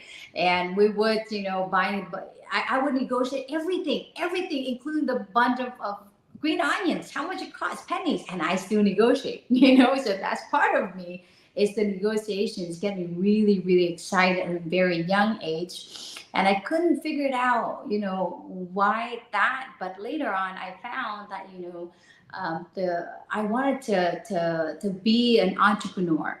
I want to be a business owner. And of course, at the very young age, that has just become owning a business in Vietnam. It's, there's no licensing or heavy capital investment, right?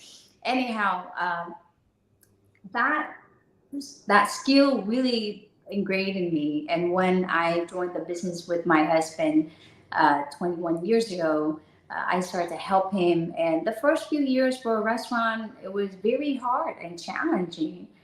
So we have to learn the business inside out. We do everything. We do everything.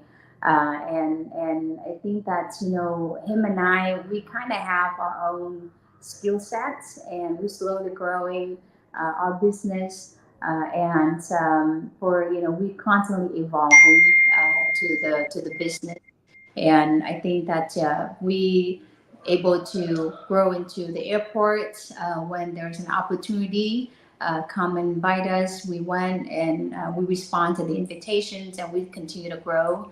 So I think to answer your questions is, the industry, the business found me, but I think the skill sets of negotiation and business has been in me since a very young age.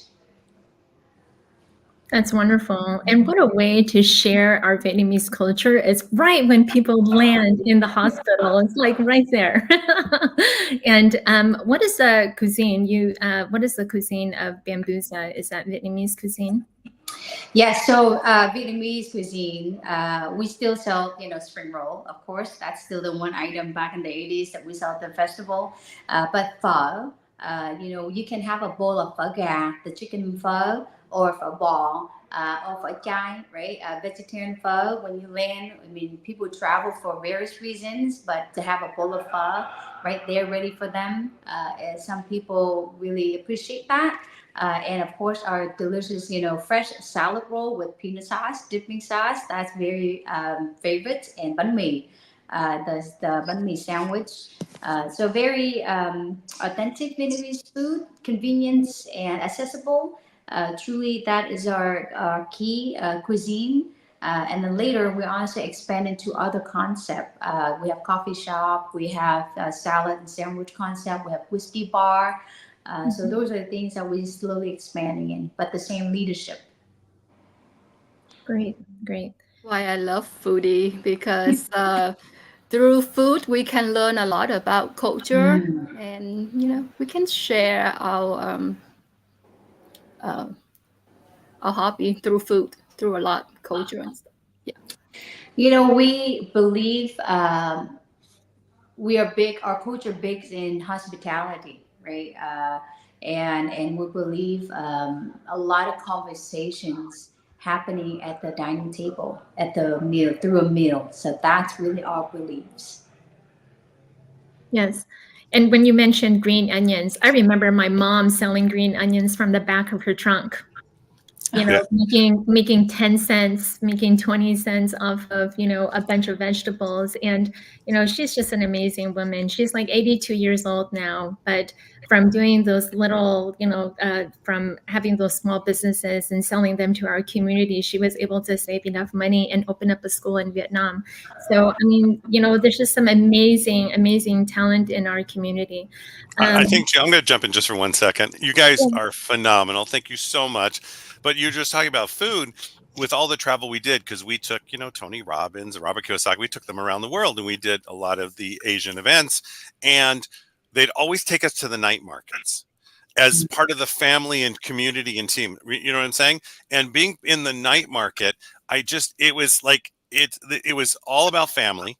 It was all about the community we're creating. It's all about food, but not so much for the glorious of food. The food is how we sustain. But it was from a cultural perspective, for me, what I got very strongly. Growing up in LA, we did not have this the same way. Even though we'd spend time in Little Tokyo and Chinatown and lots of other areas, it was just the community. You could sit at anybody's table. You were instantly their family.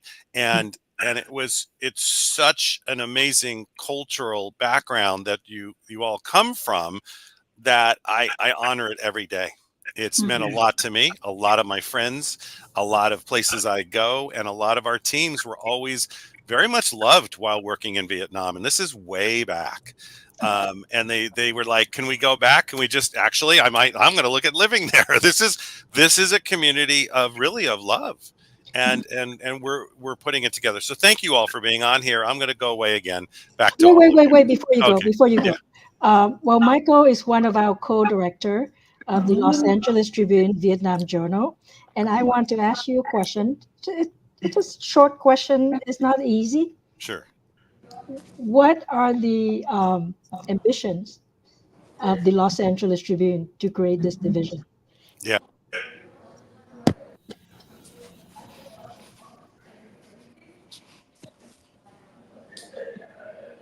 Michael? For some reason, we can't hear you, Michael.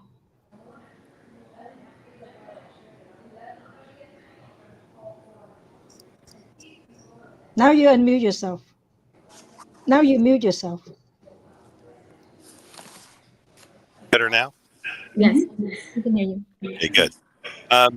The biggest, what it really means for us is taking a look and servicing the community. If you look at the broadcast alone, that's going to 23 countries, are we truly serving the populations out there? And growing up in Los Angeles and being a Los Angeles-based paper, looking at the communities just in Los Angeles, and now living in Seattle, as Lillian knows, and the strength of the Vietnamese community, we really took a look at what communities, and every community is amazing, and there's different, but you're very entrepreneurial, you're very family oriented, and for us, it was to reach into that community and say, how can we be of assistance? How can we be there to help you communicate what you have to bring it to the rest of the world? And how are we all, as one team and one family, going to make a difference and keep the healing in this world, the entrepreneur, the business, the love, and just keep doing this together as one team and one family? So we see the journal as very much the linchpin of really what we're doing, taking these major events, going and just servicing the world, and doing this all as one team and one family. So thank you all. Thank you, Michael. I was hoping you say it's all because of me, but anyway. And it's all because of Dr. Emily. Thank you so much. You're welcome. Yes, I have a question. Thank you, Michael. Yeah, I have a question to the group about success. Everybody defines success a little bit different. Some people, if you're in the entertainment industry, you may say, "Oh, I need to win an Oscar, an Emmy." If you're in the, let's say, the retail space, you got to reach a certain milestone, a certain income. I like to ask everyone here, what is your definition of success? Whether it's for you personally, or maybe it's for your family, or maybe for your business. Sorry, Dr. Emily, I'm sorry for interrupt you. Washington is gonna have to leave into the next appointment. Okay. I forgot to tell him that we want him longer. So, okay. Well, so Washington, can you answer the question before you go? Yeah. So, but before Yes. Before Washington go, can I ask Washington to share about the Saigon project before you answer Emily questions, please? Because we're all wondering about it. Well, I'll answer both questions. Okay. All right. For me, I believe, success for everybody is different. I think success is reaching your maximum potential in what you do. But, I've been doing business all my life, and a lot of people define success by how much money they make. But as a married father of 2 kids and with a wife, my definition of success is having a happy family. I think, a lot of people put a lot of goals and ambition in place, but you can make all the money in the world, but if your wife's not happy and your kids don't know who you are, then I don't believe it's happy. I believe it takes a lot of balance. And to answer my project, my dream was always to to use the lessons I've learned through my father's success coming from Vietnam and building an American bank in 20 years and teaching the Vietnamese people how to borrow money and how the financial system can work in your favor. And so my dream is to take those lessons, inspire my agents, not by selling more, but by owning more, by owning property in America and having your own American dream.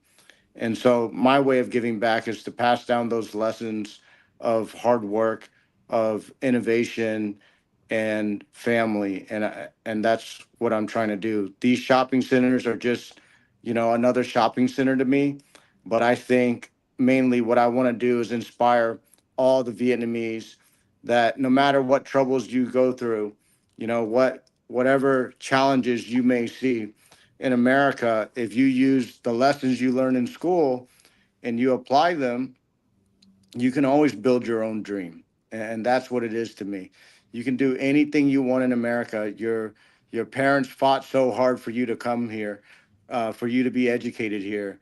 And it's not just about making money. It's about, how do I leave my own legacy behind? I think there's so many successful Vietnamese and Asian people, and when I go to different charity events, I never see that many. And so I think it's really important that as leaders, we really go out there and we give back and we volunteer, and we don't just use America for the opportunities it gives us, but we create more opportunities for the people behind us. And that's what I'm trying to do.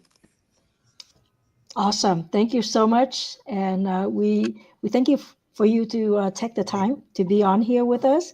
And we certainly look forward for you to be a part of the Los Angeles Tribune Vietnam Journal, so we can share your success, your story, and all the opportunities that you have to offer. Well, thanks for having me, everybody. It's nice to meet all of you, Dr. Emily, Lillian, Quinn, Catherine, and I look forward to the next conversation. I think you need to get some more men in here so we can get different point of views.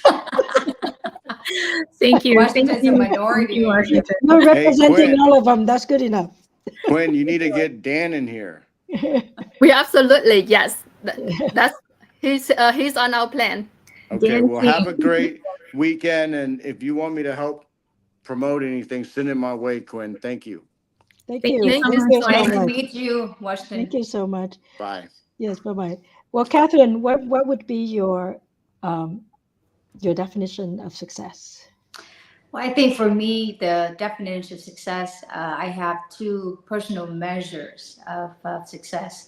I always ask, what have I done for, the people who work for me or around me, right? What have I done for them? Because I see my business as a vehicle to make money, to make profit. But what I do with the profit is the purpose. And that purpose is for people, right? So that's one fold. The other fold is, as a leader, sometimes hard decisions. And I always ask, any hard decision, can I sleep at night with my decision with peace? So if I can do that, that's a success in itself. Because sometimes it's very hard to go to bend our personal values and rules, because we want to do it, for profit, for whatever reasons. But to me, that's not a success. Even though I can gain that contract, but I don't count that as a success. Okay. Gwen, what is your definition of success? What inspire you to have those ideas of trade mission and actually working in let's just say right now 2 countries, but I know there will be more. But what inspired you to do that?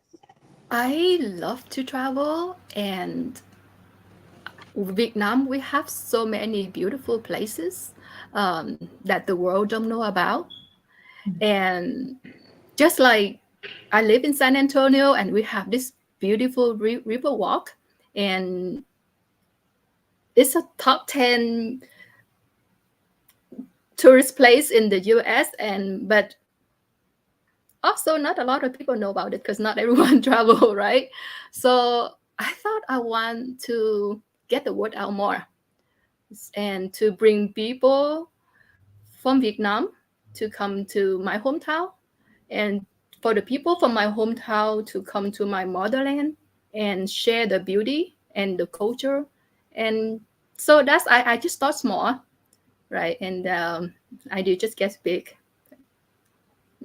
And what is your definition of success?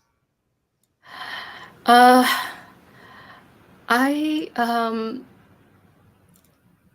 was lucky. I get to experience to lead the community during COVID, to donate masks to the hospital. And at that time, like the word spread like fire, and everyone just reached out to me and want to give back. So that's just make me feel so good in the inside, because it's bring everyone together. And to see everyone wants to go with me to deliver the mask to the hospital, and see everyone want to be a part of something that is good. It's just a simple thing that makes me happy and makes everyone happy. So I thought I just want to be a part of that. And I think that is my definition of success. To make everyone happy? Yeah, it's not always about money. Well, more money is good, but happy is good. Awesome. Thank you. We just have a different measurement of success. What about you, Lillian? Well, for me, I know that success is not like a destination. It's all about the journey. And so for me, I continue to be curious, to want to learn from the people around me, from the experiences. And there's so much to learn about people through their stories. And there's such an art in storytelling. And that's what I want to bring and share with the world. And I want to bring on people here to the Los Angeles Tribune and share those stories. For me, success is not easily defined. I think if you ever say that you are successful, then you truly aren't, is when you say, oh, I'm successful, because then what's next, right? What's next?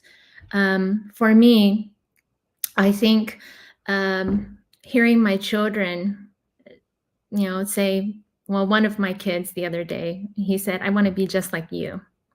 Well, that to me is success. So just a little tad bit, just a little moment, but it doesn't end there. It's always ongoing about how I can do better, how I can improve, and what else can I share to help the people around me and to serve the community. And that's my goal, and that is my definition of a never-ending goal to be better and find success. Awesome. Well, I'm so glad that we are on here, and the goals that we are sharing are just a lot of inspirational goals, right? Nobody really mentioned money or how many doors are you going to own, right? How many commercial buildings? I was on a podcast at one point, and my friend would tell me, hey, your podcast, everybody loved that, because she was actually asking me a question about happiness. And I think happiness is part of success, but my answer to her, it was peace. How much peace do you have? Peace of mind. You don't have to worry about your children growing up around you. You don't have to worry about the extended family. You don't have to worry about the economy. You have inner peace. And a lot of time that is achieved with certain level of income and certain level of comfort and investments or whatever you have.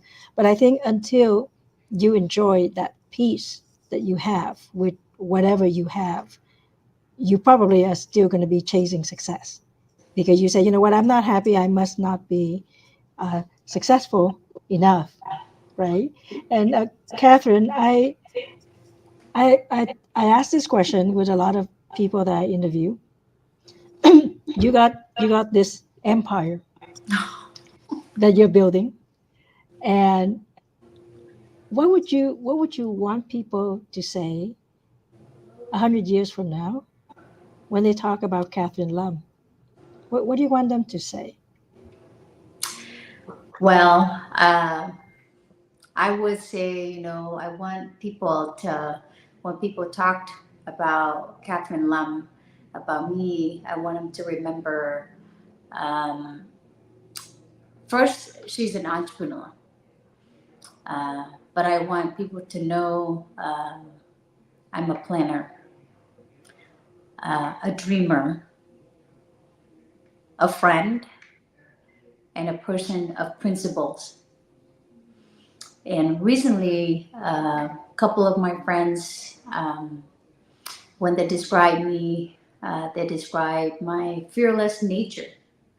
And when I hear that, truly, it made me feel bold and unstoppable.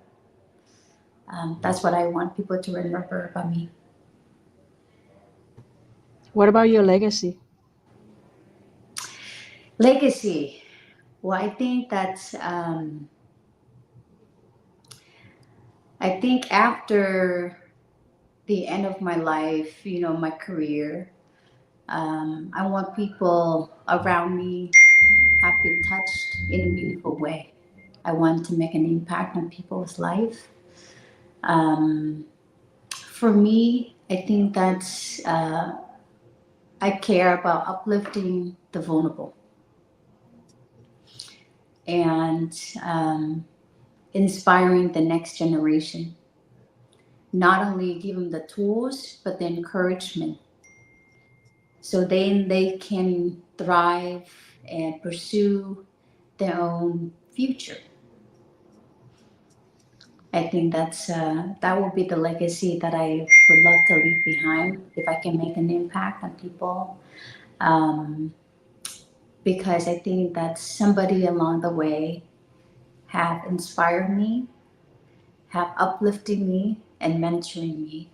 And I like to do that. Part of my give back, my legacy, is continue to uplifting and continue to mentoring, giving back my time and inspiring, sharing my own stories of how I got here to where I am today, so they can, find their own future. That's wonderful. Thank you, Catherine. And I think it was Albert Einstein who said that compound interest is the eighth wonder of the world. And I don't think he was talking about numbers. I think he was talking about leadership and mentorship and tapping the next leader. And, if you're a true leader, you grow other leaders around you and you empower them. And so you're amazing. Well, thank you, Lillian.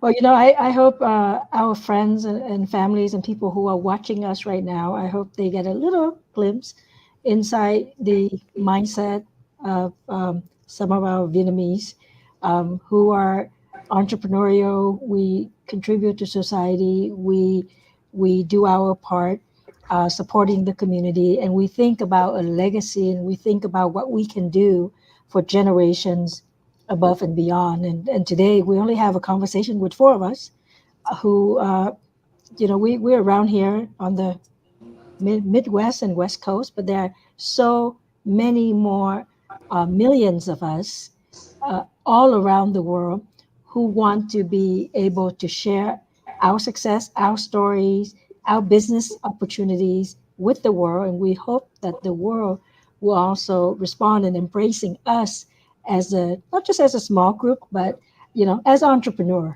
right? Because we are that part of the mainstream.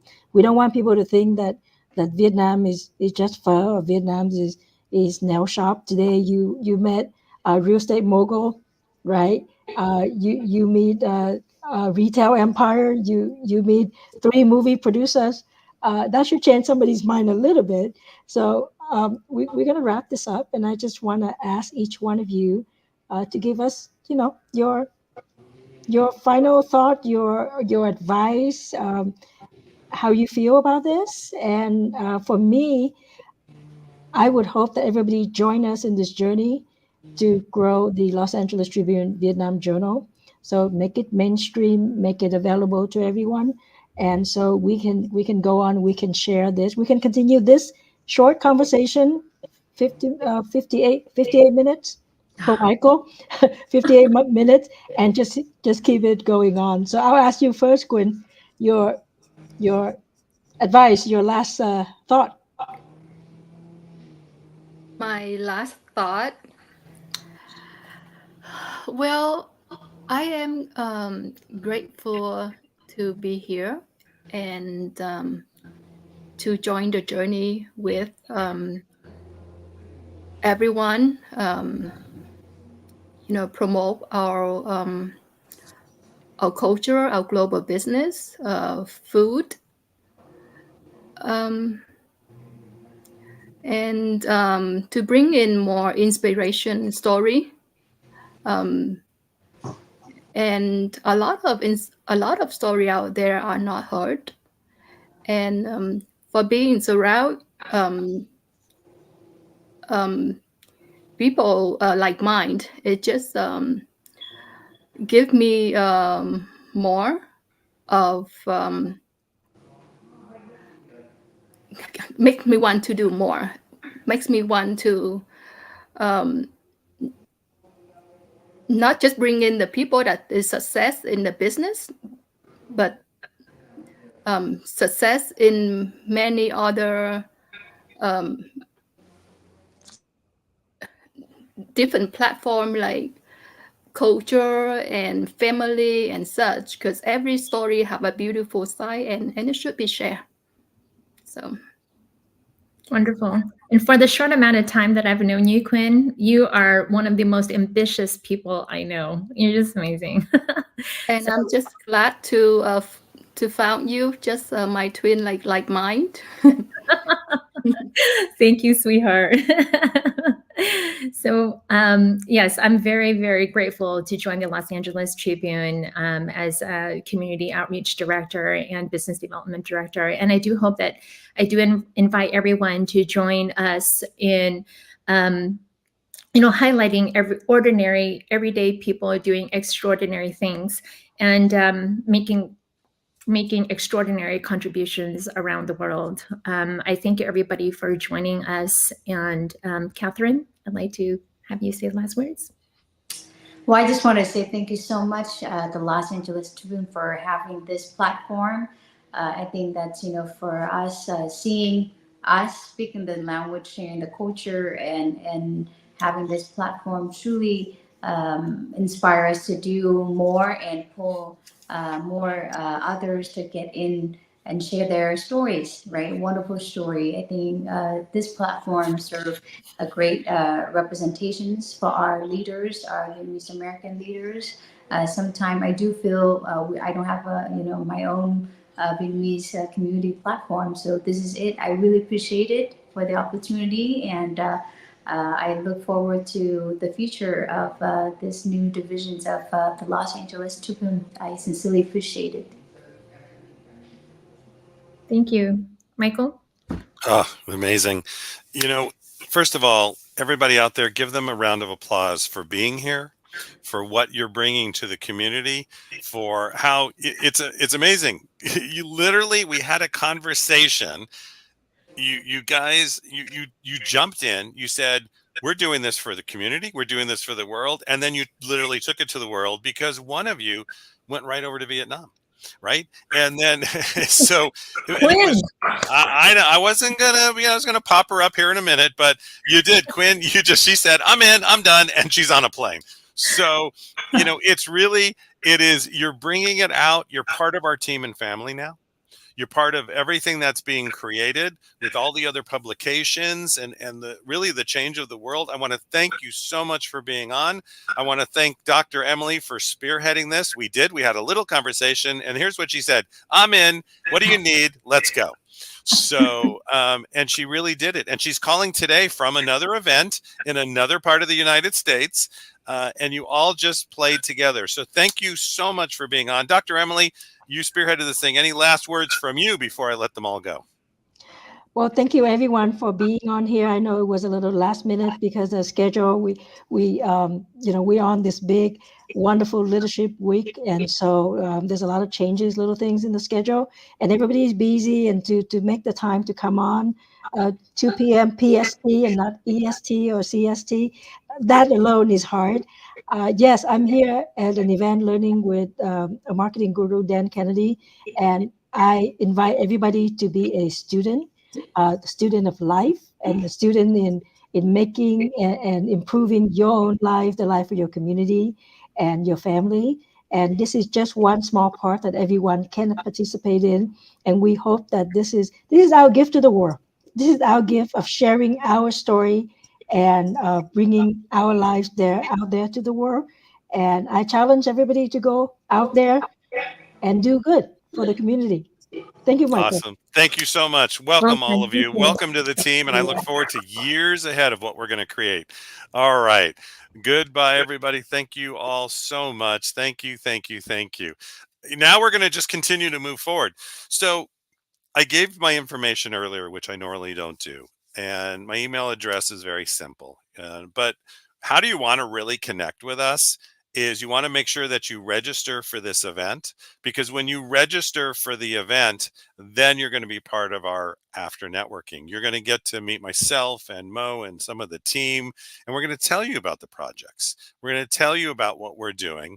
And at the same time, what we're going to do is we're going to also have you network. So you're going to network with people from around the world. You're going to get to know people from around the world. And that is exactly how we do this as one team, one family. So now we're moving. It's called transition. Called what? Transition. First of all, if you've been sitting all day, go ahead and stand up. I won't do it so you don't see me right in front of your screen. Go ahead and stand up. Put your arms up in the air. Reach up, reach up, reach up. All right, move to the right. Everybody to the right, to the right, to the right. Now you see my right, your left. We're going to mirror everything. But see, I'll just go like this. You go whichever way you want. Clap your hands together. Say, I am ready for more. I learned a lot in the last 20 years of doing this business. I've been with a lot of the greatest teams. I was TR Vecker and Peak Potential's director of coaching, a VP, and many other things. I worked with Bill Walsh for many, many years as a VP. He's one of my mentors. Mary Glorfield, Tony Robbins' vice president for 18 years, is my business partner and mentor. And there's greatness that we have that brings us to where we are today. And the next amazing group is more of our podcasters. So to the stage, I'm going to bring them all. And the leader is Sandy Scarlatta. Hi, Sandy, you're back. Look at you. Look at you. Well, I'm going to bring up the panelists and I'm going to turn it over to you. Have fun with them. Have a great time. Just rock and roll. And I'll give you 23 minutes. Look, you got some extra time now. So, all right. Minutes. I know. Isn't it great? All right, here we go. I'm bringing up some amazing leaders. Just amazing. All right. There we go. All right, Sandy, over to you. All right. Hello, everyone. I know most of you. There's an echo. I don't know if it's me. Can you guys hear it? Yeah, I am hearing it. I am hearing a little bit of an echo. So if you're not talking, just mute. But what I want to do first, because I only know a couple of you, but thank you all for showing up. And I know who you all are. I just haven't really been on the same panel with you guys. So thank you so much. Let's just go around and introduce yourself, what you do. And if you have a podcast, I think we all do here, talk about your podcast as well. So Dr. John Terry, hello, my friend. So great to see you. I know you've been so busy, lots of stuff going on in your world these days as well. Absolutely, Sandy. I am in the middle of a 12-city national tour. My 8th book launched April the 1st. I finish up that 12-week tour next week in West Palm Beach, Florida. Had a fun time coming back from an event I did in Carlsbad, California this week, but excited to be here and lots of neat things happening. Awesome. All right. And Nirka. And I hope I said your name correctly, but you are on mute. So you want to unmute yourself first? Yes, Sandy, I'm thrilled to be here on an amazing value-packed event. I am Nirka. I'm a transformational leader. I'm a coach of coaches. I specialize in guiding people to effectively communicate with their subconscious mind. Because sometimes people consciously want something, but subconsciously something's holding them back. So I create epic events and experiences that guide people to release whatever's been blocking them. So my company is an Institute of Hypnotherapy and also NLP. And I'm fired up because so many of the people on this week I've known for many, many years. I've known Mary for over 20 years. Prior to launching my company, I traveled with Tony Robbins for 5 years and I was his top trainer. So I'm happy to be here. Grateful to be with each and every one of you. Marquis, Dr. Mandy, John, everybody. Yay. Thank you so much, Nirka. And I love everything that you do. I am one of your followers. The subconscious mind is something that whole nother level of consciousness. So if you want to learn more about that, definitely hook up with her. Marquise, so great to have you here today. Marcus Ogden. I live in Fuquay Green, North Carolina. I'm a former NFL athlete. I am a coach, speaker, podcaster. We have a podcast called Get Authentic with Marcus Ogden, one of the top 0.5% of the world most popular. I also am a transformational specialist in breakthrough. I've lost everything, went through bankruptcy, lost my home, lost my cars, all my money, moved to $4 to my name. I had rock bottom, had to rebuild myself, rebrand myself. Here we are now with a phenomenal brand around with people like yourself. Excited to be on this awesome panel. Thanks for having us here. Thank you so much. And Dr. Mandy. Hi, Sandy. Thank you so much for having me. And this is such a great panel. I don't know all of you personally, but I'm about to get to know you all much more. I am a TV show host, a podcaster, a speaker, and a world champion sailor. So I've definitely touched with you, Marquise, on the athletics end of things. My podcast is called My Life, My Freedom, and my business is called Be Big Babe. I am the Thought Leaders Impact Amplifier. I help thought leaders amplify their impact in the world by installing my operations team so they can go big and freely be in their genius zone of helping people in the world. All right. Well, thank you everyone for being here. I'm Sandy Scarletta. I'm host of the Happiness Solved podcast and the managing director of the Los Angeles Tribune podcast network, and which all of you are a part of. I've seen all of your names. I've listened to your shows. You guys are all doing amazing things. And I love that we have some athletes here because I am a retired U.S. national and international figure skating coach. We've got the black belt leader, the sailboat, and the football player. And I do archery. Archery. You do archery. There we go. Boom. I knew it. I knew there was something in there because, I always say, today's athletes, tomorrow's leaders, right? And I love that we're all athletes here because, as you all know, let me tell you, when you've got that drive and you want to accomplish something, it's the athletes that really know how to take it. I mean, we all do, but there's you all know what I'm talking about. So let's go down that path here when we're talking about leadership, because as leaders, we want to build today's youth. How important is it for you all in leadership, whether you're just, going to the gym every day and knocking the weights out, or like me, I'm an amateur competitive tennis player and, in my mind, I'm much better than I am, but hey, I'm out there and I'm doing it and I'm competing. I have a match tomorrow night, as a matter of fact. So what can you share with the audience when it comes to that athleticism and leadership? How has that helped shape you as a leader today? And let's start with Marquis. Marcus, Sorry, I'm like the worst. I've been called worse. Don't worry about it. So for me, as a former NFL athlete that still competes today, I like to play pickup basketball. I'm very much into just being healthy, fit. I love this panel. I love the energy already. I'm all about just focusing, locking in, and attacking. If I'm going to do something, I'm going to put my all into it. I'm not going to get distracted. I'm not going to say, oh, I'm going to do this and this. I'm just going to focus on what I love to do and move forward. I'm going to lock in on that target, whatever it is I want to do. I'm going to attack or take action. If you're listening to this, action is the foundation of being successful, fulfilled. Everybody on this panel takes action every single day through working out, mentally, physically, emotionally, spiritually, archery to sailing, all these things. We're all moving and we're focusing on innovation or evolution, movement, and being dynamic. It takes the same energy to dream small as it does to dream big.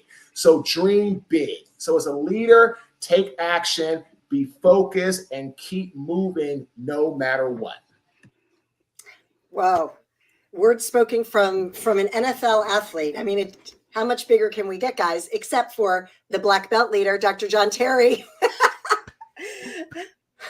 You know, Sandy, when I think about athleticism and how it helps us with leadership, I go back to my newest book that I just launched, The Black Belt Secrets of Success. And I talk about it on the Black Belt Leadership podcast often. And that is the number one secret of success in life that I teach and share. It's that successful people do daily what unsuccessful people do sometimes or not at all. And when you get to the top of the mountain, you've achieved something, but you don't stop there.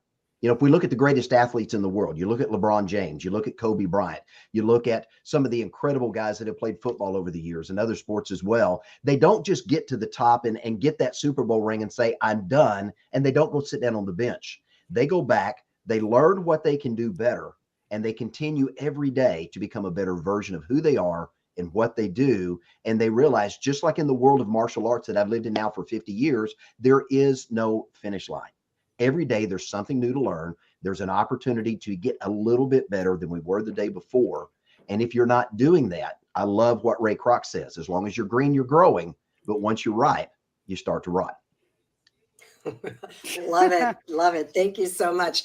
So, Nirka, I'm a huge Joe Rogan fan, and he's into archery as well. And when you hear him talk about it, and my high school sweetheart was into archery, and I sat up on a tree stand for 8 hours one day looking for deer. And that's a whole nother level of focus. So I'm really excited to hear what you have to say. Totally. Well, archery is like the target. The target is the vision. The target is the goal. The target is what we intend to create, to achieve, to accomplish, to manifest. And a lot of times what happens is people see the target outside of themselves.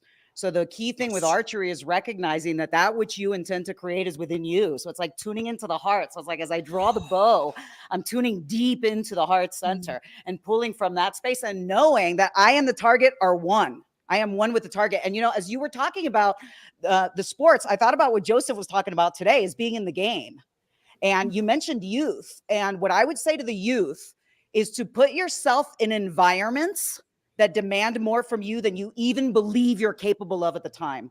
I mean, I was 19 years old when I was working with Tony. I was living in 16 different cities over a 5-year period, moving every 2 months and breaking all the records. And at the time, they used to call me the kid. So how was I able to produce those results? Is I put myself in that environment. And it was just like Marquis was talking about, that journey of transformation from pain to possibility to purpose and into a space of empowerment. So recognize that the target is within you. It's not outside of you. Wow, that was beautiful. All right, Dr. Mandy. Thank you, Nirka. That was so beautiful. The target is within us. It's something that I think about a lot too. It's so good. For me, how sports has tied into my entrepreneurship and leadership journey is how I handle adversity. It's something that comes up all the time. I mean, in sports, nonstop, there's always things going wrong in sports. You always get setbacks. There's, you don't win something. And actually I was just, this is so fresh in my brain. I was just at my college this last week and I was inducted to the Hall of Fame at my college. I'm so excited about it. I'm just still talking about it. But where we were really talking about it there, I was talking about the importance of not giving up.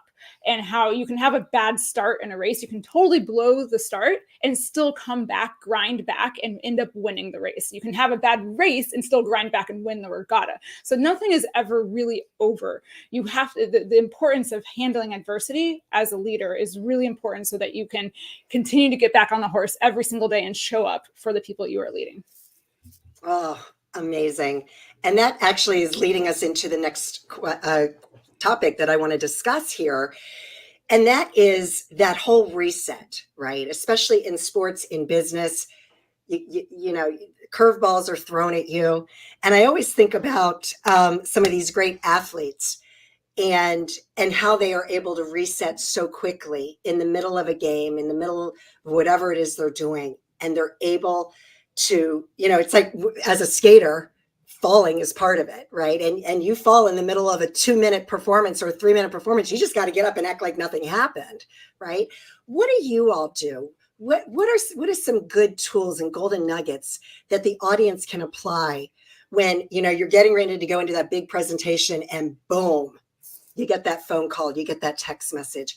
How do you reset so that you can still show up You know, some call it compartmentalizing, whatever. So let's start with Dr. Mandy. Awesome. Yeah, this is such a great question because you literally have a split second, and it really, I always talk about it in sailing when I'm helping people with sailing. You can't prevent the mistakes from happening. You can't prevent the falls from happening. You can do everything you can, but they're going to happen eventually. And it's not the winners are the people who who have the shortest amount of time between the fall and getting back up and keeping going. And so you have a split second sometimes to really make a change in your brain in order to keep going. And what I do is I go inside and I just, all the things that are popping up associated with this of like, oh my gosh, I just blew it up. I'm going to fail everything. All the images of like, oh, I just blew my entire career. I just did, I just blow them up. I blow them up in my brain. And so they're not there anymore. I just pretend, I try to like completely reset my brain. And so I'm moving forward like nothing ever just happened. Love it. Love it. Love it. Love it. That got me through the Marine Corps marathon. Oh, after mile 16. Like, okay, I'm done. Let's just run 10 miles. I just have to run 10 miles. I can do it. Marquis. That's funny. I like that one. What I do to reset, there's 4 V's to get to the 5th V of victory, but I need to reset quickly. I do the first 2 V's. I visualize and I vocalize. I tell people, visualize. If your body isn't where you want it to be, have your mind see it where it wants to be.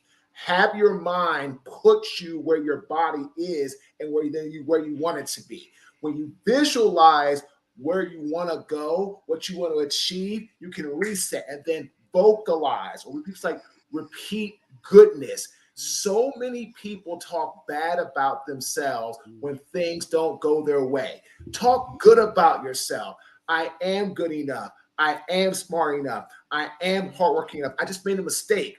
Own it. Fix it, move on, don't dwell. So if I'm trying to reset quickly, I visualize on where I want to be, and then I vocalize to myself, I am good enough, I am smart enough, and I do deserve happiness. I'm recently divorced, and it's interesting. 18 months later, God puts me to a development called Serenity, and I live on Serendipity Drive. That's the power of visualization. You got to love it. Thank you for sharing that. Thank you so much. All right, Nirka.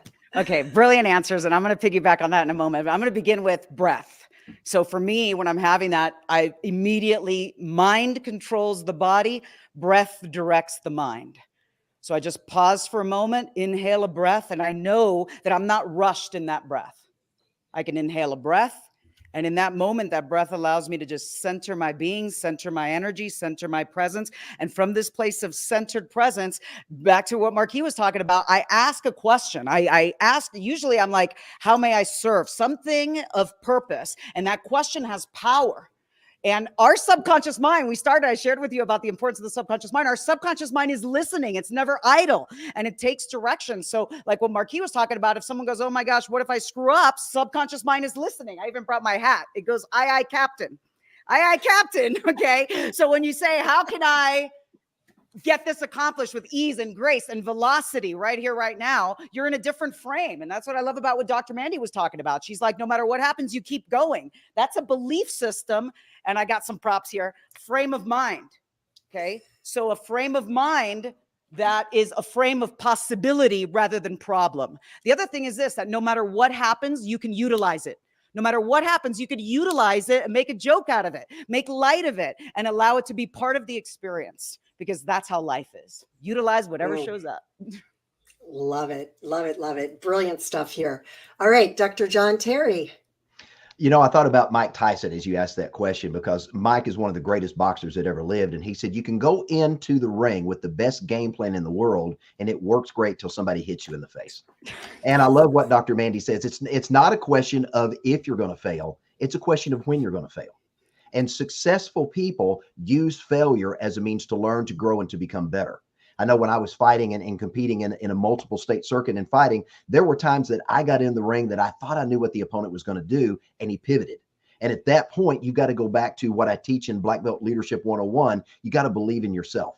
because you can't achieve what you do not believe. So I want to build on what Enrica just shared. And that's just so important, because you've got to trust your training. You got to trust your preparation and all the work you've done to this point. If you're confident and believe in who you are and what you're capable of, you're going to take that distraction, that momentary, I messed up, and you're going to just pick yourself up off the floor. You're going to get back in the ring and you're going to go back to the fight. Wow. There's so many questions and topics that I'd like to cover today.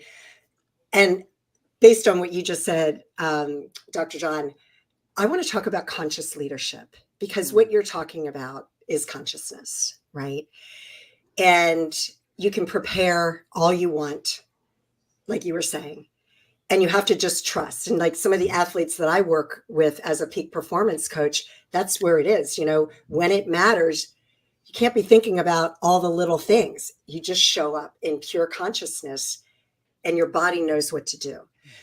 When it comes to leadership, though, what does conscious leadership mean to you? And I asked this question on the panel earlier, but I think it just needs to be repeated with different answers, because you all have such different backgrounds. So I'm just going to go in reverse order. So Dr. John Terry, what is conscious leadership to you?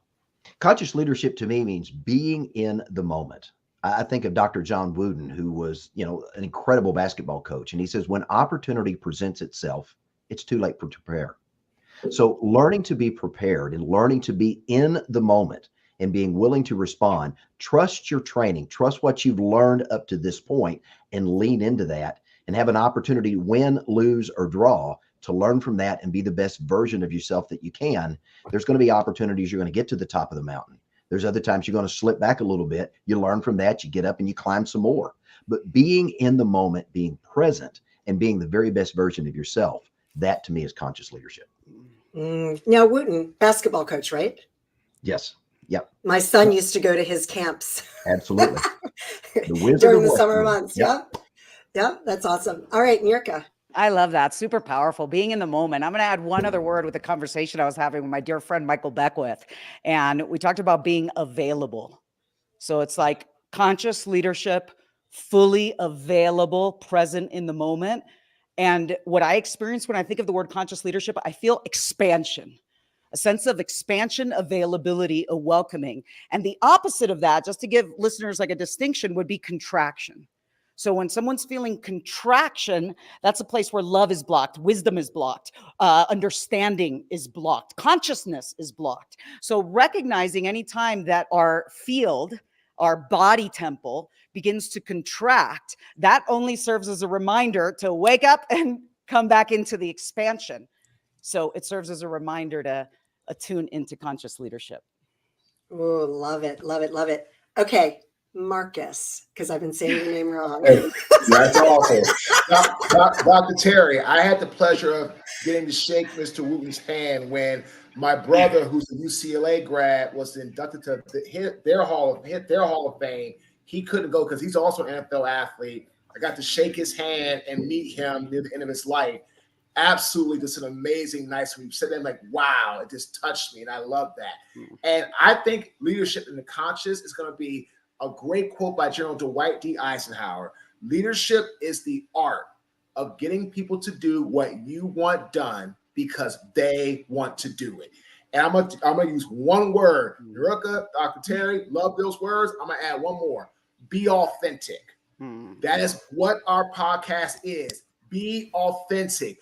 Who you are in the moment today is not gonna be the same as it was yesterday or tomorrow. So be authentic. When you do that, people follow you because you're real, and vulnerability creates connectivity. Remember that, and you'll always get people to follow you, and they want to be around you and your leadership style. Oh, beautiful. Beautifully said. All right, Dr. Mandy. Thank you. I love all those words too, Nirka. I do that in my life too. That's actually how I make decisions. If I feel expansive, I move forward with the decision. If I feel contraction, then I don't do it. So I really love that you touched on that topic.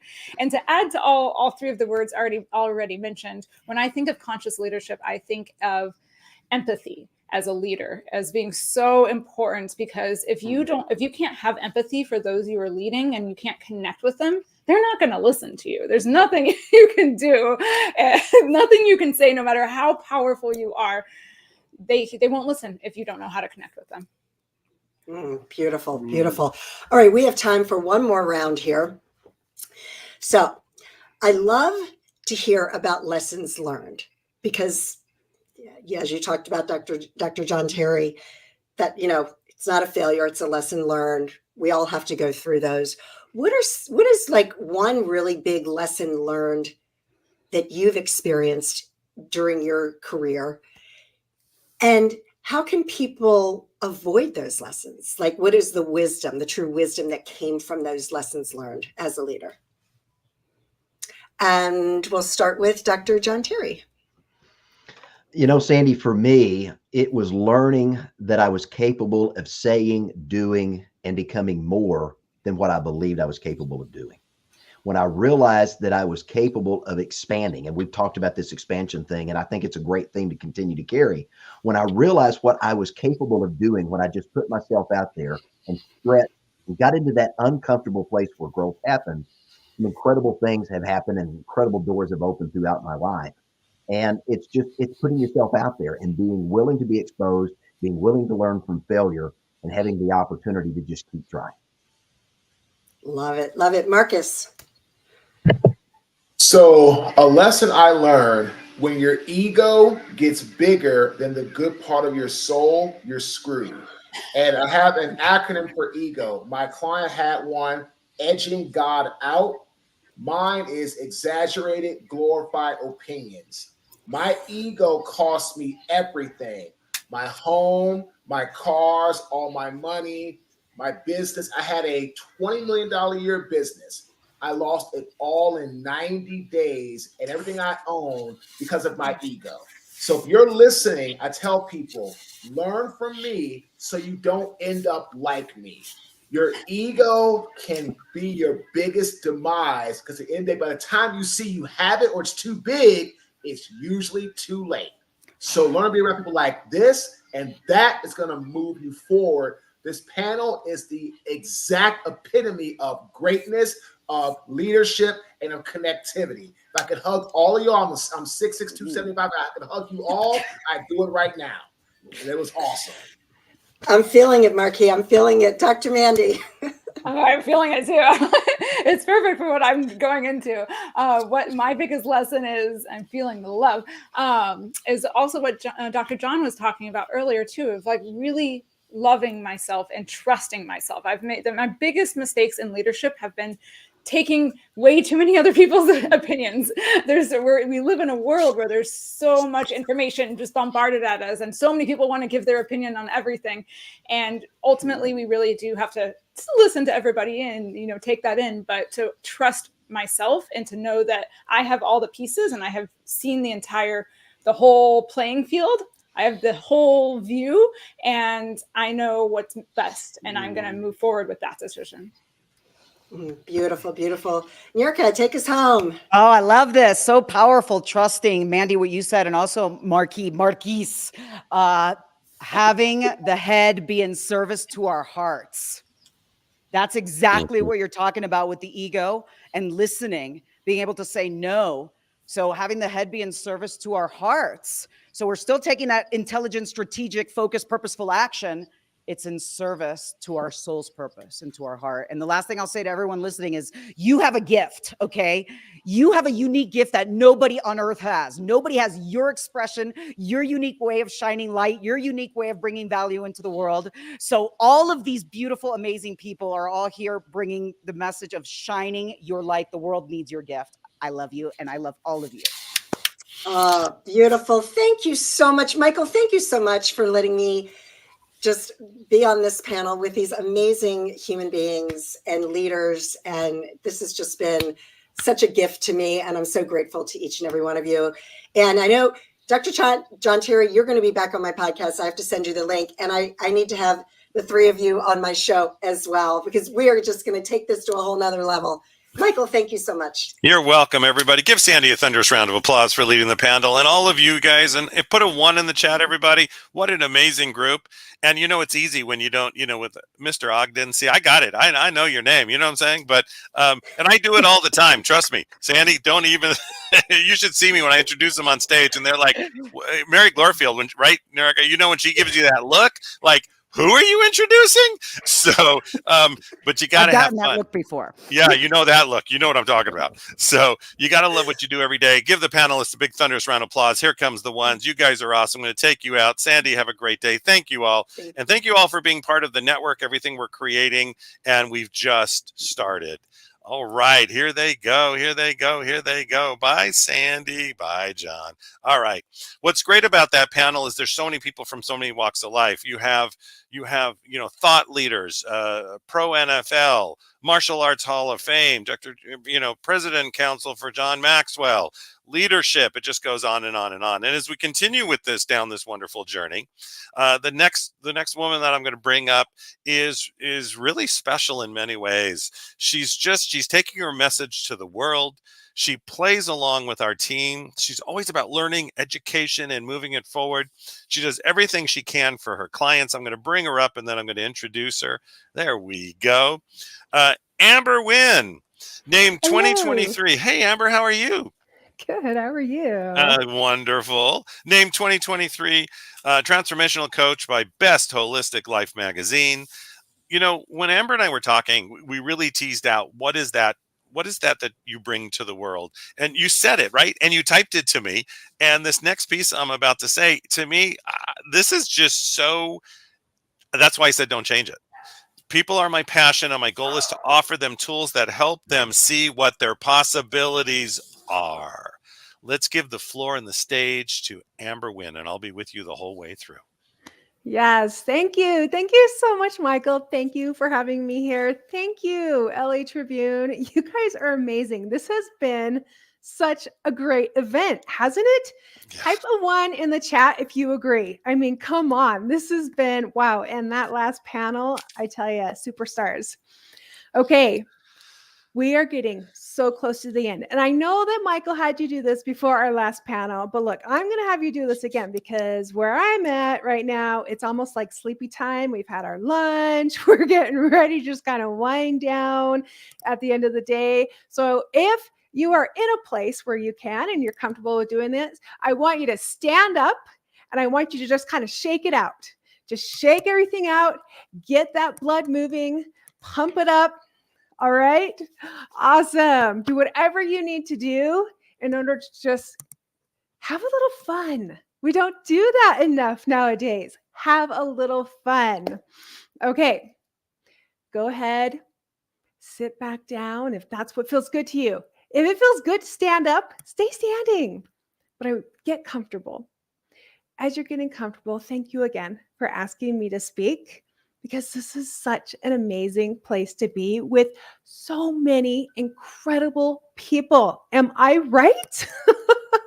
I mean, when I was asked to speak, my brain went straight to what can I tell them to give them hope, to give them encouragement? What is something that they can come away with that'll help them start getting more of what they want in their life?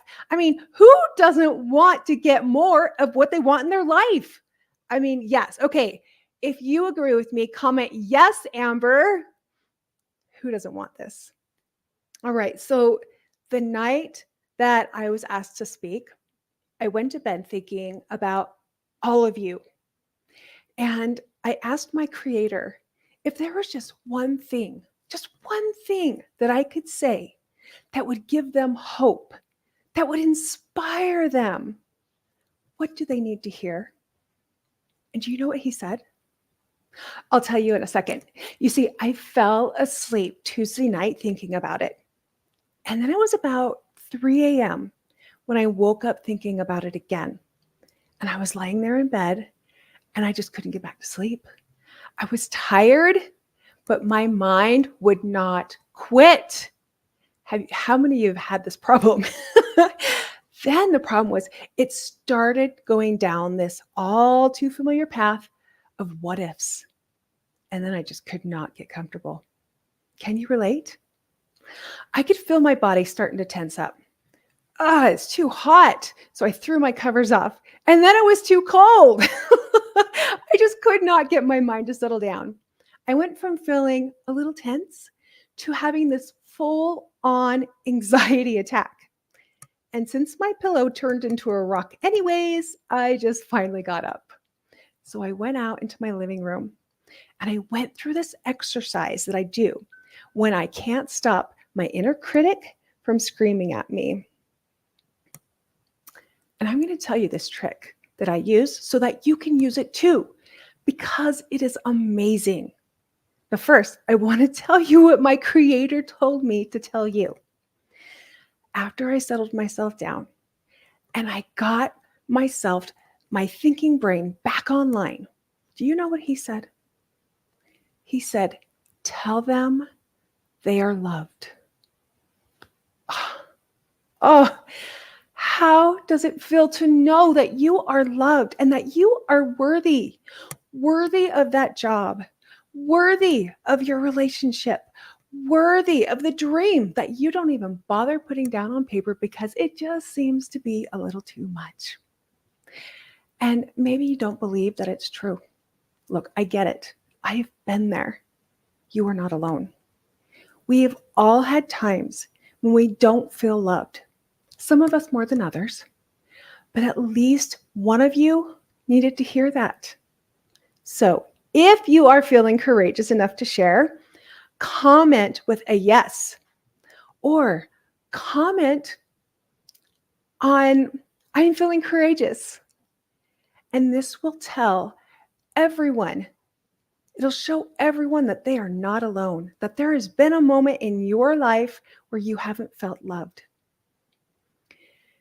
And when I heard that, when I heard tell them they are loved, it got me thinking, what do you think gets in the way of you believing that you are loved and that you are a person worthy of the title, worthy of the relationship, and of the dream? I think part of it has to do with that chase that we're in. The chase to prove something, the chase to feel something, to leave our mark, to contribute, to create a legacy. A lot of that has been talked about today. All those things are such good things. But doing these things, they usually take longer than we expect or longer than what we want. And when things aren't going as planned, when you are facing failure after failure, what are you telling yourself? What is that dialogue that is happening in here that no one else can hear but you? What is that tone that it's talking to you in? Now, for me, if I'm not paying attention and being intentional, which we are all about here, the tone turns negative 100% of the time. What's happening is my brain is just trying to alert me, work harder, be smarter, earn this much money, create a flourishing environment for my kids and grandkids, get this job title, earn this much money so that you can afford this house or that car. That is quite a list. What is on your list? What kind of environment does that create for you in your body when you're thinking about that list? Are you feeling anxious? Are you feeling overwhelmed, stress, tense, worried? If you were here, so this is my podium. It looks so beautiful. I love this. I always say I'm 50% a mess and 50% amazing. So if this was looking messy, then what you're getting is amazing, right? So if you were here, if you got the title, if you had the money, the house, the relationship, whatever is on your list, then what would your brain tell you? You did it. You're worth something now. Now your kids can be safe. You have arrived. Now, if someone told you you are loved or you are worthy, could you believe it? How does it feel when you are here? Do you know? Is it maybe energized, determined? Maybe it's safe or calm. Put in the comments what you feel when you're right here at the top, when you've made it. Maybe you already believe that you are loved and worthy, but maybe you'd rather be getting here to the top, feeling energized, determined, safe, calm, whatever it was that you put in the comments. Is it possible to get here without all the worry, without all the anxiety and the overwhelm? Yes. If you are listening to this, you are super smart. You are driven. We've talked a lot about action over and over today. And most of you have already heard of the think, feel, do model. If not, that's okay. I got you.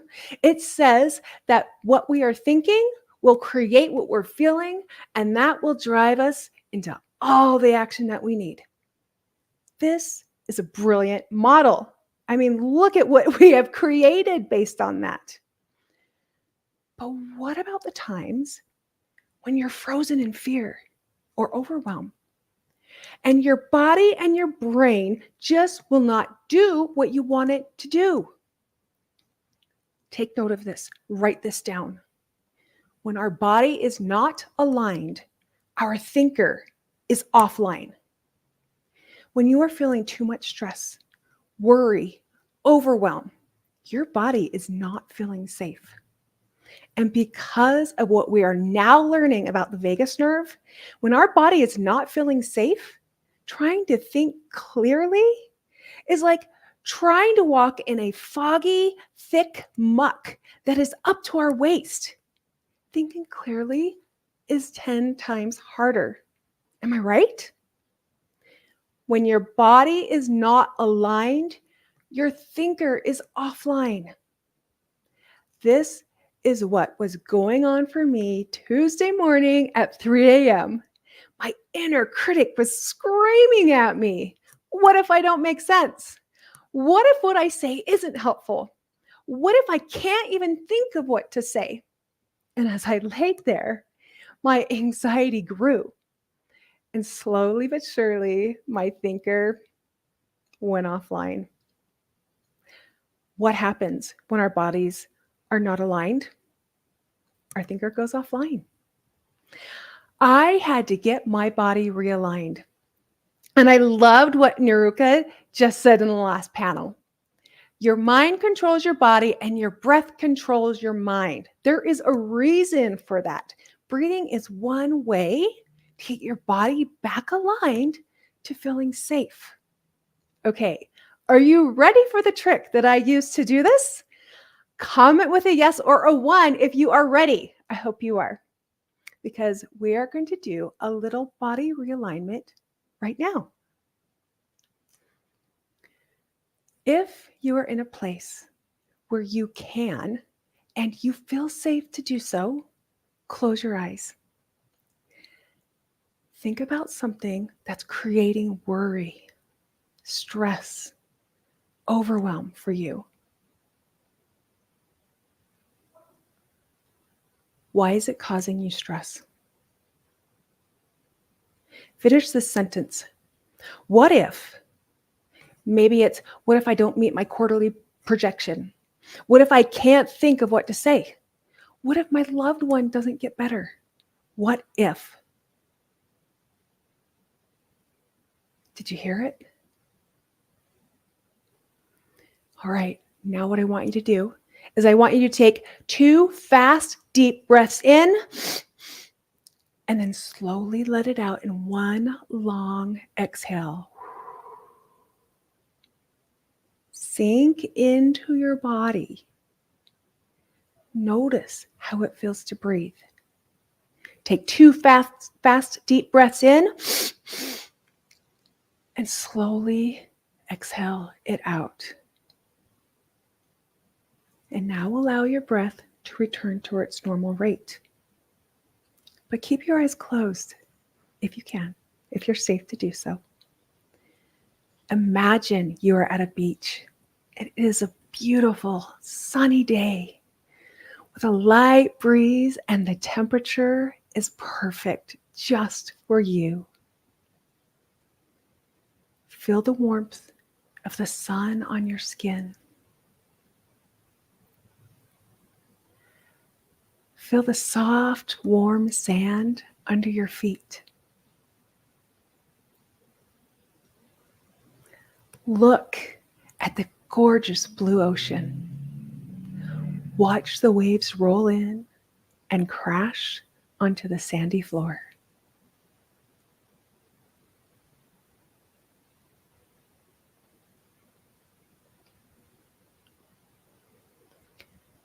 Now bring back to your mind your what if statement. See that statement, that sentence, that statement rolling in on the waves of the ocean, and just allow it to come in on the waves. And as it rolls closer, allow your statement to break down as it crashes onto the ocean floor.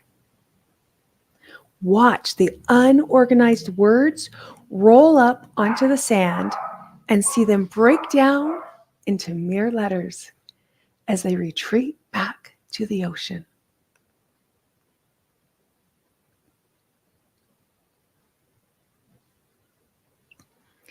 Continue to watch your worries, your what ifs, roll in, crash down, and dissolve into the sand. And then allow them to retreat back to the ocean.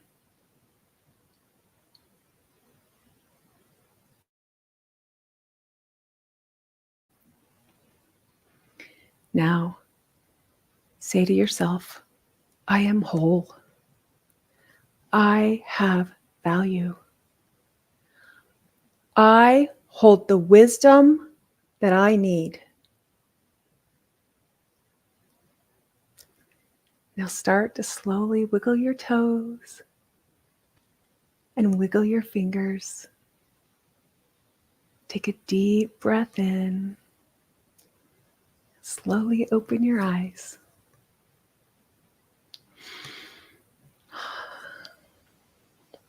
Hi. This is what I did to get my body realigned and my thinker back online so I could think at my ultimate potential. This is how I was able to hear my Creator say, tell them they are loved. When your body is not aligned, your thinker is offline. To journey, the journey to here, it will be challenging, but it can also be much more enjoyable. If you have gotten here before, then you know that staying here doesn't last, because that feeling that you felt when you got here, it just doesn't last. And when that feeling dies down and we get restless, what do we typically do? We set our sights on another podium to make it to the top. Now, I'm all for switching podiums. I'm all for seeing how far you can go.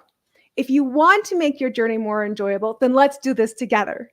We can start with what I call micro-focus moments and get there one day at a time. Just like Joseph McClellan said, he was saying today was simplicity, not complexity. When we collect these micro-focus moments, you'll also collect micro-focus wins, and then we keep moving forward. I wish I could tell you more, but I think that's it. I think I'm done, right? You know, Amber, give Amber a round of applause. The comments, I don't know, they've been streaming at the bottom and maybe you've seen some of them, but here's some of the comments that came through. Wow, Amber, this is amazing. Love this. Ah, man, this is my jam. And if you know John's background, that's just phenomenal. Um, think, feel, do. Absolutely, Amber. I love this. I could just go on and on. You should look at the comment stream when you have time on Facebook. Absolutely. I want to thank you so much for being here today. What was great is this is great grounding for the afternoon. This really, right? This was a perfect moment. And I saw people were typing and other people I know were texting me going, this is perfect. They loved the diagram and you were very clear. The question became, how can they get more? How can they reach you? Oh, listen, if you would like to spend a little more time with me, I would love that. Go to my website, amberwin.com. That's AMBERWINN.com. amberwin.com. And at the top of my page, you'll see an option for a free mini session. And while you're there, just scroll down a little bit past the classes that I offer, and you will see season 1 of my podcast, The Inner Love Diva. And I know we all like to binge nowadays, so you can binge on over 50 episodes if you really wanted to. All right, go to amberwin.com, and I really hope to see you there. Fantastic. Amber, thank you so much. I'm going to leave you up just for a second as I bring up this another powerful woman that you'll get to know more and more and more of it. Yeah, there you go. I knew you. So, Yes, love you. Karen, what'd you think of that session?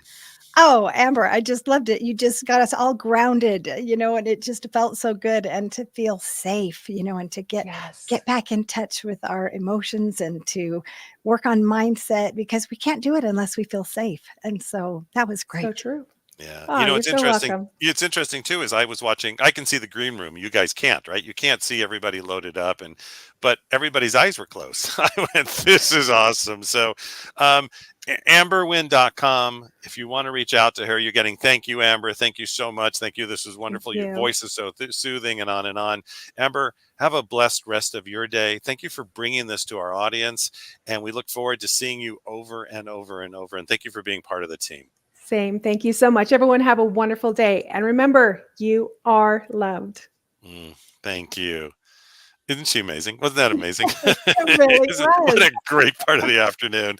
Yeah. And you never, sometimes when you do a schedule and you move it around and I brought her just a little bit earlier, not much, but I thought, all right, so I'm going to put her, because it's like a great grounding time. And it's a great grounding for all of us. So I'm going to give you the floor.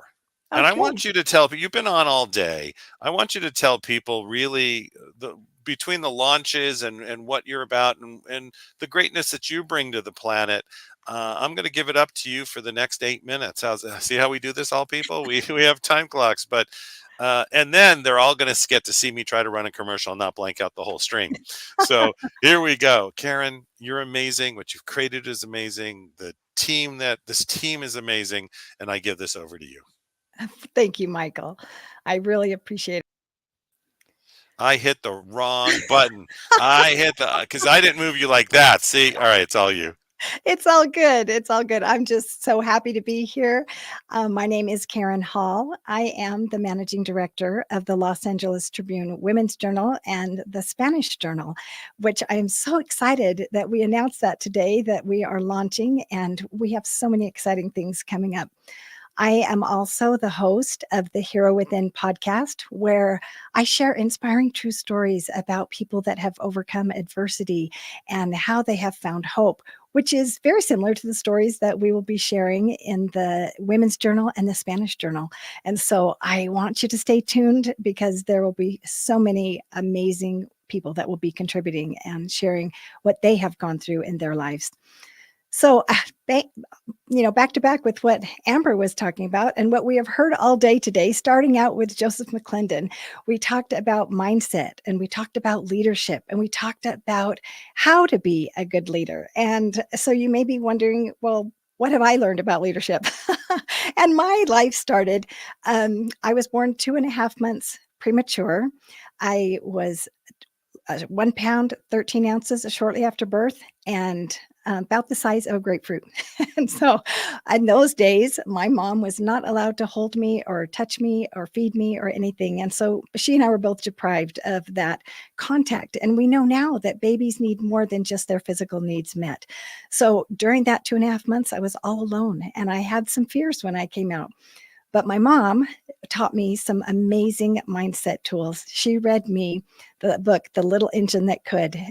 That was my bedtime story. And if any of you are familiar with The Little Engine That Could, it's about a train that is taking dolls and toys and good things to eat to the other side of the mountain, but it breaks down and it needs help. And it asks for help from the passenger engine, but it's too busy.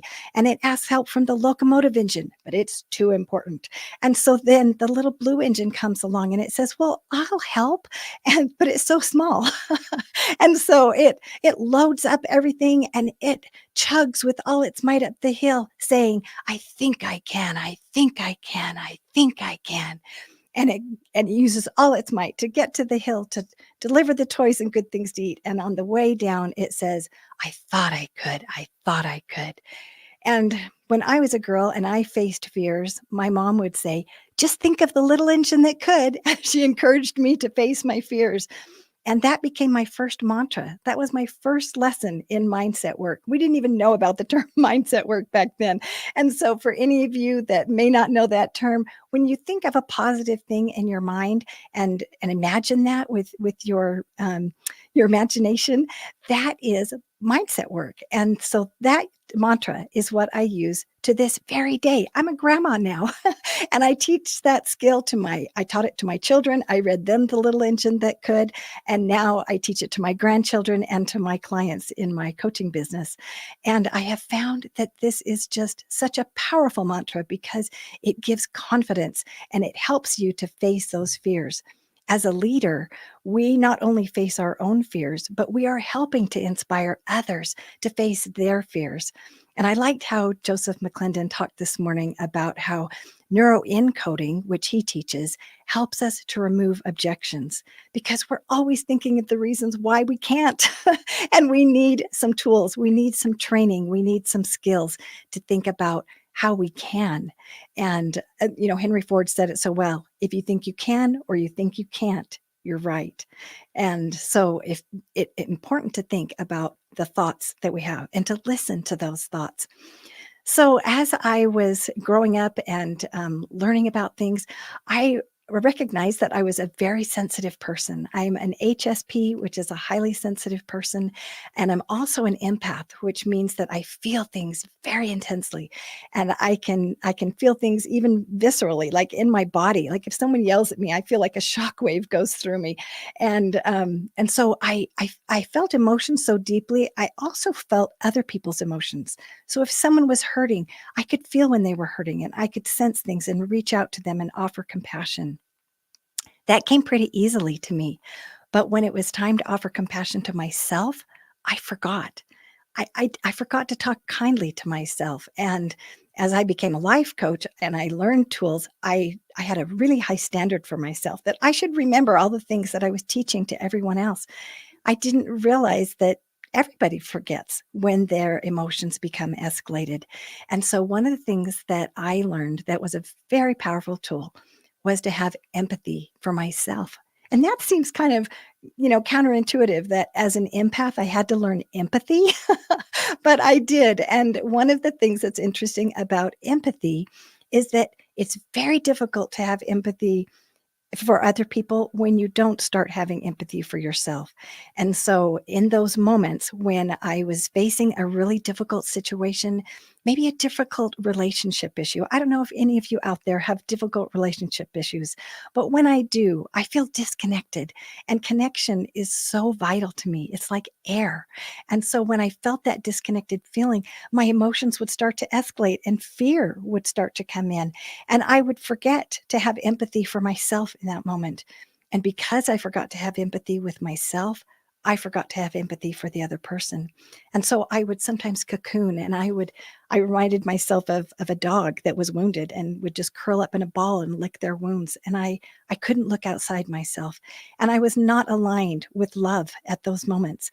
and I realized I wasn't happy. And I thought, well, what can I do to be more happy? And this was the journey of my life. I loved how Sandy Scarlata talks about her podcast, Happiness Solved. I love her podcast. And I love how many times we've talked about joy and about looking for happiness, and how that is a measure of success.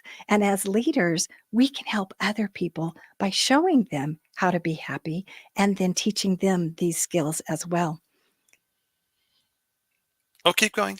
Oh, okay. And so I was just going to say, and then the next step that I learned was that when I was present and I was able to emotionally regulate my emotions, then I was able to be conscious of what the other person was going through. At first, I could only think about myself, but when I had empathy for them, for myself first, I could have empathy for them. And then I could think, well, why would they do that thing? I wonder what's going on with them. I wonder if they are hurting.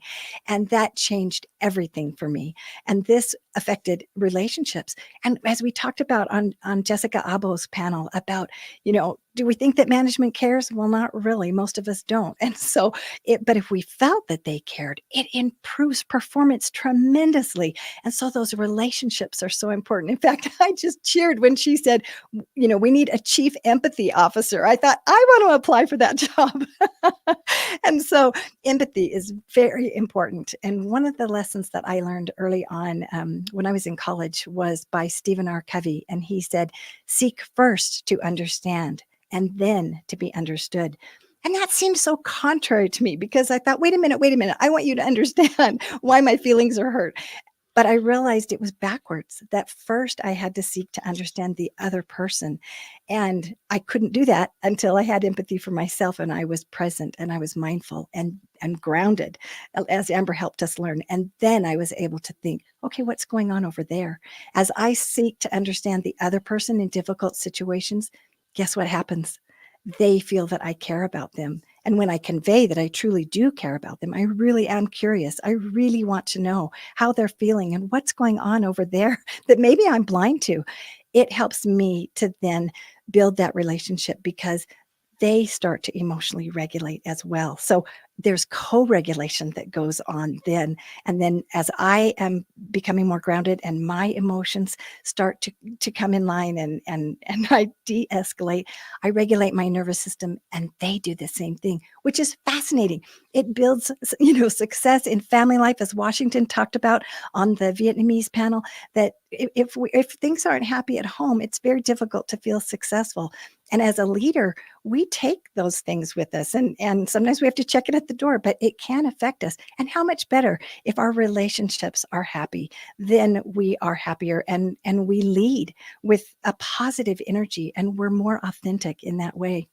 And the last tool that I would like to teach you today is to think about this question. When you're in a difficult situation, ask yourself, am I willing to look at this differently?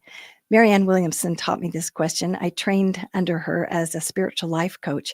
And when she asked me that, I thought that is such a powerful question. And along with that, what would love do? What would love do in this situation? And sometimes that's kind of hard to think of. And sometimes love does different things. Love might set boundaries. Love might offer an embrace. Love might listen. Love might take a break and pause, to take care of ourselves and get grounded again. Love would do different things in different situations, but love is always the answer. In fact, one of my friends said to me one time that her favorite quote is, "Love is the answer." Now, what was the question? And I just love that. I love it. Karen, thank you so much for this. And I want everybody, we want to get to know you, right? Your presence and everything we're creating, obviously. And at the same time, thank you for giving them those lessons. There were lots of comments. There was a lot going. Anything else you want to say before you wrap? And you're actually on the next panel too. And we're about to go to a video clip, which this part I've never done before. And the team said, you got this, Michael. So if I turn you all off, make sure you jump back all on the stream, but that won't happen. So any last things, Karen, before I move to the next piece? The last thing, if I was just going to add one last thing, is you can either have love or you can have a grievance. And which one do you want? And I want love because I feel happiest with love. Yeah, that's awesome. Give that a round of applause, everybody. Put comments in there. Harvey used to always say, "Do you want to be right or you want to be happy?" I mean, there's, Yes. it's so important. So, thank you, Karen, and thank you so much. It was really exciting to have all the journals today, right? Yes, it And was to have so all that, and exciting. it was an amazing group. So here we go. I'm gonna try I'm gonna try this little piece. We're gonna just take a minute break, and then we're right into the next panel. Don't go anywhere, Karen. Okay, Let's see thank what you so happens. much.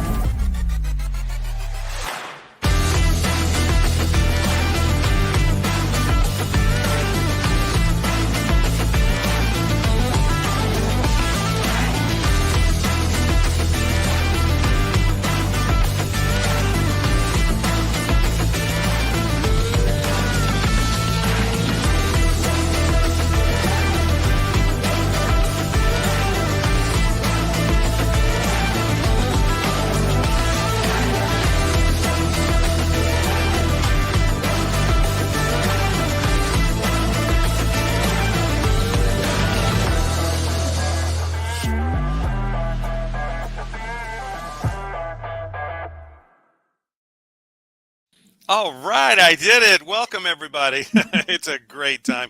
It's great too because part of what that does is it does heighten the state. You always want to raise the energy. You want to heighten the state before you move them to the next piece. And what's really exciting is we're going to have videos like that for the podcast network, for all the journals, and it's amazing what's being created. So I'm going to turn this amazing panel. If you have a lot of background, make sure that you mute yourself. I'm going to turn this amazing panel over to the amazing, the wonderful, all the way from across the world, in the ocean, swimming, dancing, sailing, who knows? Let's give it up for Dr. Mandy Rose.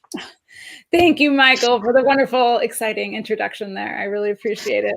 And I must say that was just the perfect lead up into it, perfect timing to have Amber Wynn and Karen speak. It was so beautiful and so relaxing. I was getting to the point in the day where I was getting too much information and I was like, so scattered. And so it was just so relaxing to come back into my body and come back into, myself being present here. So thank you all for joining today. We have an amazing panel crew here. I'm really excited for this great group. And we're going to hop in. There is some background noise. So if somebody's got some background noise, maybe just mute yourself when you're not speaking. I'm going to give you all a chance to introduce yourselves. Please give us your name, your business name, your podcast name, and a little bit about you. And we'll start with you, John, please. Hey, good morning, good afternoon, good evening, wherever you are in the world tuning in. So excited to be here with this panel. My name is John McCaskill. I'm a retired Navy SEAL commander. I run a program or a company called Frogman Mindfulness, teaching a lot of what Amber talked about on the last panel or just before Karen went on. That's why I said this is my jam, because that's what I teach. And then I run a podcast with my good friend, Will Schneider. The podcast is Men Talking Mindfulness. Love that. Thank you, John. Men Talking Mindfulness. I'd love to hear more about what you have to say about things later on in this panel. Todd, we'll give you a chance to introduce yourself. I appreciate that. Hey, everybody. My name is Todd Baker. My company is Project 9 Life. I'm a personal development coach, and I help people go from where they're at to where they want to be, seeking clarity through simplicity. Something about me. The company name came directly from my kids. So they are still waiting on some checks for me, but that's where I got the inspiration for the name. Wonderful. Thank you, Todd. All right, Karen, we'll give you a chance to introduce yourself again if you want to add anything to what you already said. Well, sure. So, Todd, I appreciate that about clarity through simplicity. That just goes right along with what Joseph McClendon was teaching, this morning. And so my name is Karen Hall, and I'm the host of the Hero Within podcast. And I teach the empathy advantage, where we learn about how to build relationships of trust in personal life and in business. And on my podcast, we feature inspiring true stories of people that have overcome adversity to find hope and to build empathy in their relationships too. I love it. Thank you. Thank you, Karen. And I love what you just talked about with the little engine that could, and like, I think I can. Is I'm going to think about that for a long time. It's really so beautiful how you bring the empathy into everything you do. And thank you. I'm so excited. Michael and Emily joined us. I had you on my list and I was like, where did they go? You joined us. All right, we're doing introductions, and I'll give Dr. Christina a chance to introduce herself, please.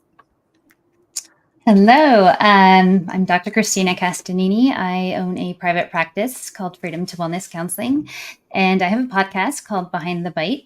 And on there, I talk about eating disorders and body image issues. And I come from the personal perspectives and professional perspectives, mostly because I had an eating disorder. So I feel it's important to talk about recovery from the personal perspectives, but also because I'm a doctor and I'm a certified eating disorder specialist, I think it's important to also come at it from the professional perspective. So thanks for having me here. Thank you, Dr. Christina. Thank you for being here. Chris, we'll give you a chance to introduce yourself. Hi, I'm so excited to be here. You know, on day one, Sharon Lechter was saying, surround yourself with the right people. And the last 3 days, I've been like, yes, I am surrounded by the right people. So I'm excited to be here with you. My name is Chris Ashley. I'm a coach, author, speaker. My book is Change Your Mind to Change Your Reality. And my podcast is called Change Your Mind with Chris Ashley. And it's all about personal development, spirituality. And then I love to back it up with science, quantum physics, totally geek out. And I'm just really happy to be here. Thank you, Chris. Michael, we'll give you a chance to introduce yourself. Those glasses are incredible. Thank you so much. I appreciate that. I'm so happy to be here with everybody. And it's been an amazing couple of days of just incredible leadership and just inspiration. A little bit about me. I'm a true hyphenate. I'm an actor, writer, director, producer in the entertainment industry. I'm also a coach, and I'm an upcoming podcaster with this amazing group. My podcast is going to be called No Ifs, Ands, or Buts with Michael Piper Uni. It'll deal with colon health, amongst many other things. Thank you, Michael. I'm looking forward to checking out your podcast, because I'm sure it's going to be super entertaining. Hope so. All right. Emily, the angel coach, please introduce yourself. Hi, everyone. I'm Emily, the angel coach here in sunny Florida. Right now it's getting dark, so it's not as sunny as it was a lot earlier. And I help people really awaken into the experience that we're more than human, and that there's so much beyond what is seen that is guiding, supporting us, and really guiding so many opportunities beyond what we can conceive. Excited to be here.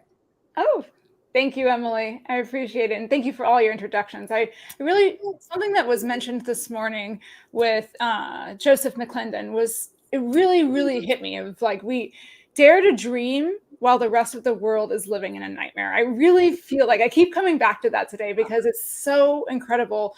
The world we live in is very volatile, very unstable. It's very chaotic at times. And the world is craving leadership right now. We really are craving leaders, and a new wave of leaders is coming through. And you are all part of the new wave of leaders that are coming through now. And so much is going into that. It's a new breed of leaders. And I really would love to know when you all became a leader. How did that happen? Did you get put in a role that you were a leader? Did it happen when you started your podcast, since we're all podcasters here, or soon to be podcasters, Michael? And then, or did you strive to be a leader? So that's a question that I'd love for all of you to answer. And we'll start with you, Chris. Wow, what a great question, Mandy. Thank you so much for that. You know, I was thinking back, and my whole journey of my spiritual awakening happened after I recovered from my own trauma. But I think I really stepped into a leadership zone when I was working the 9 to 5. I had the 6-figure paycheck. Everything was right on paper, but I felt like I wasn't living my purpose and my passion. And I was having panic attacks every night. And I was like, something is wrong. The universe is trying to tell me I'm not on the right path.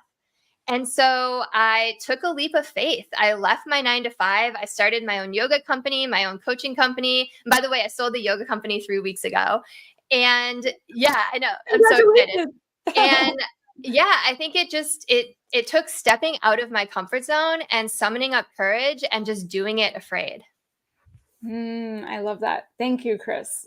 And congratulations on selling your yoga studio. That's a huge accomplishment. John, we'll hear from you. When did you become a leader? When did you know that you were a leader? Well, I believe that leaders are born, and then that leadership can be further refined with time and situations, the context that people are put into. I was part of a larger family. I was one of 5 kids, and I believe that I was a leader in that family amongst the siblings. And then later in school, I know there was a big talk about leadership coming from athletics before. I was an athlete, played all the different sports. And I think that helped me to further refine that leadership that I already had in me. And then further in the military, just spent 24 years in the Navy, and all of that time was in a leadership position. And now I'm a leader in my family. I'm a father and have 3 beautiful kids that I'm a leader. So that is definitely my toughest leadership challenge. But I think we are born leaders, and then that leadership can be further refined. Oh, that's beautiful, John. And I love that you mentioned your family, because that really is a role of leadership. Being a parent is a leader. And I love how you said it is your hardest leadership challenge, because as a parent, I know how that goes too. It definitely tests everything. And the panel, I was on a panel an hour ago that was all athletes. If you didn't get a chance to listen to it live, make sure you go back and listen to it again. It was really incredible to have the perspective of leadership in athletics and how athletics leads to leadership skills and refines our leadership, like you talk about. So great. Todd, when did you become a leader? And I'm going to jump in for a minute just on that, Todd. Sorry. I'm going to jump in because we are moving. There's a whole side of the podcast division and what we're doing too with the journals that is going to move towards the sports side, as we say. We're going to have one whole area that's really exciting on that. We're going to be looking at NFL, NBA, all the different sports, the martial arts. Obviously, John's owns the Martial Arts Hall of Fame. So, and they're doing their big 25th anniversary in July. If anybody wants to go to Vegas, it's going to be amazing. But so it is, because it's part of leadership. It's part of how you do things. It's how you address and look at everything. I mean, I grew up in the John Wooden. My family were Bruins. It was Wooden, John Wooden, John Wooden, John Wooden, John Wooden. But it's a big part of what we're going to be doing. And Mandy, you'll be part of that. So, and a lot of you will be who's involved with that. I just want to jump in and tell you that. And it was a great panel. All right. Have fun. Thank you, Michael. You know, it's exciting when Michael pops back in with a special announcement. Yeah, exactly. All right. Todd, we'll give you your chance now. All right. Yeah, minus no pop-ins. But I agree with John that, leaders are born and then you refine those skills over time. So, playing high school football, I was the quarterback, and playing baseball, and you get kind of thrust into these leadership roles. But really the true refinement and what made me the leader that I am today was really in my face. And it was because my kids, and I was working a job that I had to work on weekends, and I was missing all of their growing up and playing sports and being able to watch them in person. And it was right there in my face because I was watching little dots on my phone go around the baseball diamond. And the next day I quit and forged my own path. And I'm the first and hopefully not last entrepreneur in kind of my family. But it was a leap of faith that, we've all taken, kind of betting on ourselves. That's so great, Todd. I love that. Betting on ourselves and taking that leap of faith to bet on ourselves. That's beautiful. Thank you. We'll go with Emily. When did you become a leader? Well, great question, by the way. I resonate with what John said. I do believe that some of us are anointed and are born with that stir, that call of leadership.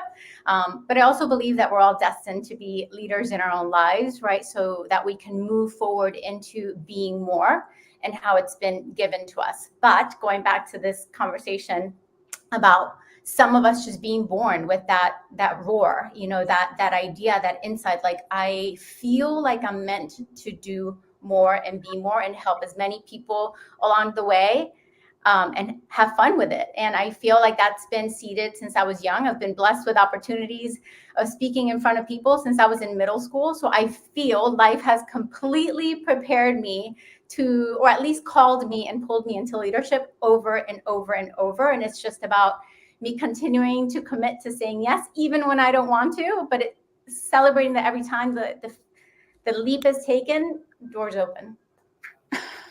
I love that you said that. That's something that I've contemplated as well. Whenever I'm hiding and trying to like play it safe, my world it blows up. Things blow up. But when I take that leap of faith into leadership roles, doors open and the world expands. It's really, I'm glad I'm glad somebody else's life is like that as well. Thank you for sharing. Dr. Christina, when did you become a leader? You know, I love everyone's answers because I feel myself going, yes, yes, yes. Like, so I grew up in a really traditional household. My family were immigrants from Italy, and the norm was you don't move out of the house till you're married. So I was the first one to move out of the house, not married at 17 to go to college. And I was like the black sheep, right? So I've always had this like urge to break the rules. And so I did. So you know, I was off at 17, didn't come back till 10 years later. I went off and got all of my education, but I found myself too, I was stuck in this hospital job for over a decade. And I felt the same thing. I was just feeling like stagnant and miserable. And I had that same kind of urge to like get out. And I always had that, I don't want to live with the what ifs. And so I did, I jumped ship and opened my private practice, even though I was a single mom with 2 young kids and I had all the stable benefits, the stable paycheck. I mean, everyone looked at me like you're crazy, right? But here I am, and I'm with all you wonderful people and doing this podcast. And, you know, I'm sure there's going to be other times in my life where I do things where people just shake their heads. But you know what? I don't want to ever live with the what ifs. So, you know, hopefully my kids do the same thing. So Thank you. Thank you, Dr. Christina. It's so good.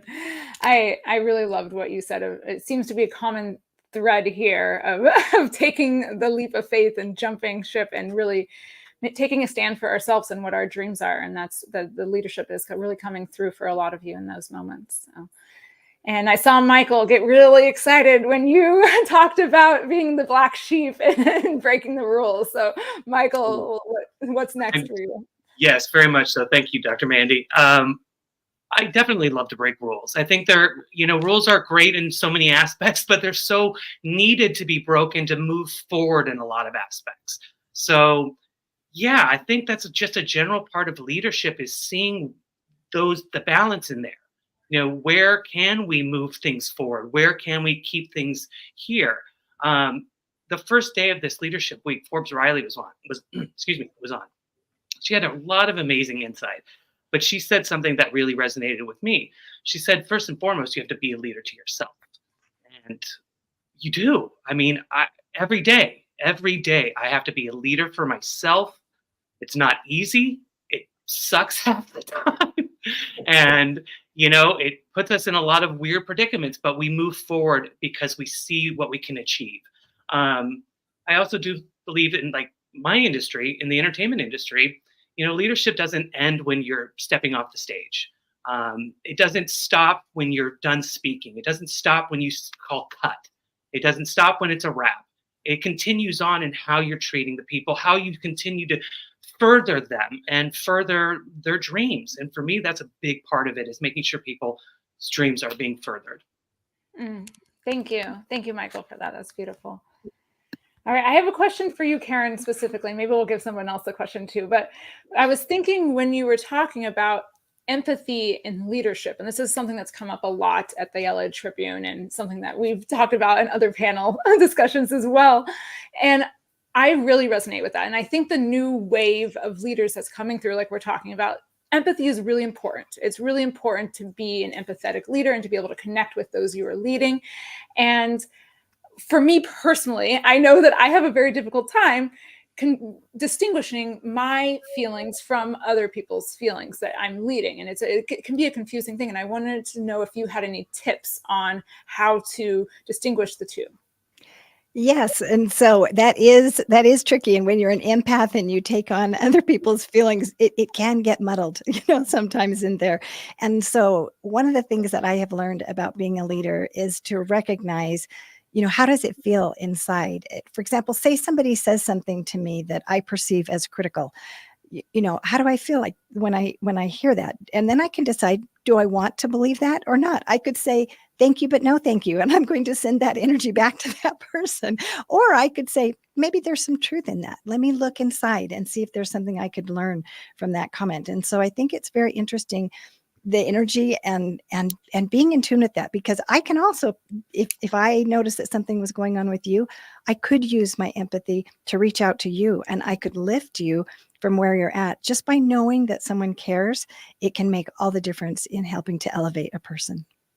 Thank you, Karen. So beautiful. All right, I want to kind of shift a little bit. I really would love to know, since we're all podcasters here, how did podcasting refine or further develop your leadership skills? And we'll start with Dr. Christina. Great question. I think it just took, I was doing private practice for so long, helping people one-on-one. And I think it just took everything to the next level, because I found it went from helping people one-on-one to helping many.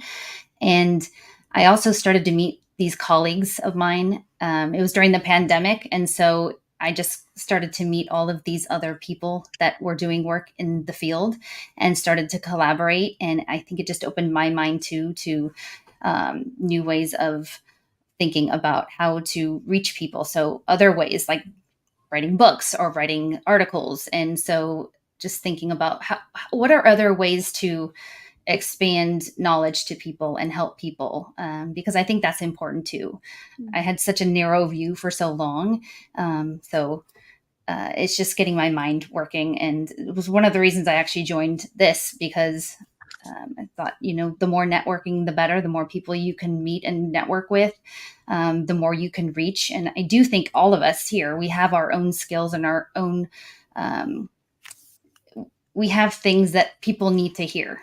And we all are going to be able to touch people in our own ways. And so what better way to do that than to get out on platforms like this? So I just think podcasts are great ways to get lots and lots of people to hear our messages. So I love that, Christina. I love what you said about expanding our vision, that we can see more and experience more. And that really does make a great leader if they have a lot of experience in a lot of different areas. Thank you.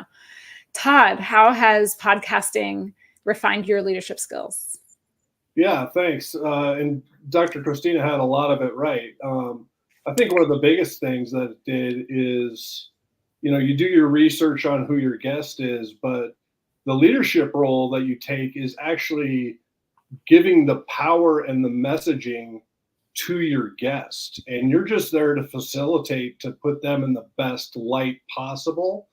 The show, it doesn't become about like me as the podcaster. It becomes about my guest and helping them get to a point to where they can clearly communicate what they want to say and how they want to say it.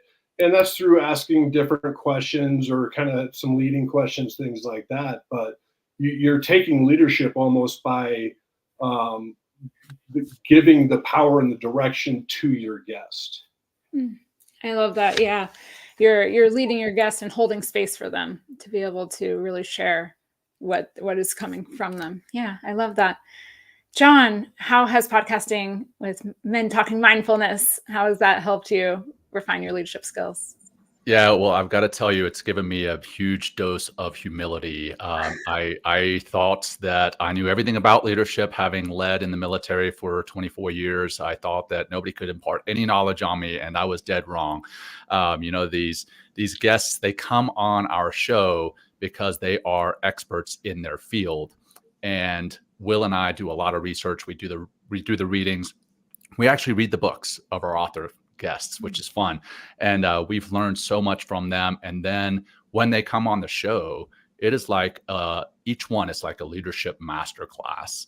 And we get so much from them and grow every single time, every single episode. So I feel that I'm actually a much better leader now, 4 years after retiring from the military, than I was when I was in the military, ironically.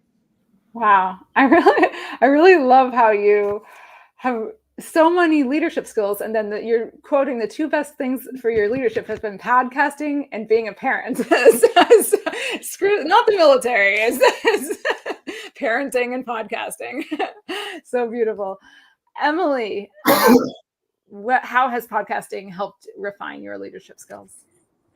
Well, great question. Again, this is a great question, and I love what everybody's been sharing. So my hallucination is that when we're open, ready, and willing to show up, there's so much more that can be delivered through us. And podcasting has just allowed me to step into the greater vision, right? And as we get to serve more people through such a platform, who we can become gets expanded, right? Because we are touching more lives. So it's even in the conversation of empathy, right? It's like we become in tuned with not just one or two clients, or even in an event, it's like your reach expands. So who you can become in regards to your delivery, your impact, your love, your influence becomes wider. So the empathy allows you to drop in a different way and step into serving in ways that you never even thought would be possible. It's like you say things, you're like, oh, wow, that was really good. I didn't expect that to come out. But it's because the greater impact calls us into being a greater influence and a greater presence of inspiration. I So love that's that. been my blessing through podcasting.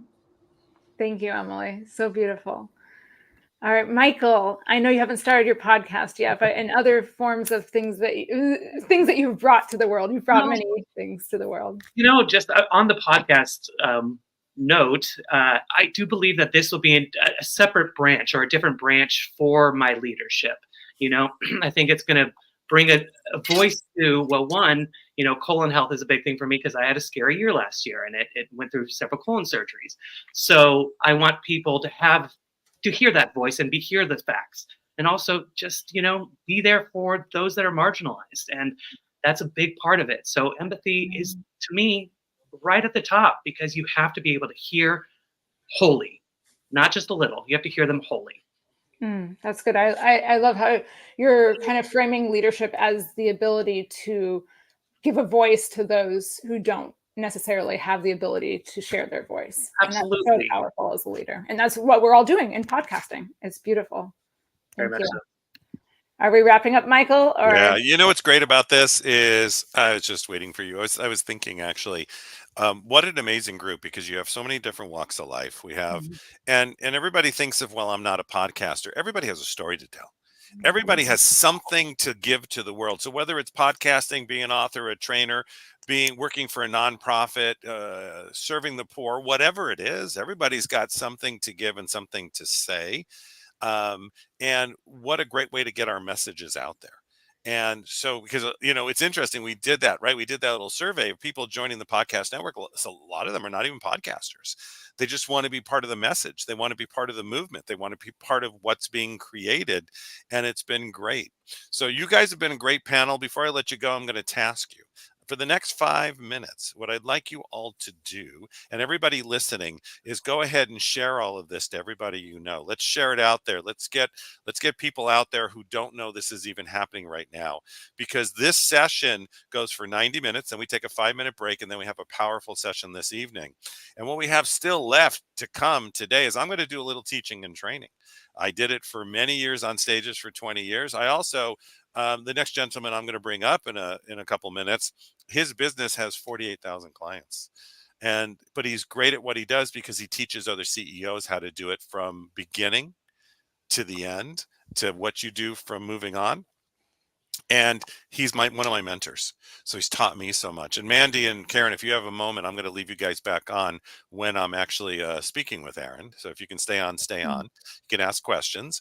And at the same time, everybody out there, share this, because if they're not getting this information, they're not getting the information. It's been a tremendous, it's only day 2, what are we, 3, right? There's 4 more. And I'm telling you, coming up, we have people like Russell Brunson. I could just go on and on and on. So it's going to be an amazing event overall. We've already broken lots of records where there's been, I won't even tell you what's being talked about. Even today, the comments now have, I think, broken broken all the records. And we're just looking to make a difference and to be out there. And I wanted to thank this panel. So spend 5-10 minutes before you go off and play. And if you can keep commenting for the rest of the day, we'll just smash through the record we've already broke. But keep doing that. Share it on social media. Share it with everybody you know. I want to thank everybody for being on. Let's give a thunderous round of applause for this huge panel. Give them a thunderous round of applause as we say, so long, farewell. See, this is where we suddenly lose numbers as Michael starts to sing.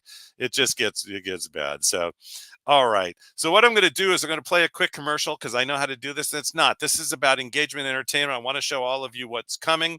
And then we'll bring up our next amazing presenter, Aaron, and we'll go from there. So here we go.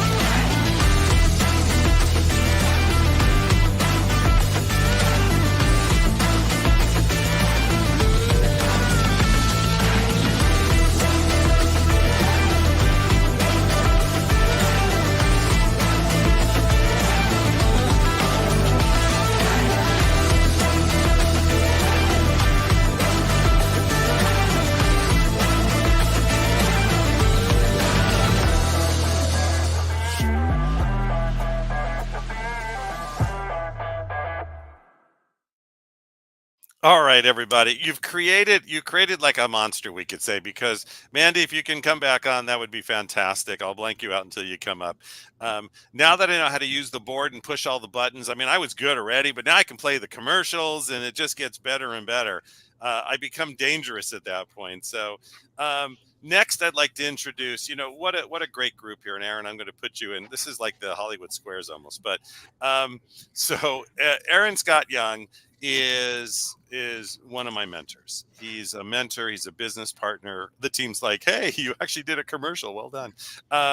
And he's truly taken me. He keeps pushing me. He takes me to the next level. We put him on stages for years. I had him on stages at Peak Potentials and Masterminds. He was well entrenched with Bernie Dorman in CEO Space. I needed help once at an event, and it was in Hawaii, right, Aaron? And you came and you spent the whole time just teaching and training. And it was just such a blessing to have you there. He's brilliant at what he does. He's going to tell you a little bit. We're going to have a discussion, a chat. We're going to have some fun, but you want to take notes. You want to take notes. You want to take a learning, and let's give it up with a thunderous round of applause. Put ones in the chat for Mr. Aaron Young. Hey, Aaron, how are you? Hey guys, how are you? It's great to be here. Can you hear me? Okay, good. It's just amazing. Yes, we can. Yes, we can. You faded for a Okay, second, good. but you're back. No, it's great. Oh. And Karen and Mandy have been part of co-hosts all day. They've been on with the panels. They're a big part of the team. So I just wanted them to be on here to have a little balance. But Aaron, it's great to have you on. And we're talking about leadership. We've been talking about leadership for the last 2 days. And that's really sort of what you do. You're creating that leadership in everything you do. Can you talk a little bit about that and your perception of leadership? Yeah, sure. Leadership is not about being the best implementer. Leadership is about helping other people to figure out how to do the things that you need them to do or that you want to help them accomplish. It's the old thing about, give a man a fish, feed him for a day, teach a man to fish, feed him for his life. So really our job if we're just talking about business, our job as leaders is to understand the outcome that we're trying to achieve, have that very clearly in our mind, and then keep the team gathered up doing whatever they do fabulously well. Let everybody be successful in their stewardship, but the leader is keeping everybody on the trail and keeping them heading toward the desired result. And that is one of the hardest things for business owners, especially entrepreneurs, to do, because we're such shiny object chasers. It's so easy to get pulled off. And if you're successful at all, then people are always offering you something to do. like they want to get a little bit of your magic rubbed off on them. And so I have I'm in a position now where I'm able to do that for a number of companies. But through much of my career, I had to just have blinders on and say no, because in order to build the companies that we were fully invested in, we needed to not be pulled off into the weeds. And what I tell people all the time is, if you will just get one thing, Michael, you've heard this, get one thing done well, get that one locked in. And once it's locked in and you've got a team running it, now you have permission to do the next thing. And so I believe leadership is all about being both visionary and knowing enough to know when you need to step in and teach, when you need to step back and let people learn through bumps and bruises. If we do that, if we allow people to learn and to have their challenges and not fix everything all the time. Same with our families. We've got 4 kids, 7 grandkids. It's important for all of us as humans to skin our knees once in a while. As the leader, we need to be that solid post in the ground that's the safe space where people can come back and say, okay, I'm going to reset back with you, and then I'm going to go back out and continue to accomplish. That's what I think leadership is. It's not about knowing everything, but it is about having a clear eye on the outcome. Yeah, I love it. And by the way, Karen, Amanda, you can jump in anytime. We're having a conversation. Aaron, part of that too, and what I've seen is, one of your companies has a lot of clients. So how many clients now does it have? Yeah, over 48,000. Yeah, so you have 48,000 clients, but what you've done is first of all, we call that passive income. But secondly, what you've done is you've created a team under you. So Aaron's not working 90 hours a week to make. No. Yeah, no, not at all. When we updated our CRM a few years ago, they didn't even buy me a license because I don't log into the computer. I do a weekly meeting with the management team, and then I'm always looking for affiliates and opportunities that will strengthen the company, and then handing that over to the management team, to the president, to the vice presidents. And I'm the chairman. And when you were earlier, Michael, you were alluding to, he doesn't have to work 90 hours or he's figured out how to do this. My chairman's job is to make sure, chairman of the board of directors. So we're directing the company. So as the chairman, I'm saying, here's the big goal that we're heading toward, but I don't get involved in any of the weeds. And most business owners never get there, and they only fail to get there assuming they have a good business. The failure is because they're too hung up on having people knocking on the door saying, hey boss, do you have 2 minutes? They get a lot of juice from knowing everything. I love to be, blissfully ignorant of the minutia, and just seeing the company growing and moving forward. And then when I see that there's new opportunities, I want to nudge everybody into that channel. Doing so, I'm able to be involved with lots of companies and doing the same thing for them, as you've invited me to do with you from time to time, Michael. Oh yeah, very much. Karen, you have a question? I do have a question. So, Aaron, if you could tell me a story about when you had a challenge inspiring someone in your team and how you went about inspiring them. So, most people think carrot stick, right? Here's an incentive or here's a punishment. And that's okay. There's nothing wrong with that. But a lot of times when somebody's not seeing the vision or they're pushing back against the vision, I could go on, I could do an hour on this topic. Okay. But I will say, one of the best things to do, and I just have had to do this several times recently. As a matter of fact, the call I was on right before I logged into this, I did it. And that was with an owner of a multi-$100-million company that I'm partners with. And I had to do the same thing here, which was, instead of saying carrot and stick, instead, don't paint the picture from my perspective, but from their perspective. Here's what I'm thinking for you. If we could, you've told me you want this. This is the life you want. This is the retirement you want. This is the income you want. This is the freedom you want. Then here's the path I'm seeing. What do you think? And then they become invested in creating the vision themselves. And I don't have to tell them, you will do 1, 2, 3, and 4. I can say, this is what I would like you to do. This is where I'd like you to end up. Here's the kind of ingredients on the countertop. How would you do this so we can get you to your goal?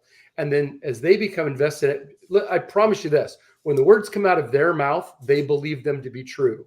If they come out of my mouth, they will be skeptical, right? But if they say it, they'll believe their own words. So that's one of the best things you can do to inspire somebody who's not getting with the vision. Now, the other thing is to have a very clear desired result and a description of how that's going to be accomplished so that they know if they're winning or losing. And I'm not like sneaking up on them going, you did bad. And they're like, what did I do wrong? And you go, I don't know. I just don't like your results today. See, that's demotivating. Yeah. If they can see a scoreboard of some sort and they know what they're being measured against, they will measure themselves before I ever have to say anything. Right? They'll know if they're succeeding or failing before I ever have to intervene. And that's the beauty of having clear contracts, clear goals, clear measurables, and not managing by emotion or by, the kind of mood you're in that day. Right. One of the commenters just said how you are empowering them. And I think that's so true because you help them to catch the vision and then internalize that and take responsibility. So thank you for sharing that about how you inspire as a leader. You're welcome. The only way you can have lots of people in lots of places, including we've had companies around the world, the only way you can do that is by empowering, not by parenting. It's really important that you get the best people you possibly can, give them a clear result to hit, keep them in their lane to a certain extent, but then let them be successful and reward them. I don't care if they're the receptionist or they're the VP of revenue. They need to feel that there's something in it for them. And the last thing I'll say on leadership is, remember, the people that work for you are only working for you to fund the part of their life that's discretionary. Right? When they leave the office and they go do what they feel like doing, that's it. So if you don't help them get what they want, the good people will go find somewhere else. Thankfully, our tenure is over 14 years with our employees. So, so when I bought Laughlin Associates, we had 300% annual turnover. And that's been converted from terrible retention to almost difficult retention. The people are so awesome. It's hard to get fresh ideas sometimes because people have been around forever. And if any of my people are listening, don't think that's a slight on you. I love you all. Anyway, back to you guys. Mandy, do you have a question? I do have a question. Aaron, I thought it was so funny how you were joking about how you didn't even have the logins for the CRM. You're like not even looking at that. And it's something that Michael and I joke about a lot. Leaders are visionaries and we have to stay looking at the whole vision. If we get down in the weeds, it's we lose the vision. You can't hold both at the same time. It's very difficult to. And so I'm curious, it sounds like you really done an incredible job of hiring really powerful leaders that are just underneath you. And what are you looking for when you pick one of those leaders, and how do you inspire them to be a good leader to who's underneath them? When we hire people, we're looking for self-starters. We're looking for creative people. We assume that we don't know everything about what we're doing, and that by bringing in new eyes, we're gonna see blind spot. We're gonna be made aware of blind spots. So I really want people who are not afraid to speak up. I want people who will solve problems on their own, who aren't going to be weighed. If they know what the outcome is, if we do a good job as the hiring party and say, here's the desired result. Here's, as a matter of fact, I don't know. I think on one of these, did I ever teach DGRAC, D-G-R-A-C? I learned it from Stephen Covey early in his career. When I was starting out, I got to go to a small event with Stephen Covey, and he taught a job description process that was desired result, guidelines, resources, accountability, and consequences. DGRAC, D-G-R-A-C. And if you can write a job description based on here's the desired result, here are the guidelines, here are the resources, here's who you are accountable to, and here's what's going to happen for success or failure. If you can do that, the people that come on know precisely what is expected, what they're trying to achieve. And then if you get the heck out of their way, I know I've said that like twice already, but get out of people's way and let them function in the office that you've assigned to them. Because if I knew how to do it all, I wouldn't need that person, right? But I'm bringing them in because I want them to be better at it than me. That's such a great concept. You're not hiring a worker bee to just do what you need to do. You're hiring somebody that can really take action and lead themselves. Everybody in the company knows what they're being measured on. Everybody knows, and they know what the consequences are for success. And for failure doesn't mean they're fired, but it may be that we didn't train well enough. We didn't give them the resources they need. Maybe it's the wrong place. We just moved somebody in one of the companies from a customer service position. She said, I want to be in the accounting department. Do you have a degree in that? No, but I can learn. And she was great at her other job. So we put her into training. She's blowing the doors off in a new position. She's making more money, and she's improved on the person that we replaced her with. And I mean, so sometimes retraining or repositioning, not replacing, is the right thing to do. Yeah. Very often it's the right thing to do. You know, as entrepreneurs too, I think, you know, around this topic of leadership, which I think is really important, is for those of you who are out there looking to start a business, be an entrepreneur, be an author, trainer, speaker, we don't let go very easily. I mean, we just don't let go. And you're talking about things about really letting go, but they don't. They will hold. I do the same thing. Okay. I am totally right. You know, I hold on to things. Can you give a little maybe help in that direction of how to get people to start? It's like, no, you don't have to do all your video. They just hold on to everything. I'll say two things. First of all, the question is, do you want a job? Do you want a good job? Or do you want to own assets? That's the first question. And many people, when they're starting out, can't even conceive of the idea of owning an asset. They're thinking about this business from the position of like president or employee of the company. So that's the first thing. So I would say the first help is be a little more selfish. Be a little more selfish and say, if I'm really valuable, if I value myself and my time, what do I expect to get personally from this project? If this project cannot give me what I want to get from it, then I'm not even going to do it. Doesn't matter if it's a cool idea, because I only have so much time on the planet. I only have so much time I want to spend away from my wife. I've been married for 37 years, and she's the coolest human you've ever wanted to meet. And I want to hang out with Michelle. We want to be with our kids and grandkids, right? We want that. If I have to be a slave to the company, that's a choice I'm making. So the first thing in letting go is saying, if I want to be successful and this business is going to grow beyond what's between my two ears, my concept, my knowledge, my experience, if this is as good as it gets, we're only going to get to a certain place. But if I want to transcend what I've experienced, I must release authority to other people who are gifted in areas that I'm not. I love that expression. We want to hire people who play at the things we work at. Right? And so that's my advice, is get really selfish and get really rich. The way you do it, listen, almost nobody is mentally ill enough to be an entrepreneur. All right. Almost nobody's stupid enough to take that on.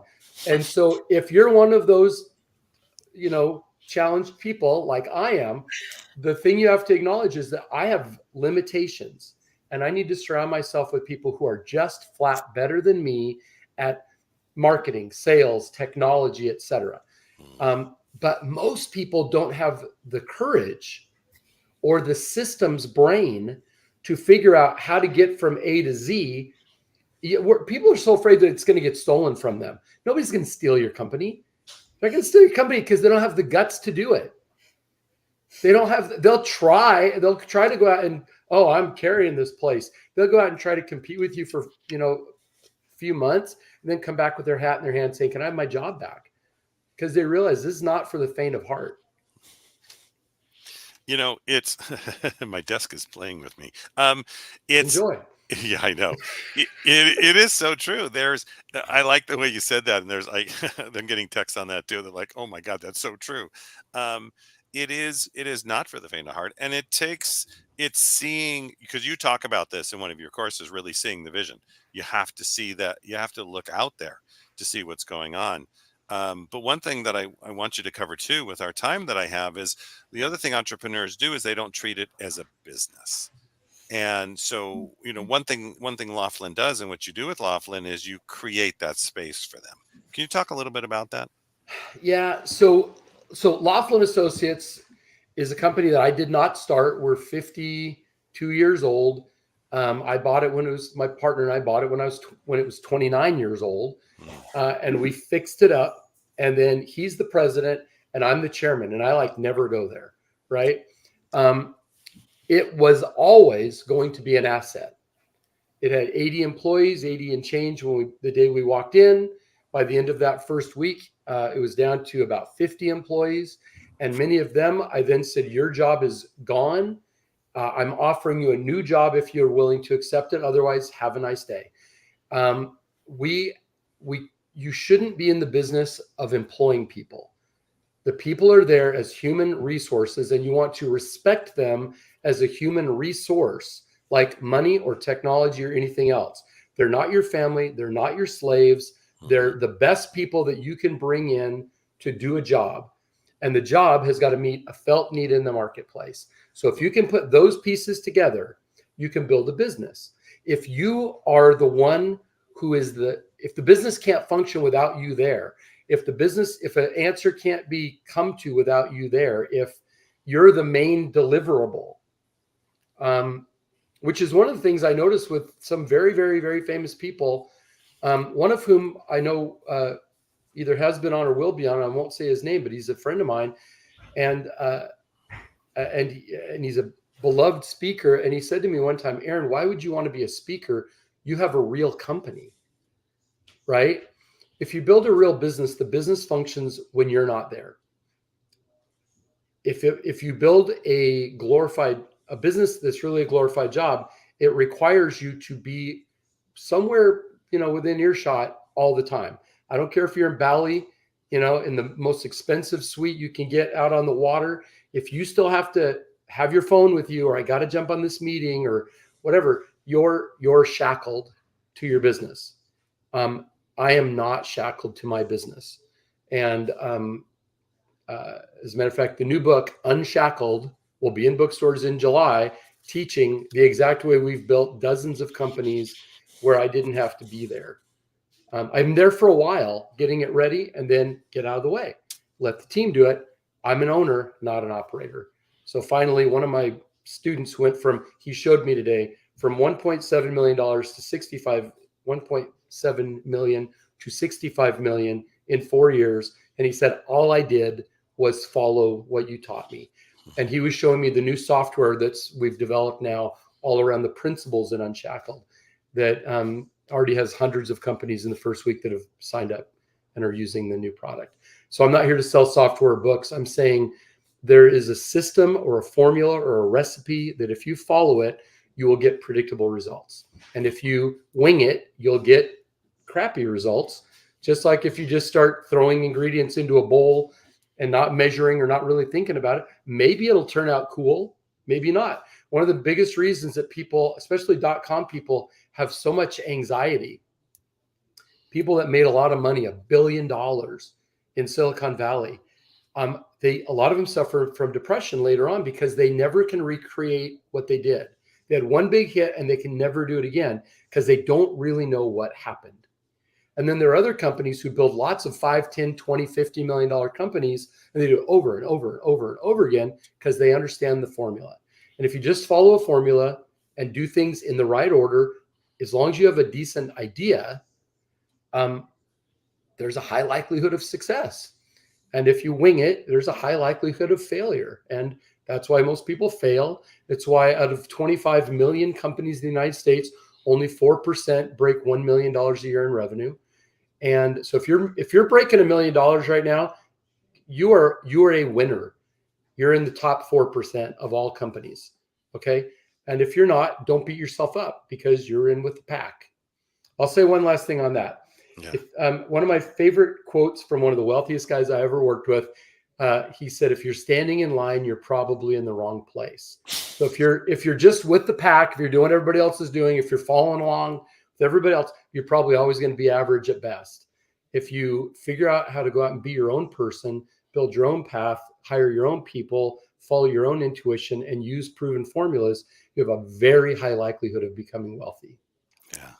Yeah. Now, does everybody understand why Aaron's one of my mentors? Does everybody understand why I had Aaron come out, and he's a business partner and everything else? And because as entrepreneurs, it's a real tough road. Anybody starting out's a real tough road. But, let alone just unshackled. And unshackled is for people even just starting off, because it really shows you the way to be an entrepreneur in a different way. To have yourself unshackled, to not always have the job, because we know some of the same people, they're still in it's trading time for dollars. They're still doing it as successful as they are, and I think that makes a big difference. So we only have like 2 more minutes. I'm trying to see if here comes a question. What is the future of business owned by baby boomers? Are they set to retire en masse? Couple things are going on. One is I'm at the very end. I just turned 60 on April 20th. And one of my business partners who has a net worth of just close to $1 billion. He's a very successful guy. He said, Aaron, you're not even middle-aged yet. With science going the way it is, he said, there's a high likelihood of living to 120 and beyond. And he said, for people that have access to good medical care and can use the newest and latest science, there's that. Now, I'm at the very, very end. It's arguable if I'm Gen X, or 1964 was the kind of the cusp. So the folks that are older than me that are still having to work, the ones that are still having to work, and the reason 80% of companies will just shut their doors one day, they won't sell, is because the business owner doesn't know it's possible to, that they don't understand the value they have. And there are smart people. I think Jay Abraham's been on the program or is coming on. Yes, he was. I had dinner with Jay a couple months ago, and we were talking about the future of business, and including the future of his business and my business. And there's no reason to stop if you can become an unshackled owner. The company can continue to run without you being the critical employee. The future of business for the baby boomers is going to be up to that individual baby boomer who decides, do I have something that I value, or do I have something that I just want to get rid of, or do I think there's value or not? Because the way you position that asset will be, to a great extent, self-fulfilling prophecy. It'll be worthless. It'll just shut the doors one day and you'll sell off the equipment or whatever, or you'll walk away with millions of dollars in your pocket. It's all going to be dependent on what you see is there and how you package it up so that it becomes desirable for somebody else to take the reins. There's a reason I bought the 29-year-old company when the founder died, is because there was value there. I will tell you this, though, in closing. They wanted $10 million for the company at the time with all of its warts. And my partner and I paid under $1 million for it, because a lot of times people have they don't remember what you're taking on when you buy a company. We had 17 lawsuits going on at the time. We had 300% turnover, and we had limited cash reserves. So what they thought was worth a lot of money, when they looked at what we were going to have to take on, wasn't worth remotely what they originally wanted. And they didn't even quibble. They wanted out of the messy soup so bad. And so what I'm telling you is the way you organize yourself in advance and you package it up for sale will determine how you're going to spend the rest of your breathing years. And it's really up to you. You get to make the choice. Thank you. And there you go. Yeah. Everybody give Aaron a big thunderous round of applause. Aaron, it's been great having you on here, of course. And what's just a simple, easy way people can reach you if they want to know more or have a conversation? Send me an email, Aaron Young at laughlinusa.com. Just take the Scott out right there. Aaron Young at laughlinusa.com. Or if you just want to learn more, you can go to aaronscottyoung.com and learn more about me. Fantastic. We'll put that in the notes too as we do this. Aaron, thank you so much. Thank you so much for what you do for me, for the students, for everybody out here. It was great. It was great information. I'm getting text and it's coming up from like 3 different sides here. And I look forward to, again, many, many years together. For those of you in the podcast network, Aaron's watching everything. On top of that, he'll be part of everything we're doing, and you're all going to get to hear them on a call in just the next month and a half, and really walk you through things that you need. So Aaron, thank you again, and Thank you're you. just amazing. Thank you. All right. Aaron he's made a difference in so many students that I know, and so many years of being on stage, and so much of with the CEO space, and Bernie Dorman had him as one of his major faculty. And you see, he just sits down and has, he had dinner with Jay Abraham, and he has dinner because he's been around a long time. But he is, for a lot of people in the industry, they see him as he's totally unshackled. He's built it the way he's told. You can build it the way you want, but look what we did. And that's the lifestyle we're all looking for. And that's that greatness. So what I'm going to do now is I'm going to bring up another gentleman. I'm going to give you two a little bit of a break, and then I'd like you all to come back in about 20 minutes. You can stay in the green room. That's fine with me. So Karen, thank you so much. Mandy's, thank you so much. I'm going to give the stage over to this next gentleman. He is literally going to ground you now. It's been a great day, has it not? Is this just been... What a tremendous day this has been, from the beginning, from Joseph McClendon to everyone, Sandy Scarlata. What a day this has been. I know. We had a piece too in the middle, which was amazing, Jonathan, because, by the way, Jonathan Trowan, Jonathan was the co-founder and owned the LA Live concert series. He's interviewed every rock star on the planet. He came from, you were radio before that, correct? That was my first career, was radio. Yes, you did everything. I know. And then changed his life, sold it all, and owns a yoga studio now, and it now has Self-Love Revolution, is changing the world. He's been on South by Southwest and many other stages. He does our podcast at the Mentor Studio. But what he's going to do now is ground you. And after he does his session, a couple of us are going to come back on, and we're going to take questions and do a little bit of training and a wrap, bring the day, and get you ready for the evening session, which has just been amazing as we move forward. But we had a point there, Jonathan, which is funny because people, especially the media industry, because we're launching a Spanish journal. And with us was the gentleman for 24 years. He was the EVP for Sony, Sony Pictures Entertainment, really bringing Sony out to the Spanish world. And same thing. He's like, I did, and he loved it. At the same time, now he's written the book, The Orchid, with his wife, and it's all about heart and passion and exercises to bring yourself into this new world. And that's what you're going to do for us right now. You're going to take us, you're going to ground us. I'm going to give you the floor. It's all up to Mr. Jonathan Trowan. Thank you so much. Thank you, Michael. Of course, thank you to Mo Rock and everybody at the Los Angeles Tribune. And I'm actually going to do it a little differently, because I have been watching a lot of what's been going on today. And there's just been some great leaders, some great information that they've shared, and they've given us so much that we now need to apply into our lives.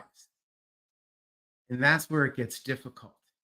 As an entrepreneur, as a business leader, as an owner, if you own your business, or just as a human, we go to these events and we wind up with these huge to-do lists, and we get overwhelmed, and then we get stuck, and then we beat ourselves up. And a lot of you who have seen me before know me with the Self-Love Revolution, and we teach self-love techniques. We teach mindfulness techniques, and Like Michael said, I spent 20 years in the entertainment business. I was living the life of my dreams, interviewing the biggest stars in the world. And I found out I was miserable while I was doing it. And there was one, in addition to that self-love, this is a big piece of self-love that I'm going to teach you. Here's how we figure out what we're supposed to do in life. And it's by mastering your emotions. So in about 18 minutes now, it's a 2-hour course. Get a pen and paper because I'm going to go fast. I want you to write some of this down. I'm going to teach you how to master your emotions. And you can call it emotional intelligence, emotional fitness, emotional wealth, whatever you want to call it. But that's what this is. And, Harvard University did a study some years back.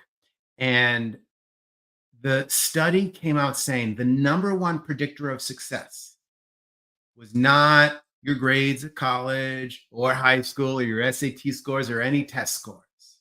None of that. The number one predictor of your success was your emotional intelligence. Now, most of us don't have a lot of emotional intelligence. And here's why.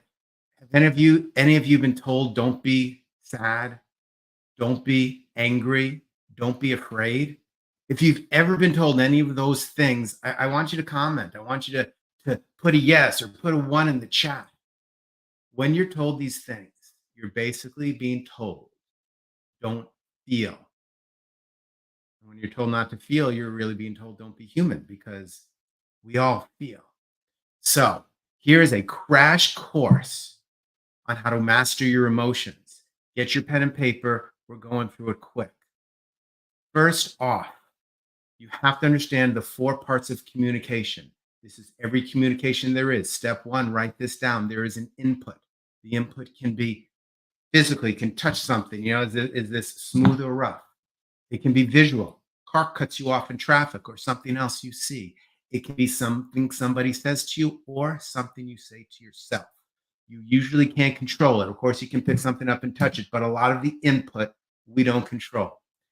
Step number 2, there's an uncontrolled physiological response. And I'm going to get into why this is all important. Also, I want you to stick around because at the end, I'm going to share with you the most important question you can ask yourself every single day. Step number 2, there's an uncontrolled physiological response. Based on the input, your body has a reaction to it. You cannot control it. People say, control it. Don't be sad. You can't be sad. Or they'll say, there's no reason to be sad. There's no reason to be angry. If you see someone sad or angry, there is a reason for it. You might not think it's a good reason. That's fine. There is still a reason, and it can't be controlled. That first response cannot be controlled. It's an uncontrolled physiological response. So let's say a car cuts you off in traffic. Your body tenses up. You can't control it. Some people's body don't tense up.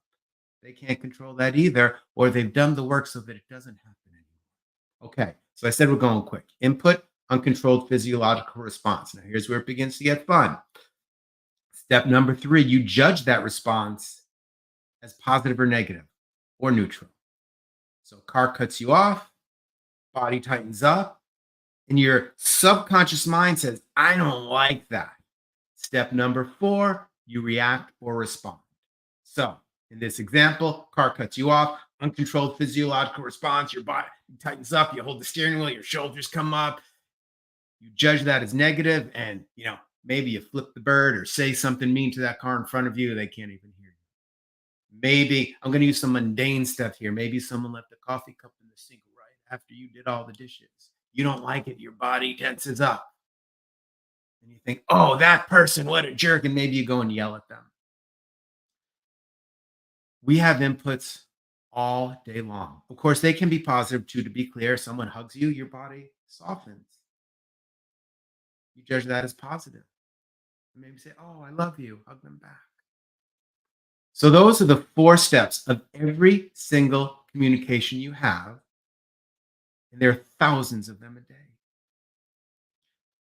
So how do we begin to change that? Why is it that some people get tense when a car cuts them off, for example, or when that coffee cup is left in the sink, or when someone says something to them?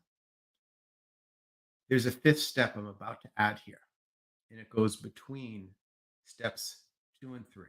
So I want you to write this down. I know I told you to write down 1, 2, 3, 4. Go in between steps 2 and 3 and add something. And this is called the pause. During the pause, we have an opportunity to look at this uncontrollable physiological response and judge it not as positive or negative, but just as it is. It might be comfortable, it might be uncomfortable, it might be pleasant, unpleasant. That's fine, but it's not good or bad. We move it to neutral. And then we get to choose what we actually do. We get to respond instead of react. There's a great author, psychiatrist, he's passed. His name was Viktor Frankl. And there's this quote that's often attributed to him, though there's a question whether he actually really said it himself, but it encompasses his beliefs. And he was a Holocaust survivor, and he wrote the book Man's Search for Meaning. And the quote is, and apologies if I hack it a little bit, but between stimulus and response, there is a pause. There is a moment. And in that moment is our freedom and our power. That's where we regain our freedom and power, is in that pause. Okay, so now, what do we do in this pause? And we can do this together. So again, I spoke about these inputs. The inputs can be your thoughts. You ever beat yourself up? You say, oh man, Jonathan, you were so stupid. How could you do that? Oh, you stumbled over your words as you're talking, right? You guys ever do that to yourself? We all do. Nothing wrong with that. It's normal. And we get to pause. So here's what we do in this pause. This is where the mastery of emotions take place, where you build your emotional intelligence and your capacity for self-love and self-compassion, which is others today you've heard, is necessary if you want to be that true, authentic, or people spoke about being the authentic leader, a leader with empathy. You've heard all this today. This is where it happens, in this very pause. So what do we do here?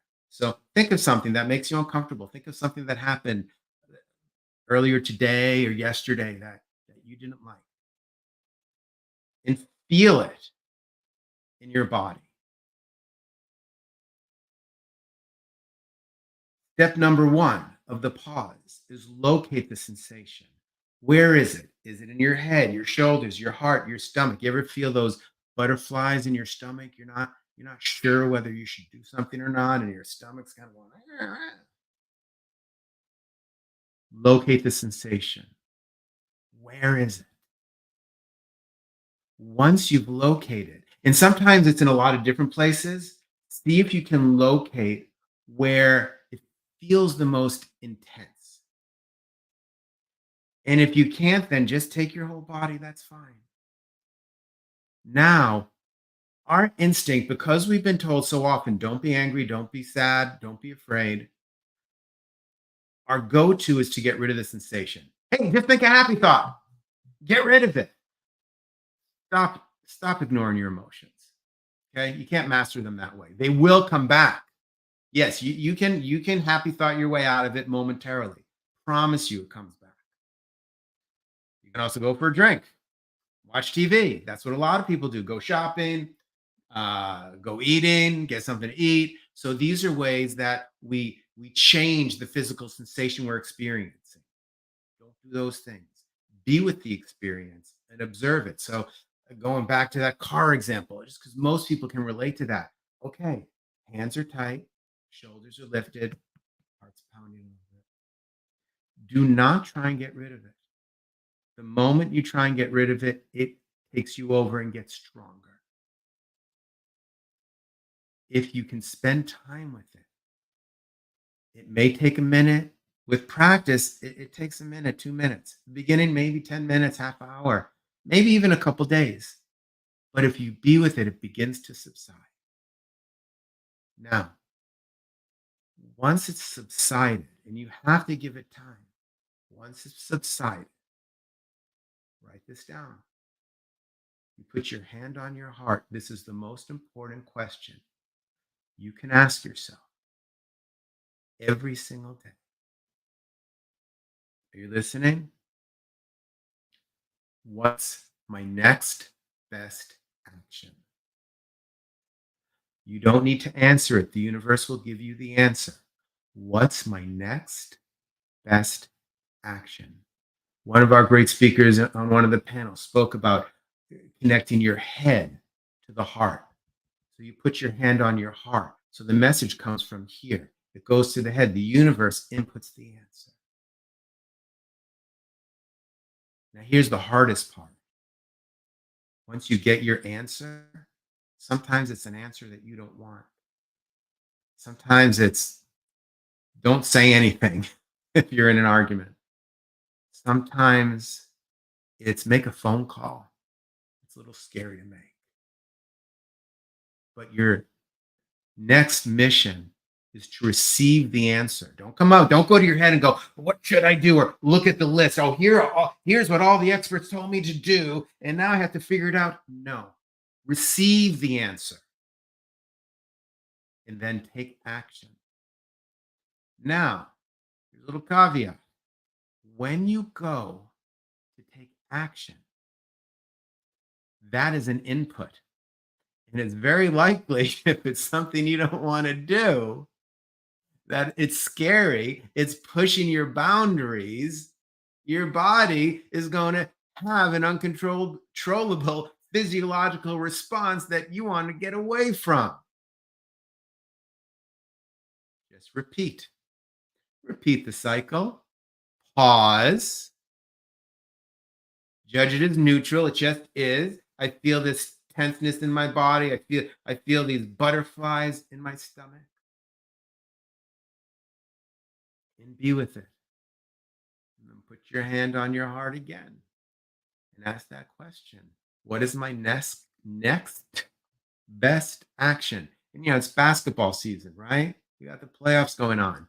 NBA, great abbreviation for it. Now you have a new definition for it. It's next best action. This question eradicates overwhelm. People come to me, oh, Jonathan, I'm so overwhelmed today. You should hear what's going on. And sure, I let them, ramble on for whatever it is, 5-10 minutes, so they can get it out of their system, all the jumble that's in the head. You know what I'm talking about. And then when they're done, I just simply ask them to ask themselves, what's your next? I can't say that word today. Let me see that. Next. What's your next? What is your next best action? And then take it. I want to be clear. This is a practice. This is a skill. Mastering your emotions is a skill. A skill can be practiced. When you practice, you get better at it. The first time you do this, you'll probably suck at it. Why? Same reason why the first time you sit down at a piano, you suck at it, right? Maybe there are a few virtuosos out there. The first time you take a basketball and throw it at a basket, you normally miss. Why? Because you haven't practiced. So be prepared for this to be difficult. But if you want to begin to enjoy your present moment, if you want to exist in that space between stimulus and response, where you reclaim your freedom and your power so that you can become the leader of your life, so that you can become the leader of others, of your family, of your employees,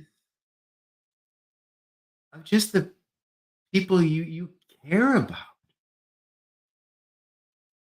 Mastering your emotions is the way to do this.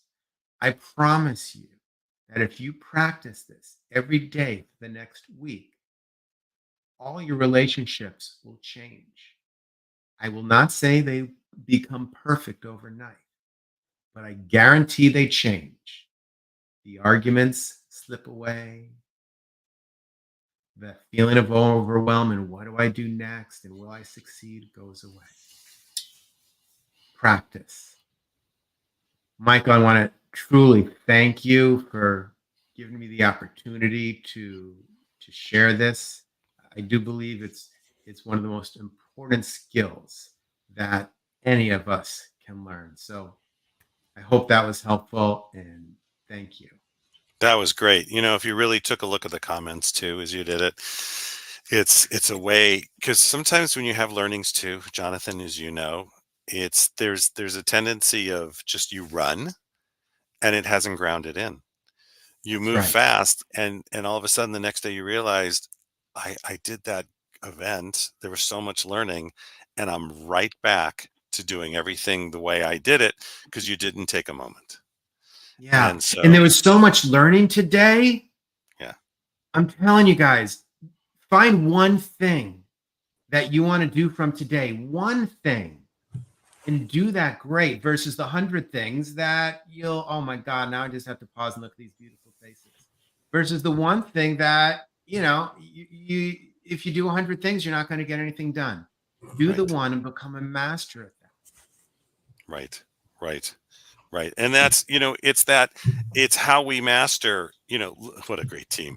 It's how we really master those things of it's about creation, right? It's about creating. Look at what happened today. Look at how it kicked off. And through the day, it was great because we had Amber sort of slow us down. We had you. It's not about slow down, right? That's the term. Everybody gets afraid. Well, if I slow It's down, not it's slowing down. Yeah, It's not at all. I mean, look, from the beginning, what did Joseph McClendon talk about? These micro actions, right?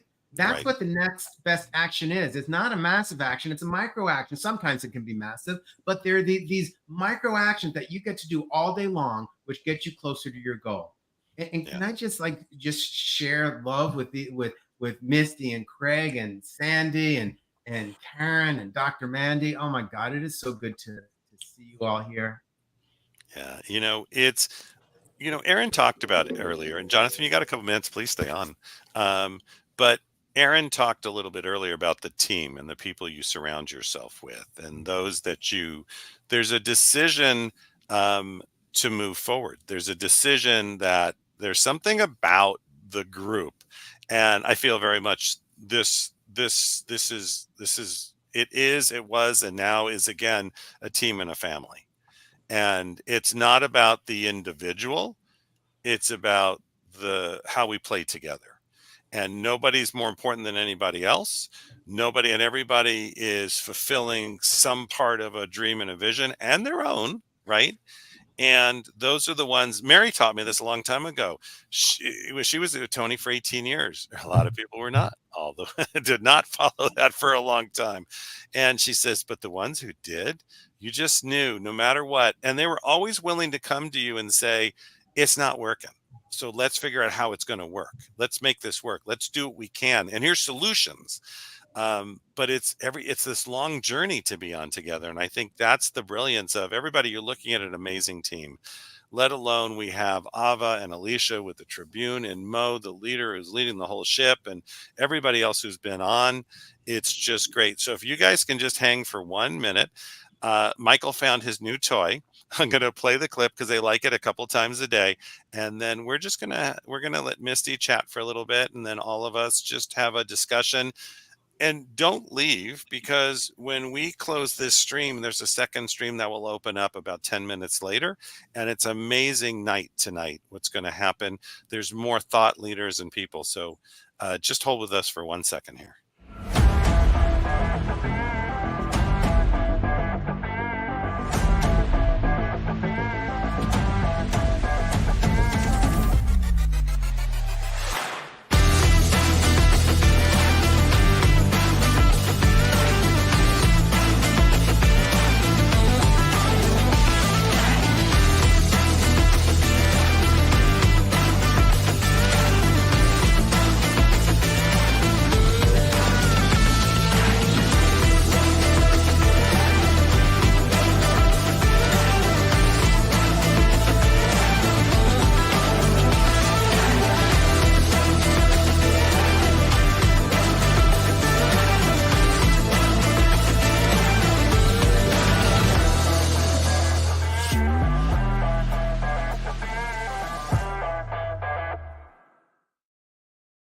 right. Fantastic.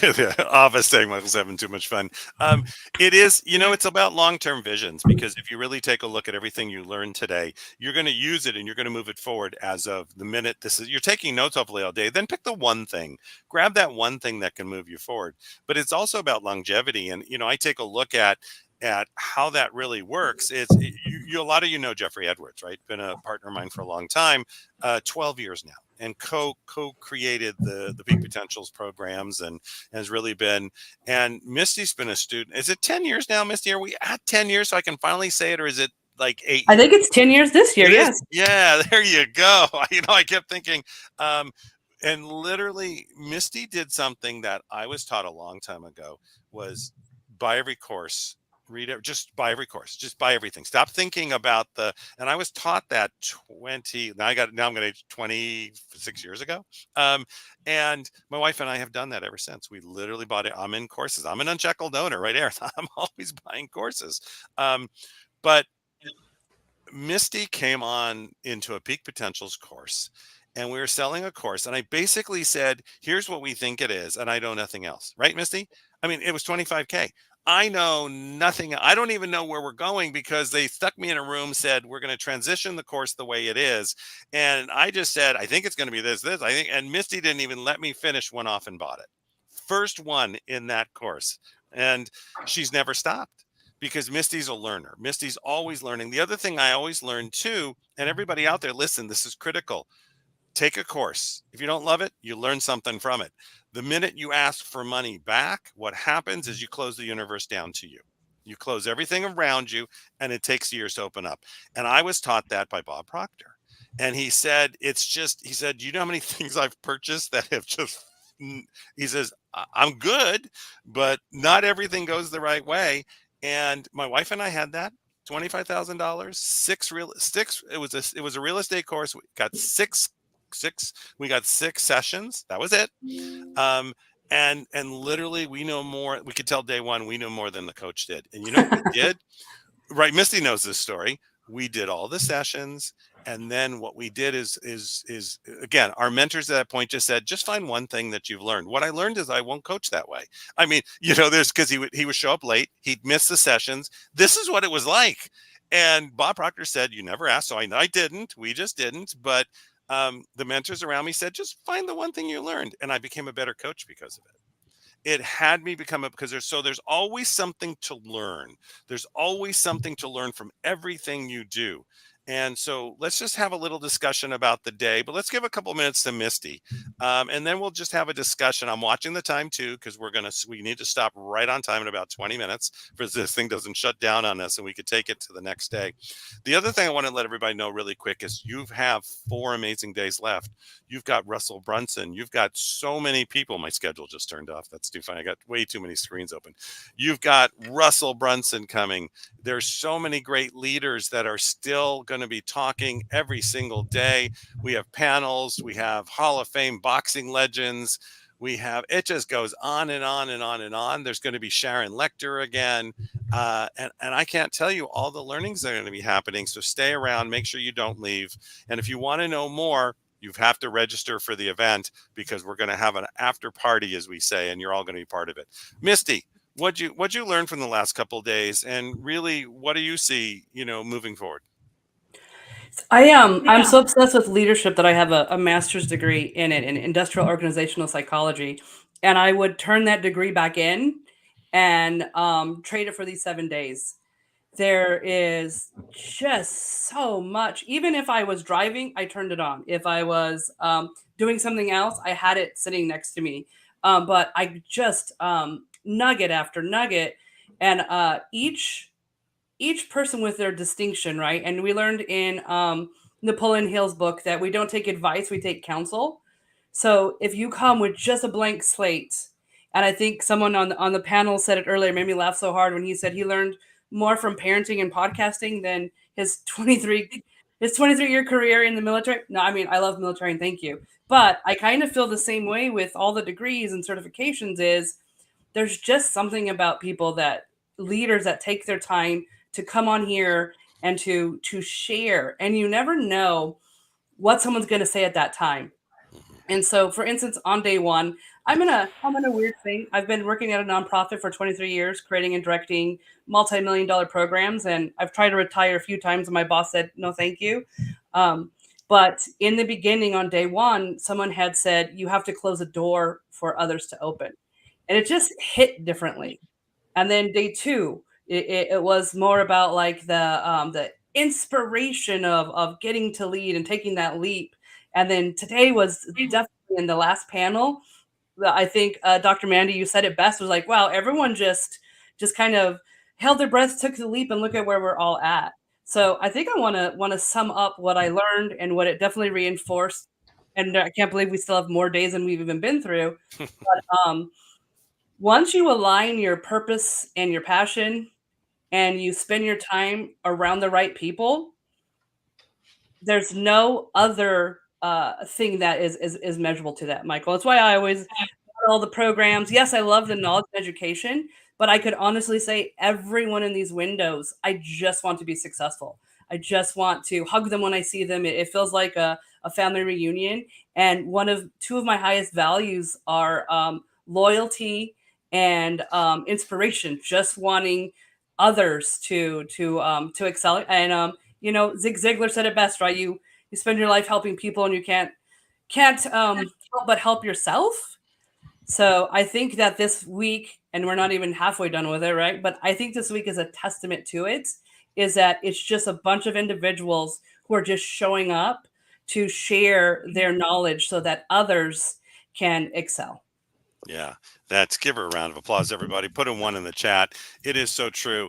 And also I will say that if there's ever anybody to create a course with, or who could take your ideas and create a course, it's Misty Kerrigan. Literally, when I reach out and I say, and I'm thinking something, and Mary the other day we're talking, and I said, we're going to talk to Misty. She's like, I know we're going to talk to, because Misty can tease. The great thing that you do is you tease it out, and then literally the next day there's the whole outline. Right. And that's a skill that is, let me tell you, that is a highly, it too, Misty, in our industry, that's rare. Because if you look at the leaders who've created courses, you look at, maybe a Harv and a Tony, there's not a lot who've created that has a reach, because course creation is a skill in itself. And remember, Aaron was talking, entrepreneurs, stop doing it. Find the people like Misty who that's her skill set, and look for those people. And when it comes to that, there's just nobody better. Give Misty a round of applause for that. Oh, Michael, thank you. This is, and today was just amazing. And Misty and myself and Mary, we're creating something also. Again, it's always about creation. So you'll be seeing that, and Misty will be forefront of it, because her brilliance and the way she trains and teaches, she's doing a speaker training now, has been off the chart. Just off the chart. And the way she's did it and the way you incept the knowledge has just been brilliant. So I'm just going to go around and ask everybody just like one thing you took away from today, or one thing you're going to use, and how it was today. And I'm going to go random. So I'm going to go to my right, left. I'm doing like a round. I should have a wheel. That'd be great. All right. Let's go right to the center. Sandy, you're in the center. So go ahead. Thank you. Yes, and I generally don't like to be the center of attention, so that's why you put me there. Hi, Sandy Scarletta, Managing Director of the Los Angeles Tribune Podcast Network.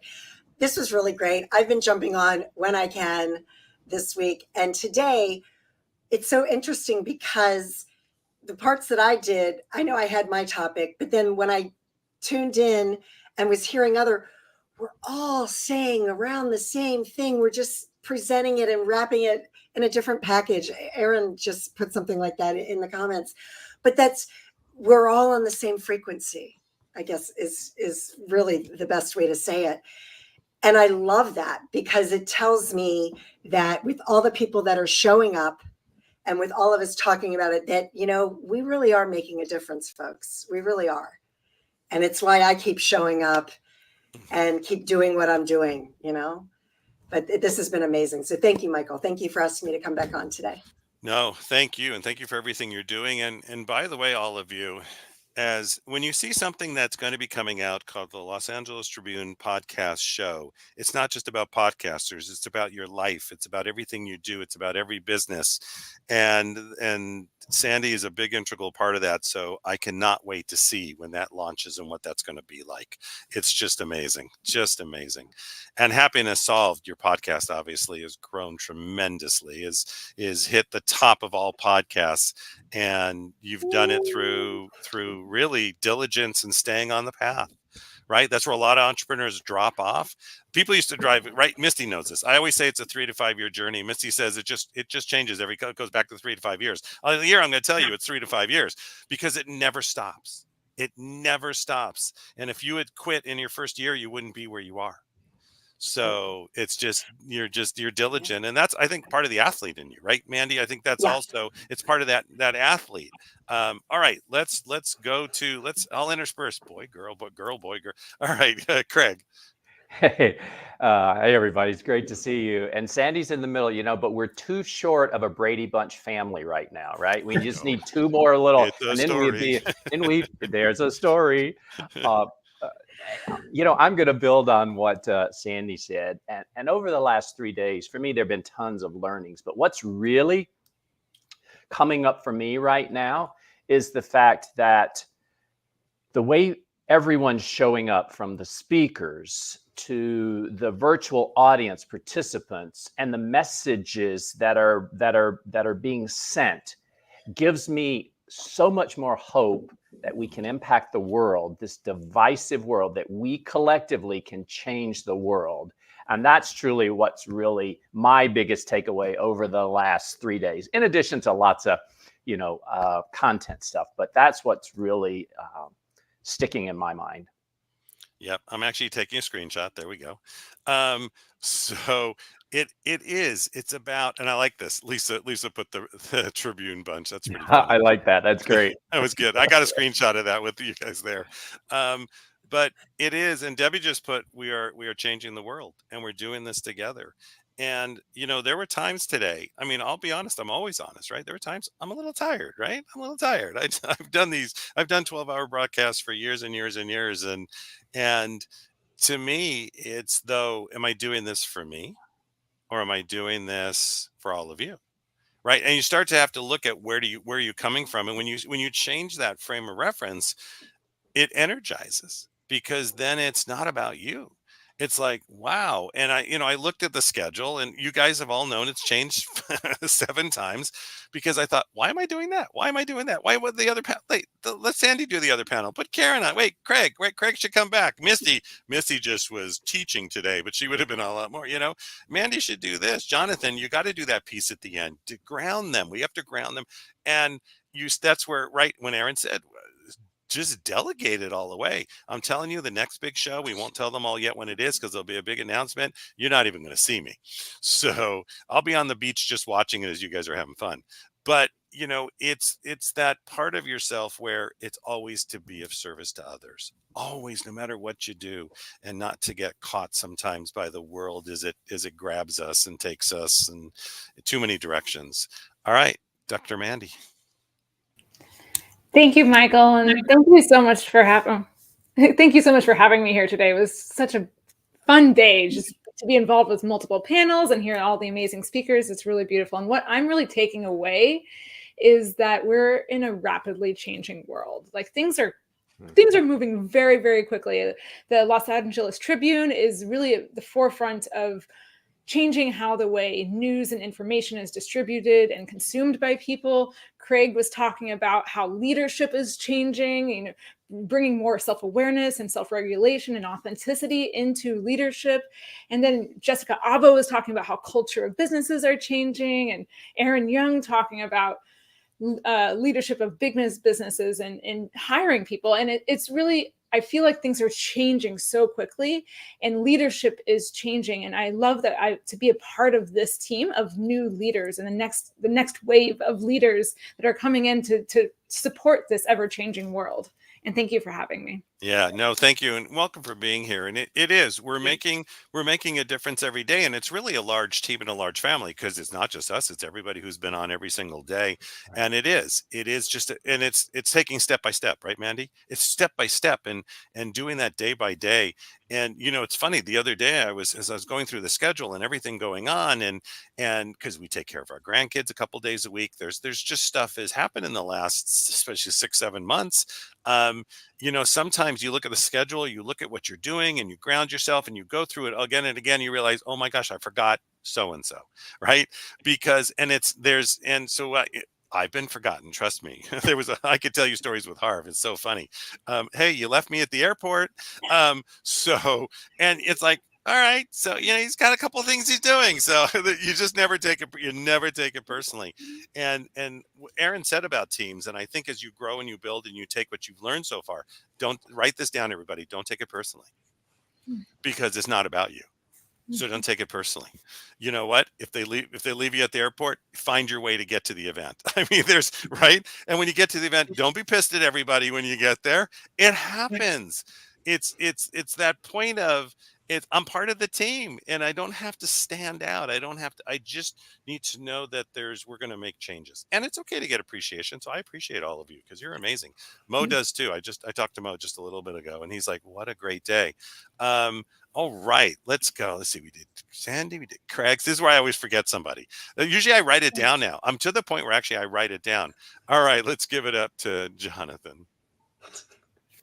I have to follow a little bit with what Sandy and Craig said. What comes up for me is kindness.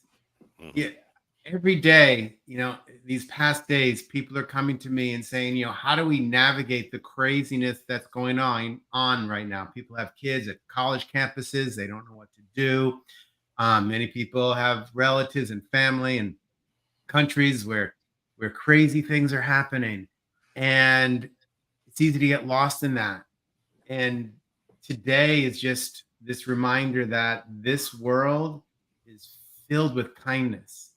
And the leader of the future is a kind leader, one that leads with empathy and consideration for others and compassion for others.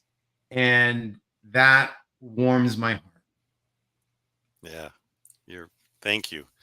And it's so true. I'm watching our time too. I don't want to leave it because when this clock, I got a countdown clock. None of you can see.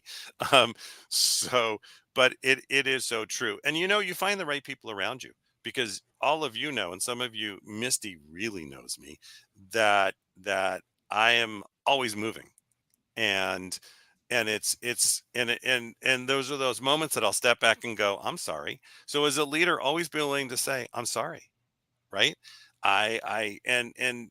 That's, I think, a really important piece, that with that compassion to listen, to hear. It doesn't mean I'll always have the answer that's going to, right? We're trying to fix things. Aren't we always trying to fix things? We learned a lot of that, right? Right. As leaders, you can't always fix it, but you can listen, and then we'll figure out what the solution is. And that's that piece and I sometimes they don't have the answer you want to hear, right? That's also, I get that. Trust me. I have phone calls this week and it wasn't what I wanted, but that's okay. We found a solution and moved forward. And I think that's that's part of that whole leadership. And that makes a big difference every single time. Karen. Yeah, what stands out to me is similar to what others have said, is the compassion and the love that motivated everything, starting with Mo and the Los Angeles Tribune wanting to serve and to offer this for free, and for all the speakers to give of their time. Nobody was paid to speak today. It was all a generous act of service to uplift the world. And that starts at the top and it comes all the way down. And each one of you are great examples to me of loving and serving, and it just reminds me that we uplift each other. With the rising tide, it lifts all boats, and you're lifting me, and hopefully we're lifting others. And so I'm so grateful to be a part of this, and I'm so grateful for all the people behind the scenes that work tirelessly to make this possible. Yeah, every day. Thank you. And Karen, so it's been, what a day. It's thank you. Misty. I think that what sums it up, and Karen, I think you just kind of named that beautifully, is that a leader needs a team. And so it's that sometimes I think in the entrepreneurial world, it's so easy to try to do everything yourself and get it done or take on more. And really you can't exponential anything by yourself. You can't exponential anything by yourself. So it is that creating that team around you. And Bill always says, right, that the teams are drawn to you. They're magnetized towards you. You don't go out and hire a good team. You actually bring that good team to you by the things that you're doing. So just kind of sum it up as there was so many amazing, talented people here. But if you heard probably the majority of them, they talked about the people in their life who supported them. Yeah. Yeah. And that's that piece that will make a difference every single time. And surround yourself by great people. But I think too, everybody out there, I want you to hear this. Surround yourself by people who will push you. Surround yourself with people who will say, can we have a talk? Can we have a chat? And the chat is not it's not about a bitch session. It's a listening session with solutions. And I think but surround yourself with people that will always push you to the next level. It's interesting that, partnering with Mary Glorfield, she's constantly, everything I say, constantly pushing the next. And Aaron does the same thing with me now that he's just okay, so hold on, Michael. And Aaron has no problem telling me what he thinks, right? And that's just been the last couple of months that it's just like, woohoo. And it's just everything you look at, everything that makes a difference, you just keep moving forward. And you keep moving forward every single day. So this has been an amazing day. And it's great to have this kind of structure around everything that we create. And yes, Michael said, yes, Michael Silvers, always surround yourself with people who are pushing you to the next level. It's Silver with an S. I saw that all day long, but I don't care, whatever. I used to be Hi-O Silvers in high school, so whatever. But yeah, that's an age kind of thing. But it's just, this is a team. So first of all, I want to give you all a thunderous round of applause for hanging in there, for being part of it, for driving forward. We have so much going on. We have, first of all, the evening session is going to be just amazing. Everything we're going to learn and be taught is just taking that leadership to the next level, which makes a difference every single time. And as we learn and grow, we become better. So first of all, I want to thank all of you. And then I'm seeing people, even though we're going to another stream, this stream is going to actually end in about 7 minutes. I just want to thank all of you for being here. I'm going to bring, I guess, Julianne and Rex up. You'll talk about the night, but I'm going to play a commercial first, so don't come up yet, because I know how to do this now, and I'm just showing off to Ava again. By the way, I want to tell everybody we broke records. The comments today are the most we've ever had, and so give that a thunderous round of applause. You guys rocked it. I asked, could you do comments? And I mean, I saw comments flooding in, and even Joseph McClendon made comments to Mary. So I've heard a lot from that side of, he was like, it was crazy. They were just, I said, it's an amazing family, and everybody's really a family and really one team, one family. So thank you all so much. I'm going to play the commercial and then I'll put you guys down. I'll bring up the next group. It's been an amazing day, and I can't say any more for what the team has done and how much you guys are and how much we have to go. Remember, 3 to 5 years.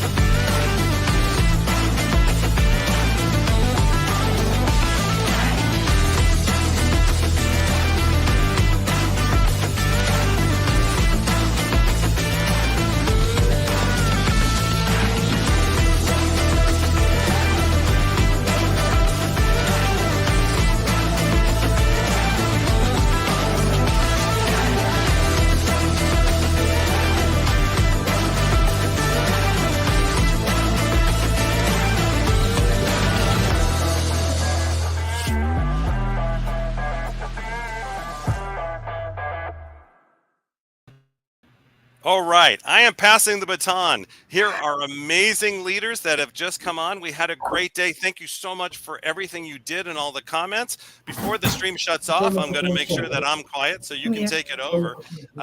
But again, I just want to turn it over. Thank you for the support. It's been a great day. Everybody out there, keep listening because the night is going to rock your world. Amazing. Ava. Oh, it looks like she's frozen. There she is. She's back, but you're on mute. There we go. Technical difficulties. I was gonna say before Michael leaves, Michael, we just want to appreciate you and honor you. Get back on the screen for hosting all of today's. What a powerful day it's been today. And of course, you know, Michael does not want to take competition and challenge and not really deliver. So they broke the records today for the most number of comments in one day in an LA Tribune event. Congratulations to all the LA Tribune podcasters, the Women's Journal, the Vietnamese Journal, you know, and your community that you've put together, Michael. Thank you. No, thank you so much. You guys Julianne, are awesome. back to you. Yeah, one team, one family, one community. You guys have a great evening. You too, I want to say that you look just like a freshly pressed suit. You are as crisp right now as you were in the morning, and you've spent an entire day doing this. So it is remarkable and wonderful, and thank you. Thank you. Thank you. It was great. It was just all the support, and even the support from you guys on the side. I felt it. So thank you. And just have a great evening. You too. Thank you. Yeah, you know, Rex, I just want to comment that it's actually how hard it is to keep that amount of energy up unless the energy is good. So the fact that it was that fire today, so inspiring and so transformational that his energy was able to stay up that entire time is unbelievable. So Jim, what are your thoughts? Well, I every single night that we've been doing this, I haven't been tired. I haven't been sleepy. The energy that's coming from the conversations that we're having and the spirit that everyone is showing up with and delivering is absolutely, you have to take note of it. It's just total contribution. And when people are contributing to each other, the energy just elevates because nobody is taking anything from anyone. Beautiful. Well said. When I teach people to be presenters, you know, on stage or on camera, one of the points that I make is you have to have more energy than all of the people in the room. So if you got 3 people or 300 people, if you're leading a meeting or you're presenting from stage, you have to generate that energy and also reflect that energy so that everybody thrives. And I think really what's important is if you're loving what you're doing, as Jim would say, you're not tired. It's like, I've never worked a day in my life. I know that the people like yourselves who are doing what you love doing and you're helping other people, you've never worked a day in your life. So when people say it's hard and it's ridiculous, you know, it's struggle and it's risk and it's that, I go, yes, it's part of the process of doing what you love. And there's no hardship if you're doing what you love. So I think when I see you guys and when I see someone in their element, it just is really wonderful to observe. Ava, how are we doing over there? I'm not sure if you can hear us or what's going on, but I know that we are going to be switching to a new stream very soon. I hear you, but I'm not sure I can talk. Oh, you can talk, but your face isn't moving. I hear you, but I'm not sure I can talk. Let's tell us what's coming up and how it's going and what's happening the rest of the evening. What's our schedule look like for everybody? Go ahead, Rex. Well, of course, we're looking forward to Ben Gay III. So Rex, tee up Ben Gay III for me. Woo-hoo. And Mario Arizon is also, you know, Mario Arizon, who's a student of John Maxwell, is also going to be with us. And the hosts leaders are also doing a panel tonight. So tee up Ben Gay III for us, Rex, who's closing tonight. I don't know how to do that. I'm happy to do it. I don't have access to it. No, Rex, Ben Gay III is the only living prodigy. Pardon me? That he's the only living prodigy left. You speak him up. I thought you meant like run the video. I'm like, I don't have access to it. Go right on ahead, just share about him. Okay, now I know what you say. Yeah, well, go ahead. Go ahead, Julian. Well, he's your buddy, so. Ben Gay is a remarkable guy, and he is the last living protege of Napoleon Hill. He spent a couple of years being mentored by Napoleon prior to Napoleon's death back in 1970. So he has the experience of actually spending time with Dr. Hill and what that was like. And Dr. Hill worked for him and mentored him. So he's going to share some of those stories of what it was like to be mentored by Dr. Hill. And but what you may or may not know about Ben is he is one of those people who's almost single-handedly responsible for the personal development movement. I mean, people like Werner Erhard and Est and LifeSpring and all these different programs that were, and Esalen and things like that happened back in the 60s and 70s came from the work of Ben and some of the others.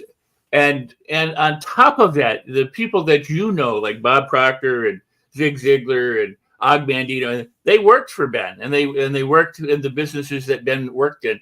So we have somebody here who knows so many of the people who people today listen to, audio recordings or watch videos or read their works, but have never gotten to meet. Amazing. That is so exciting. This stream is about to end because we've been going all day long. So meet us on the flip side because you guys are in for a treat. We're going to keep that energy that Michael kept going for us. So we'll see you on the flip side.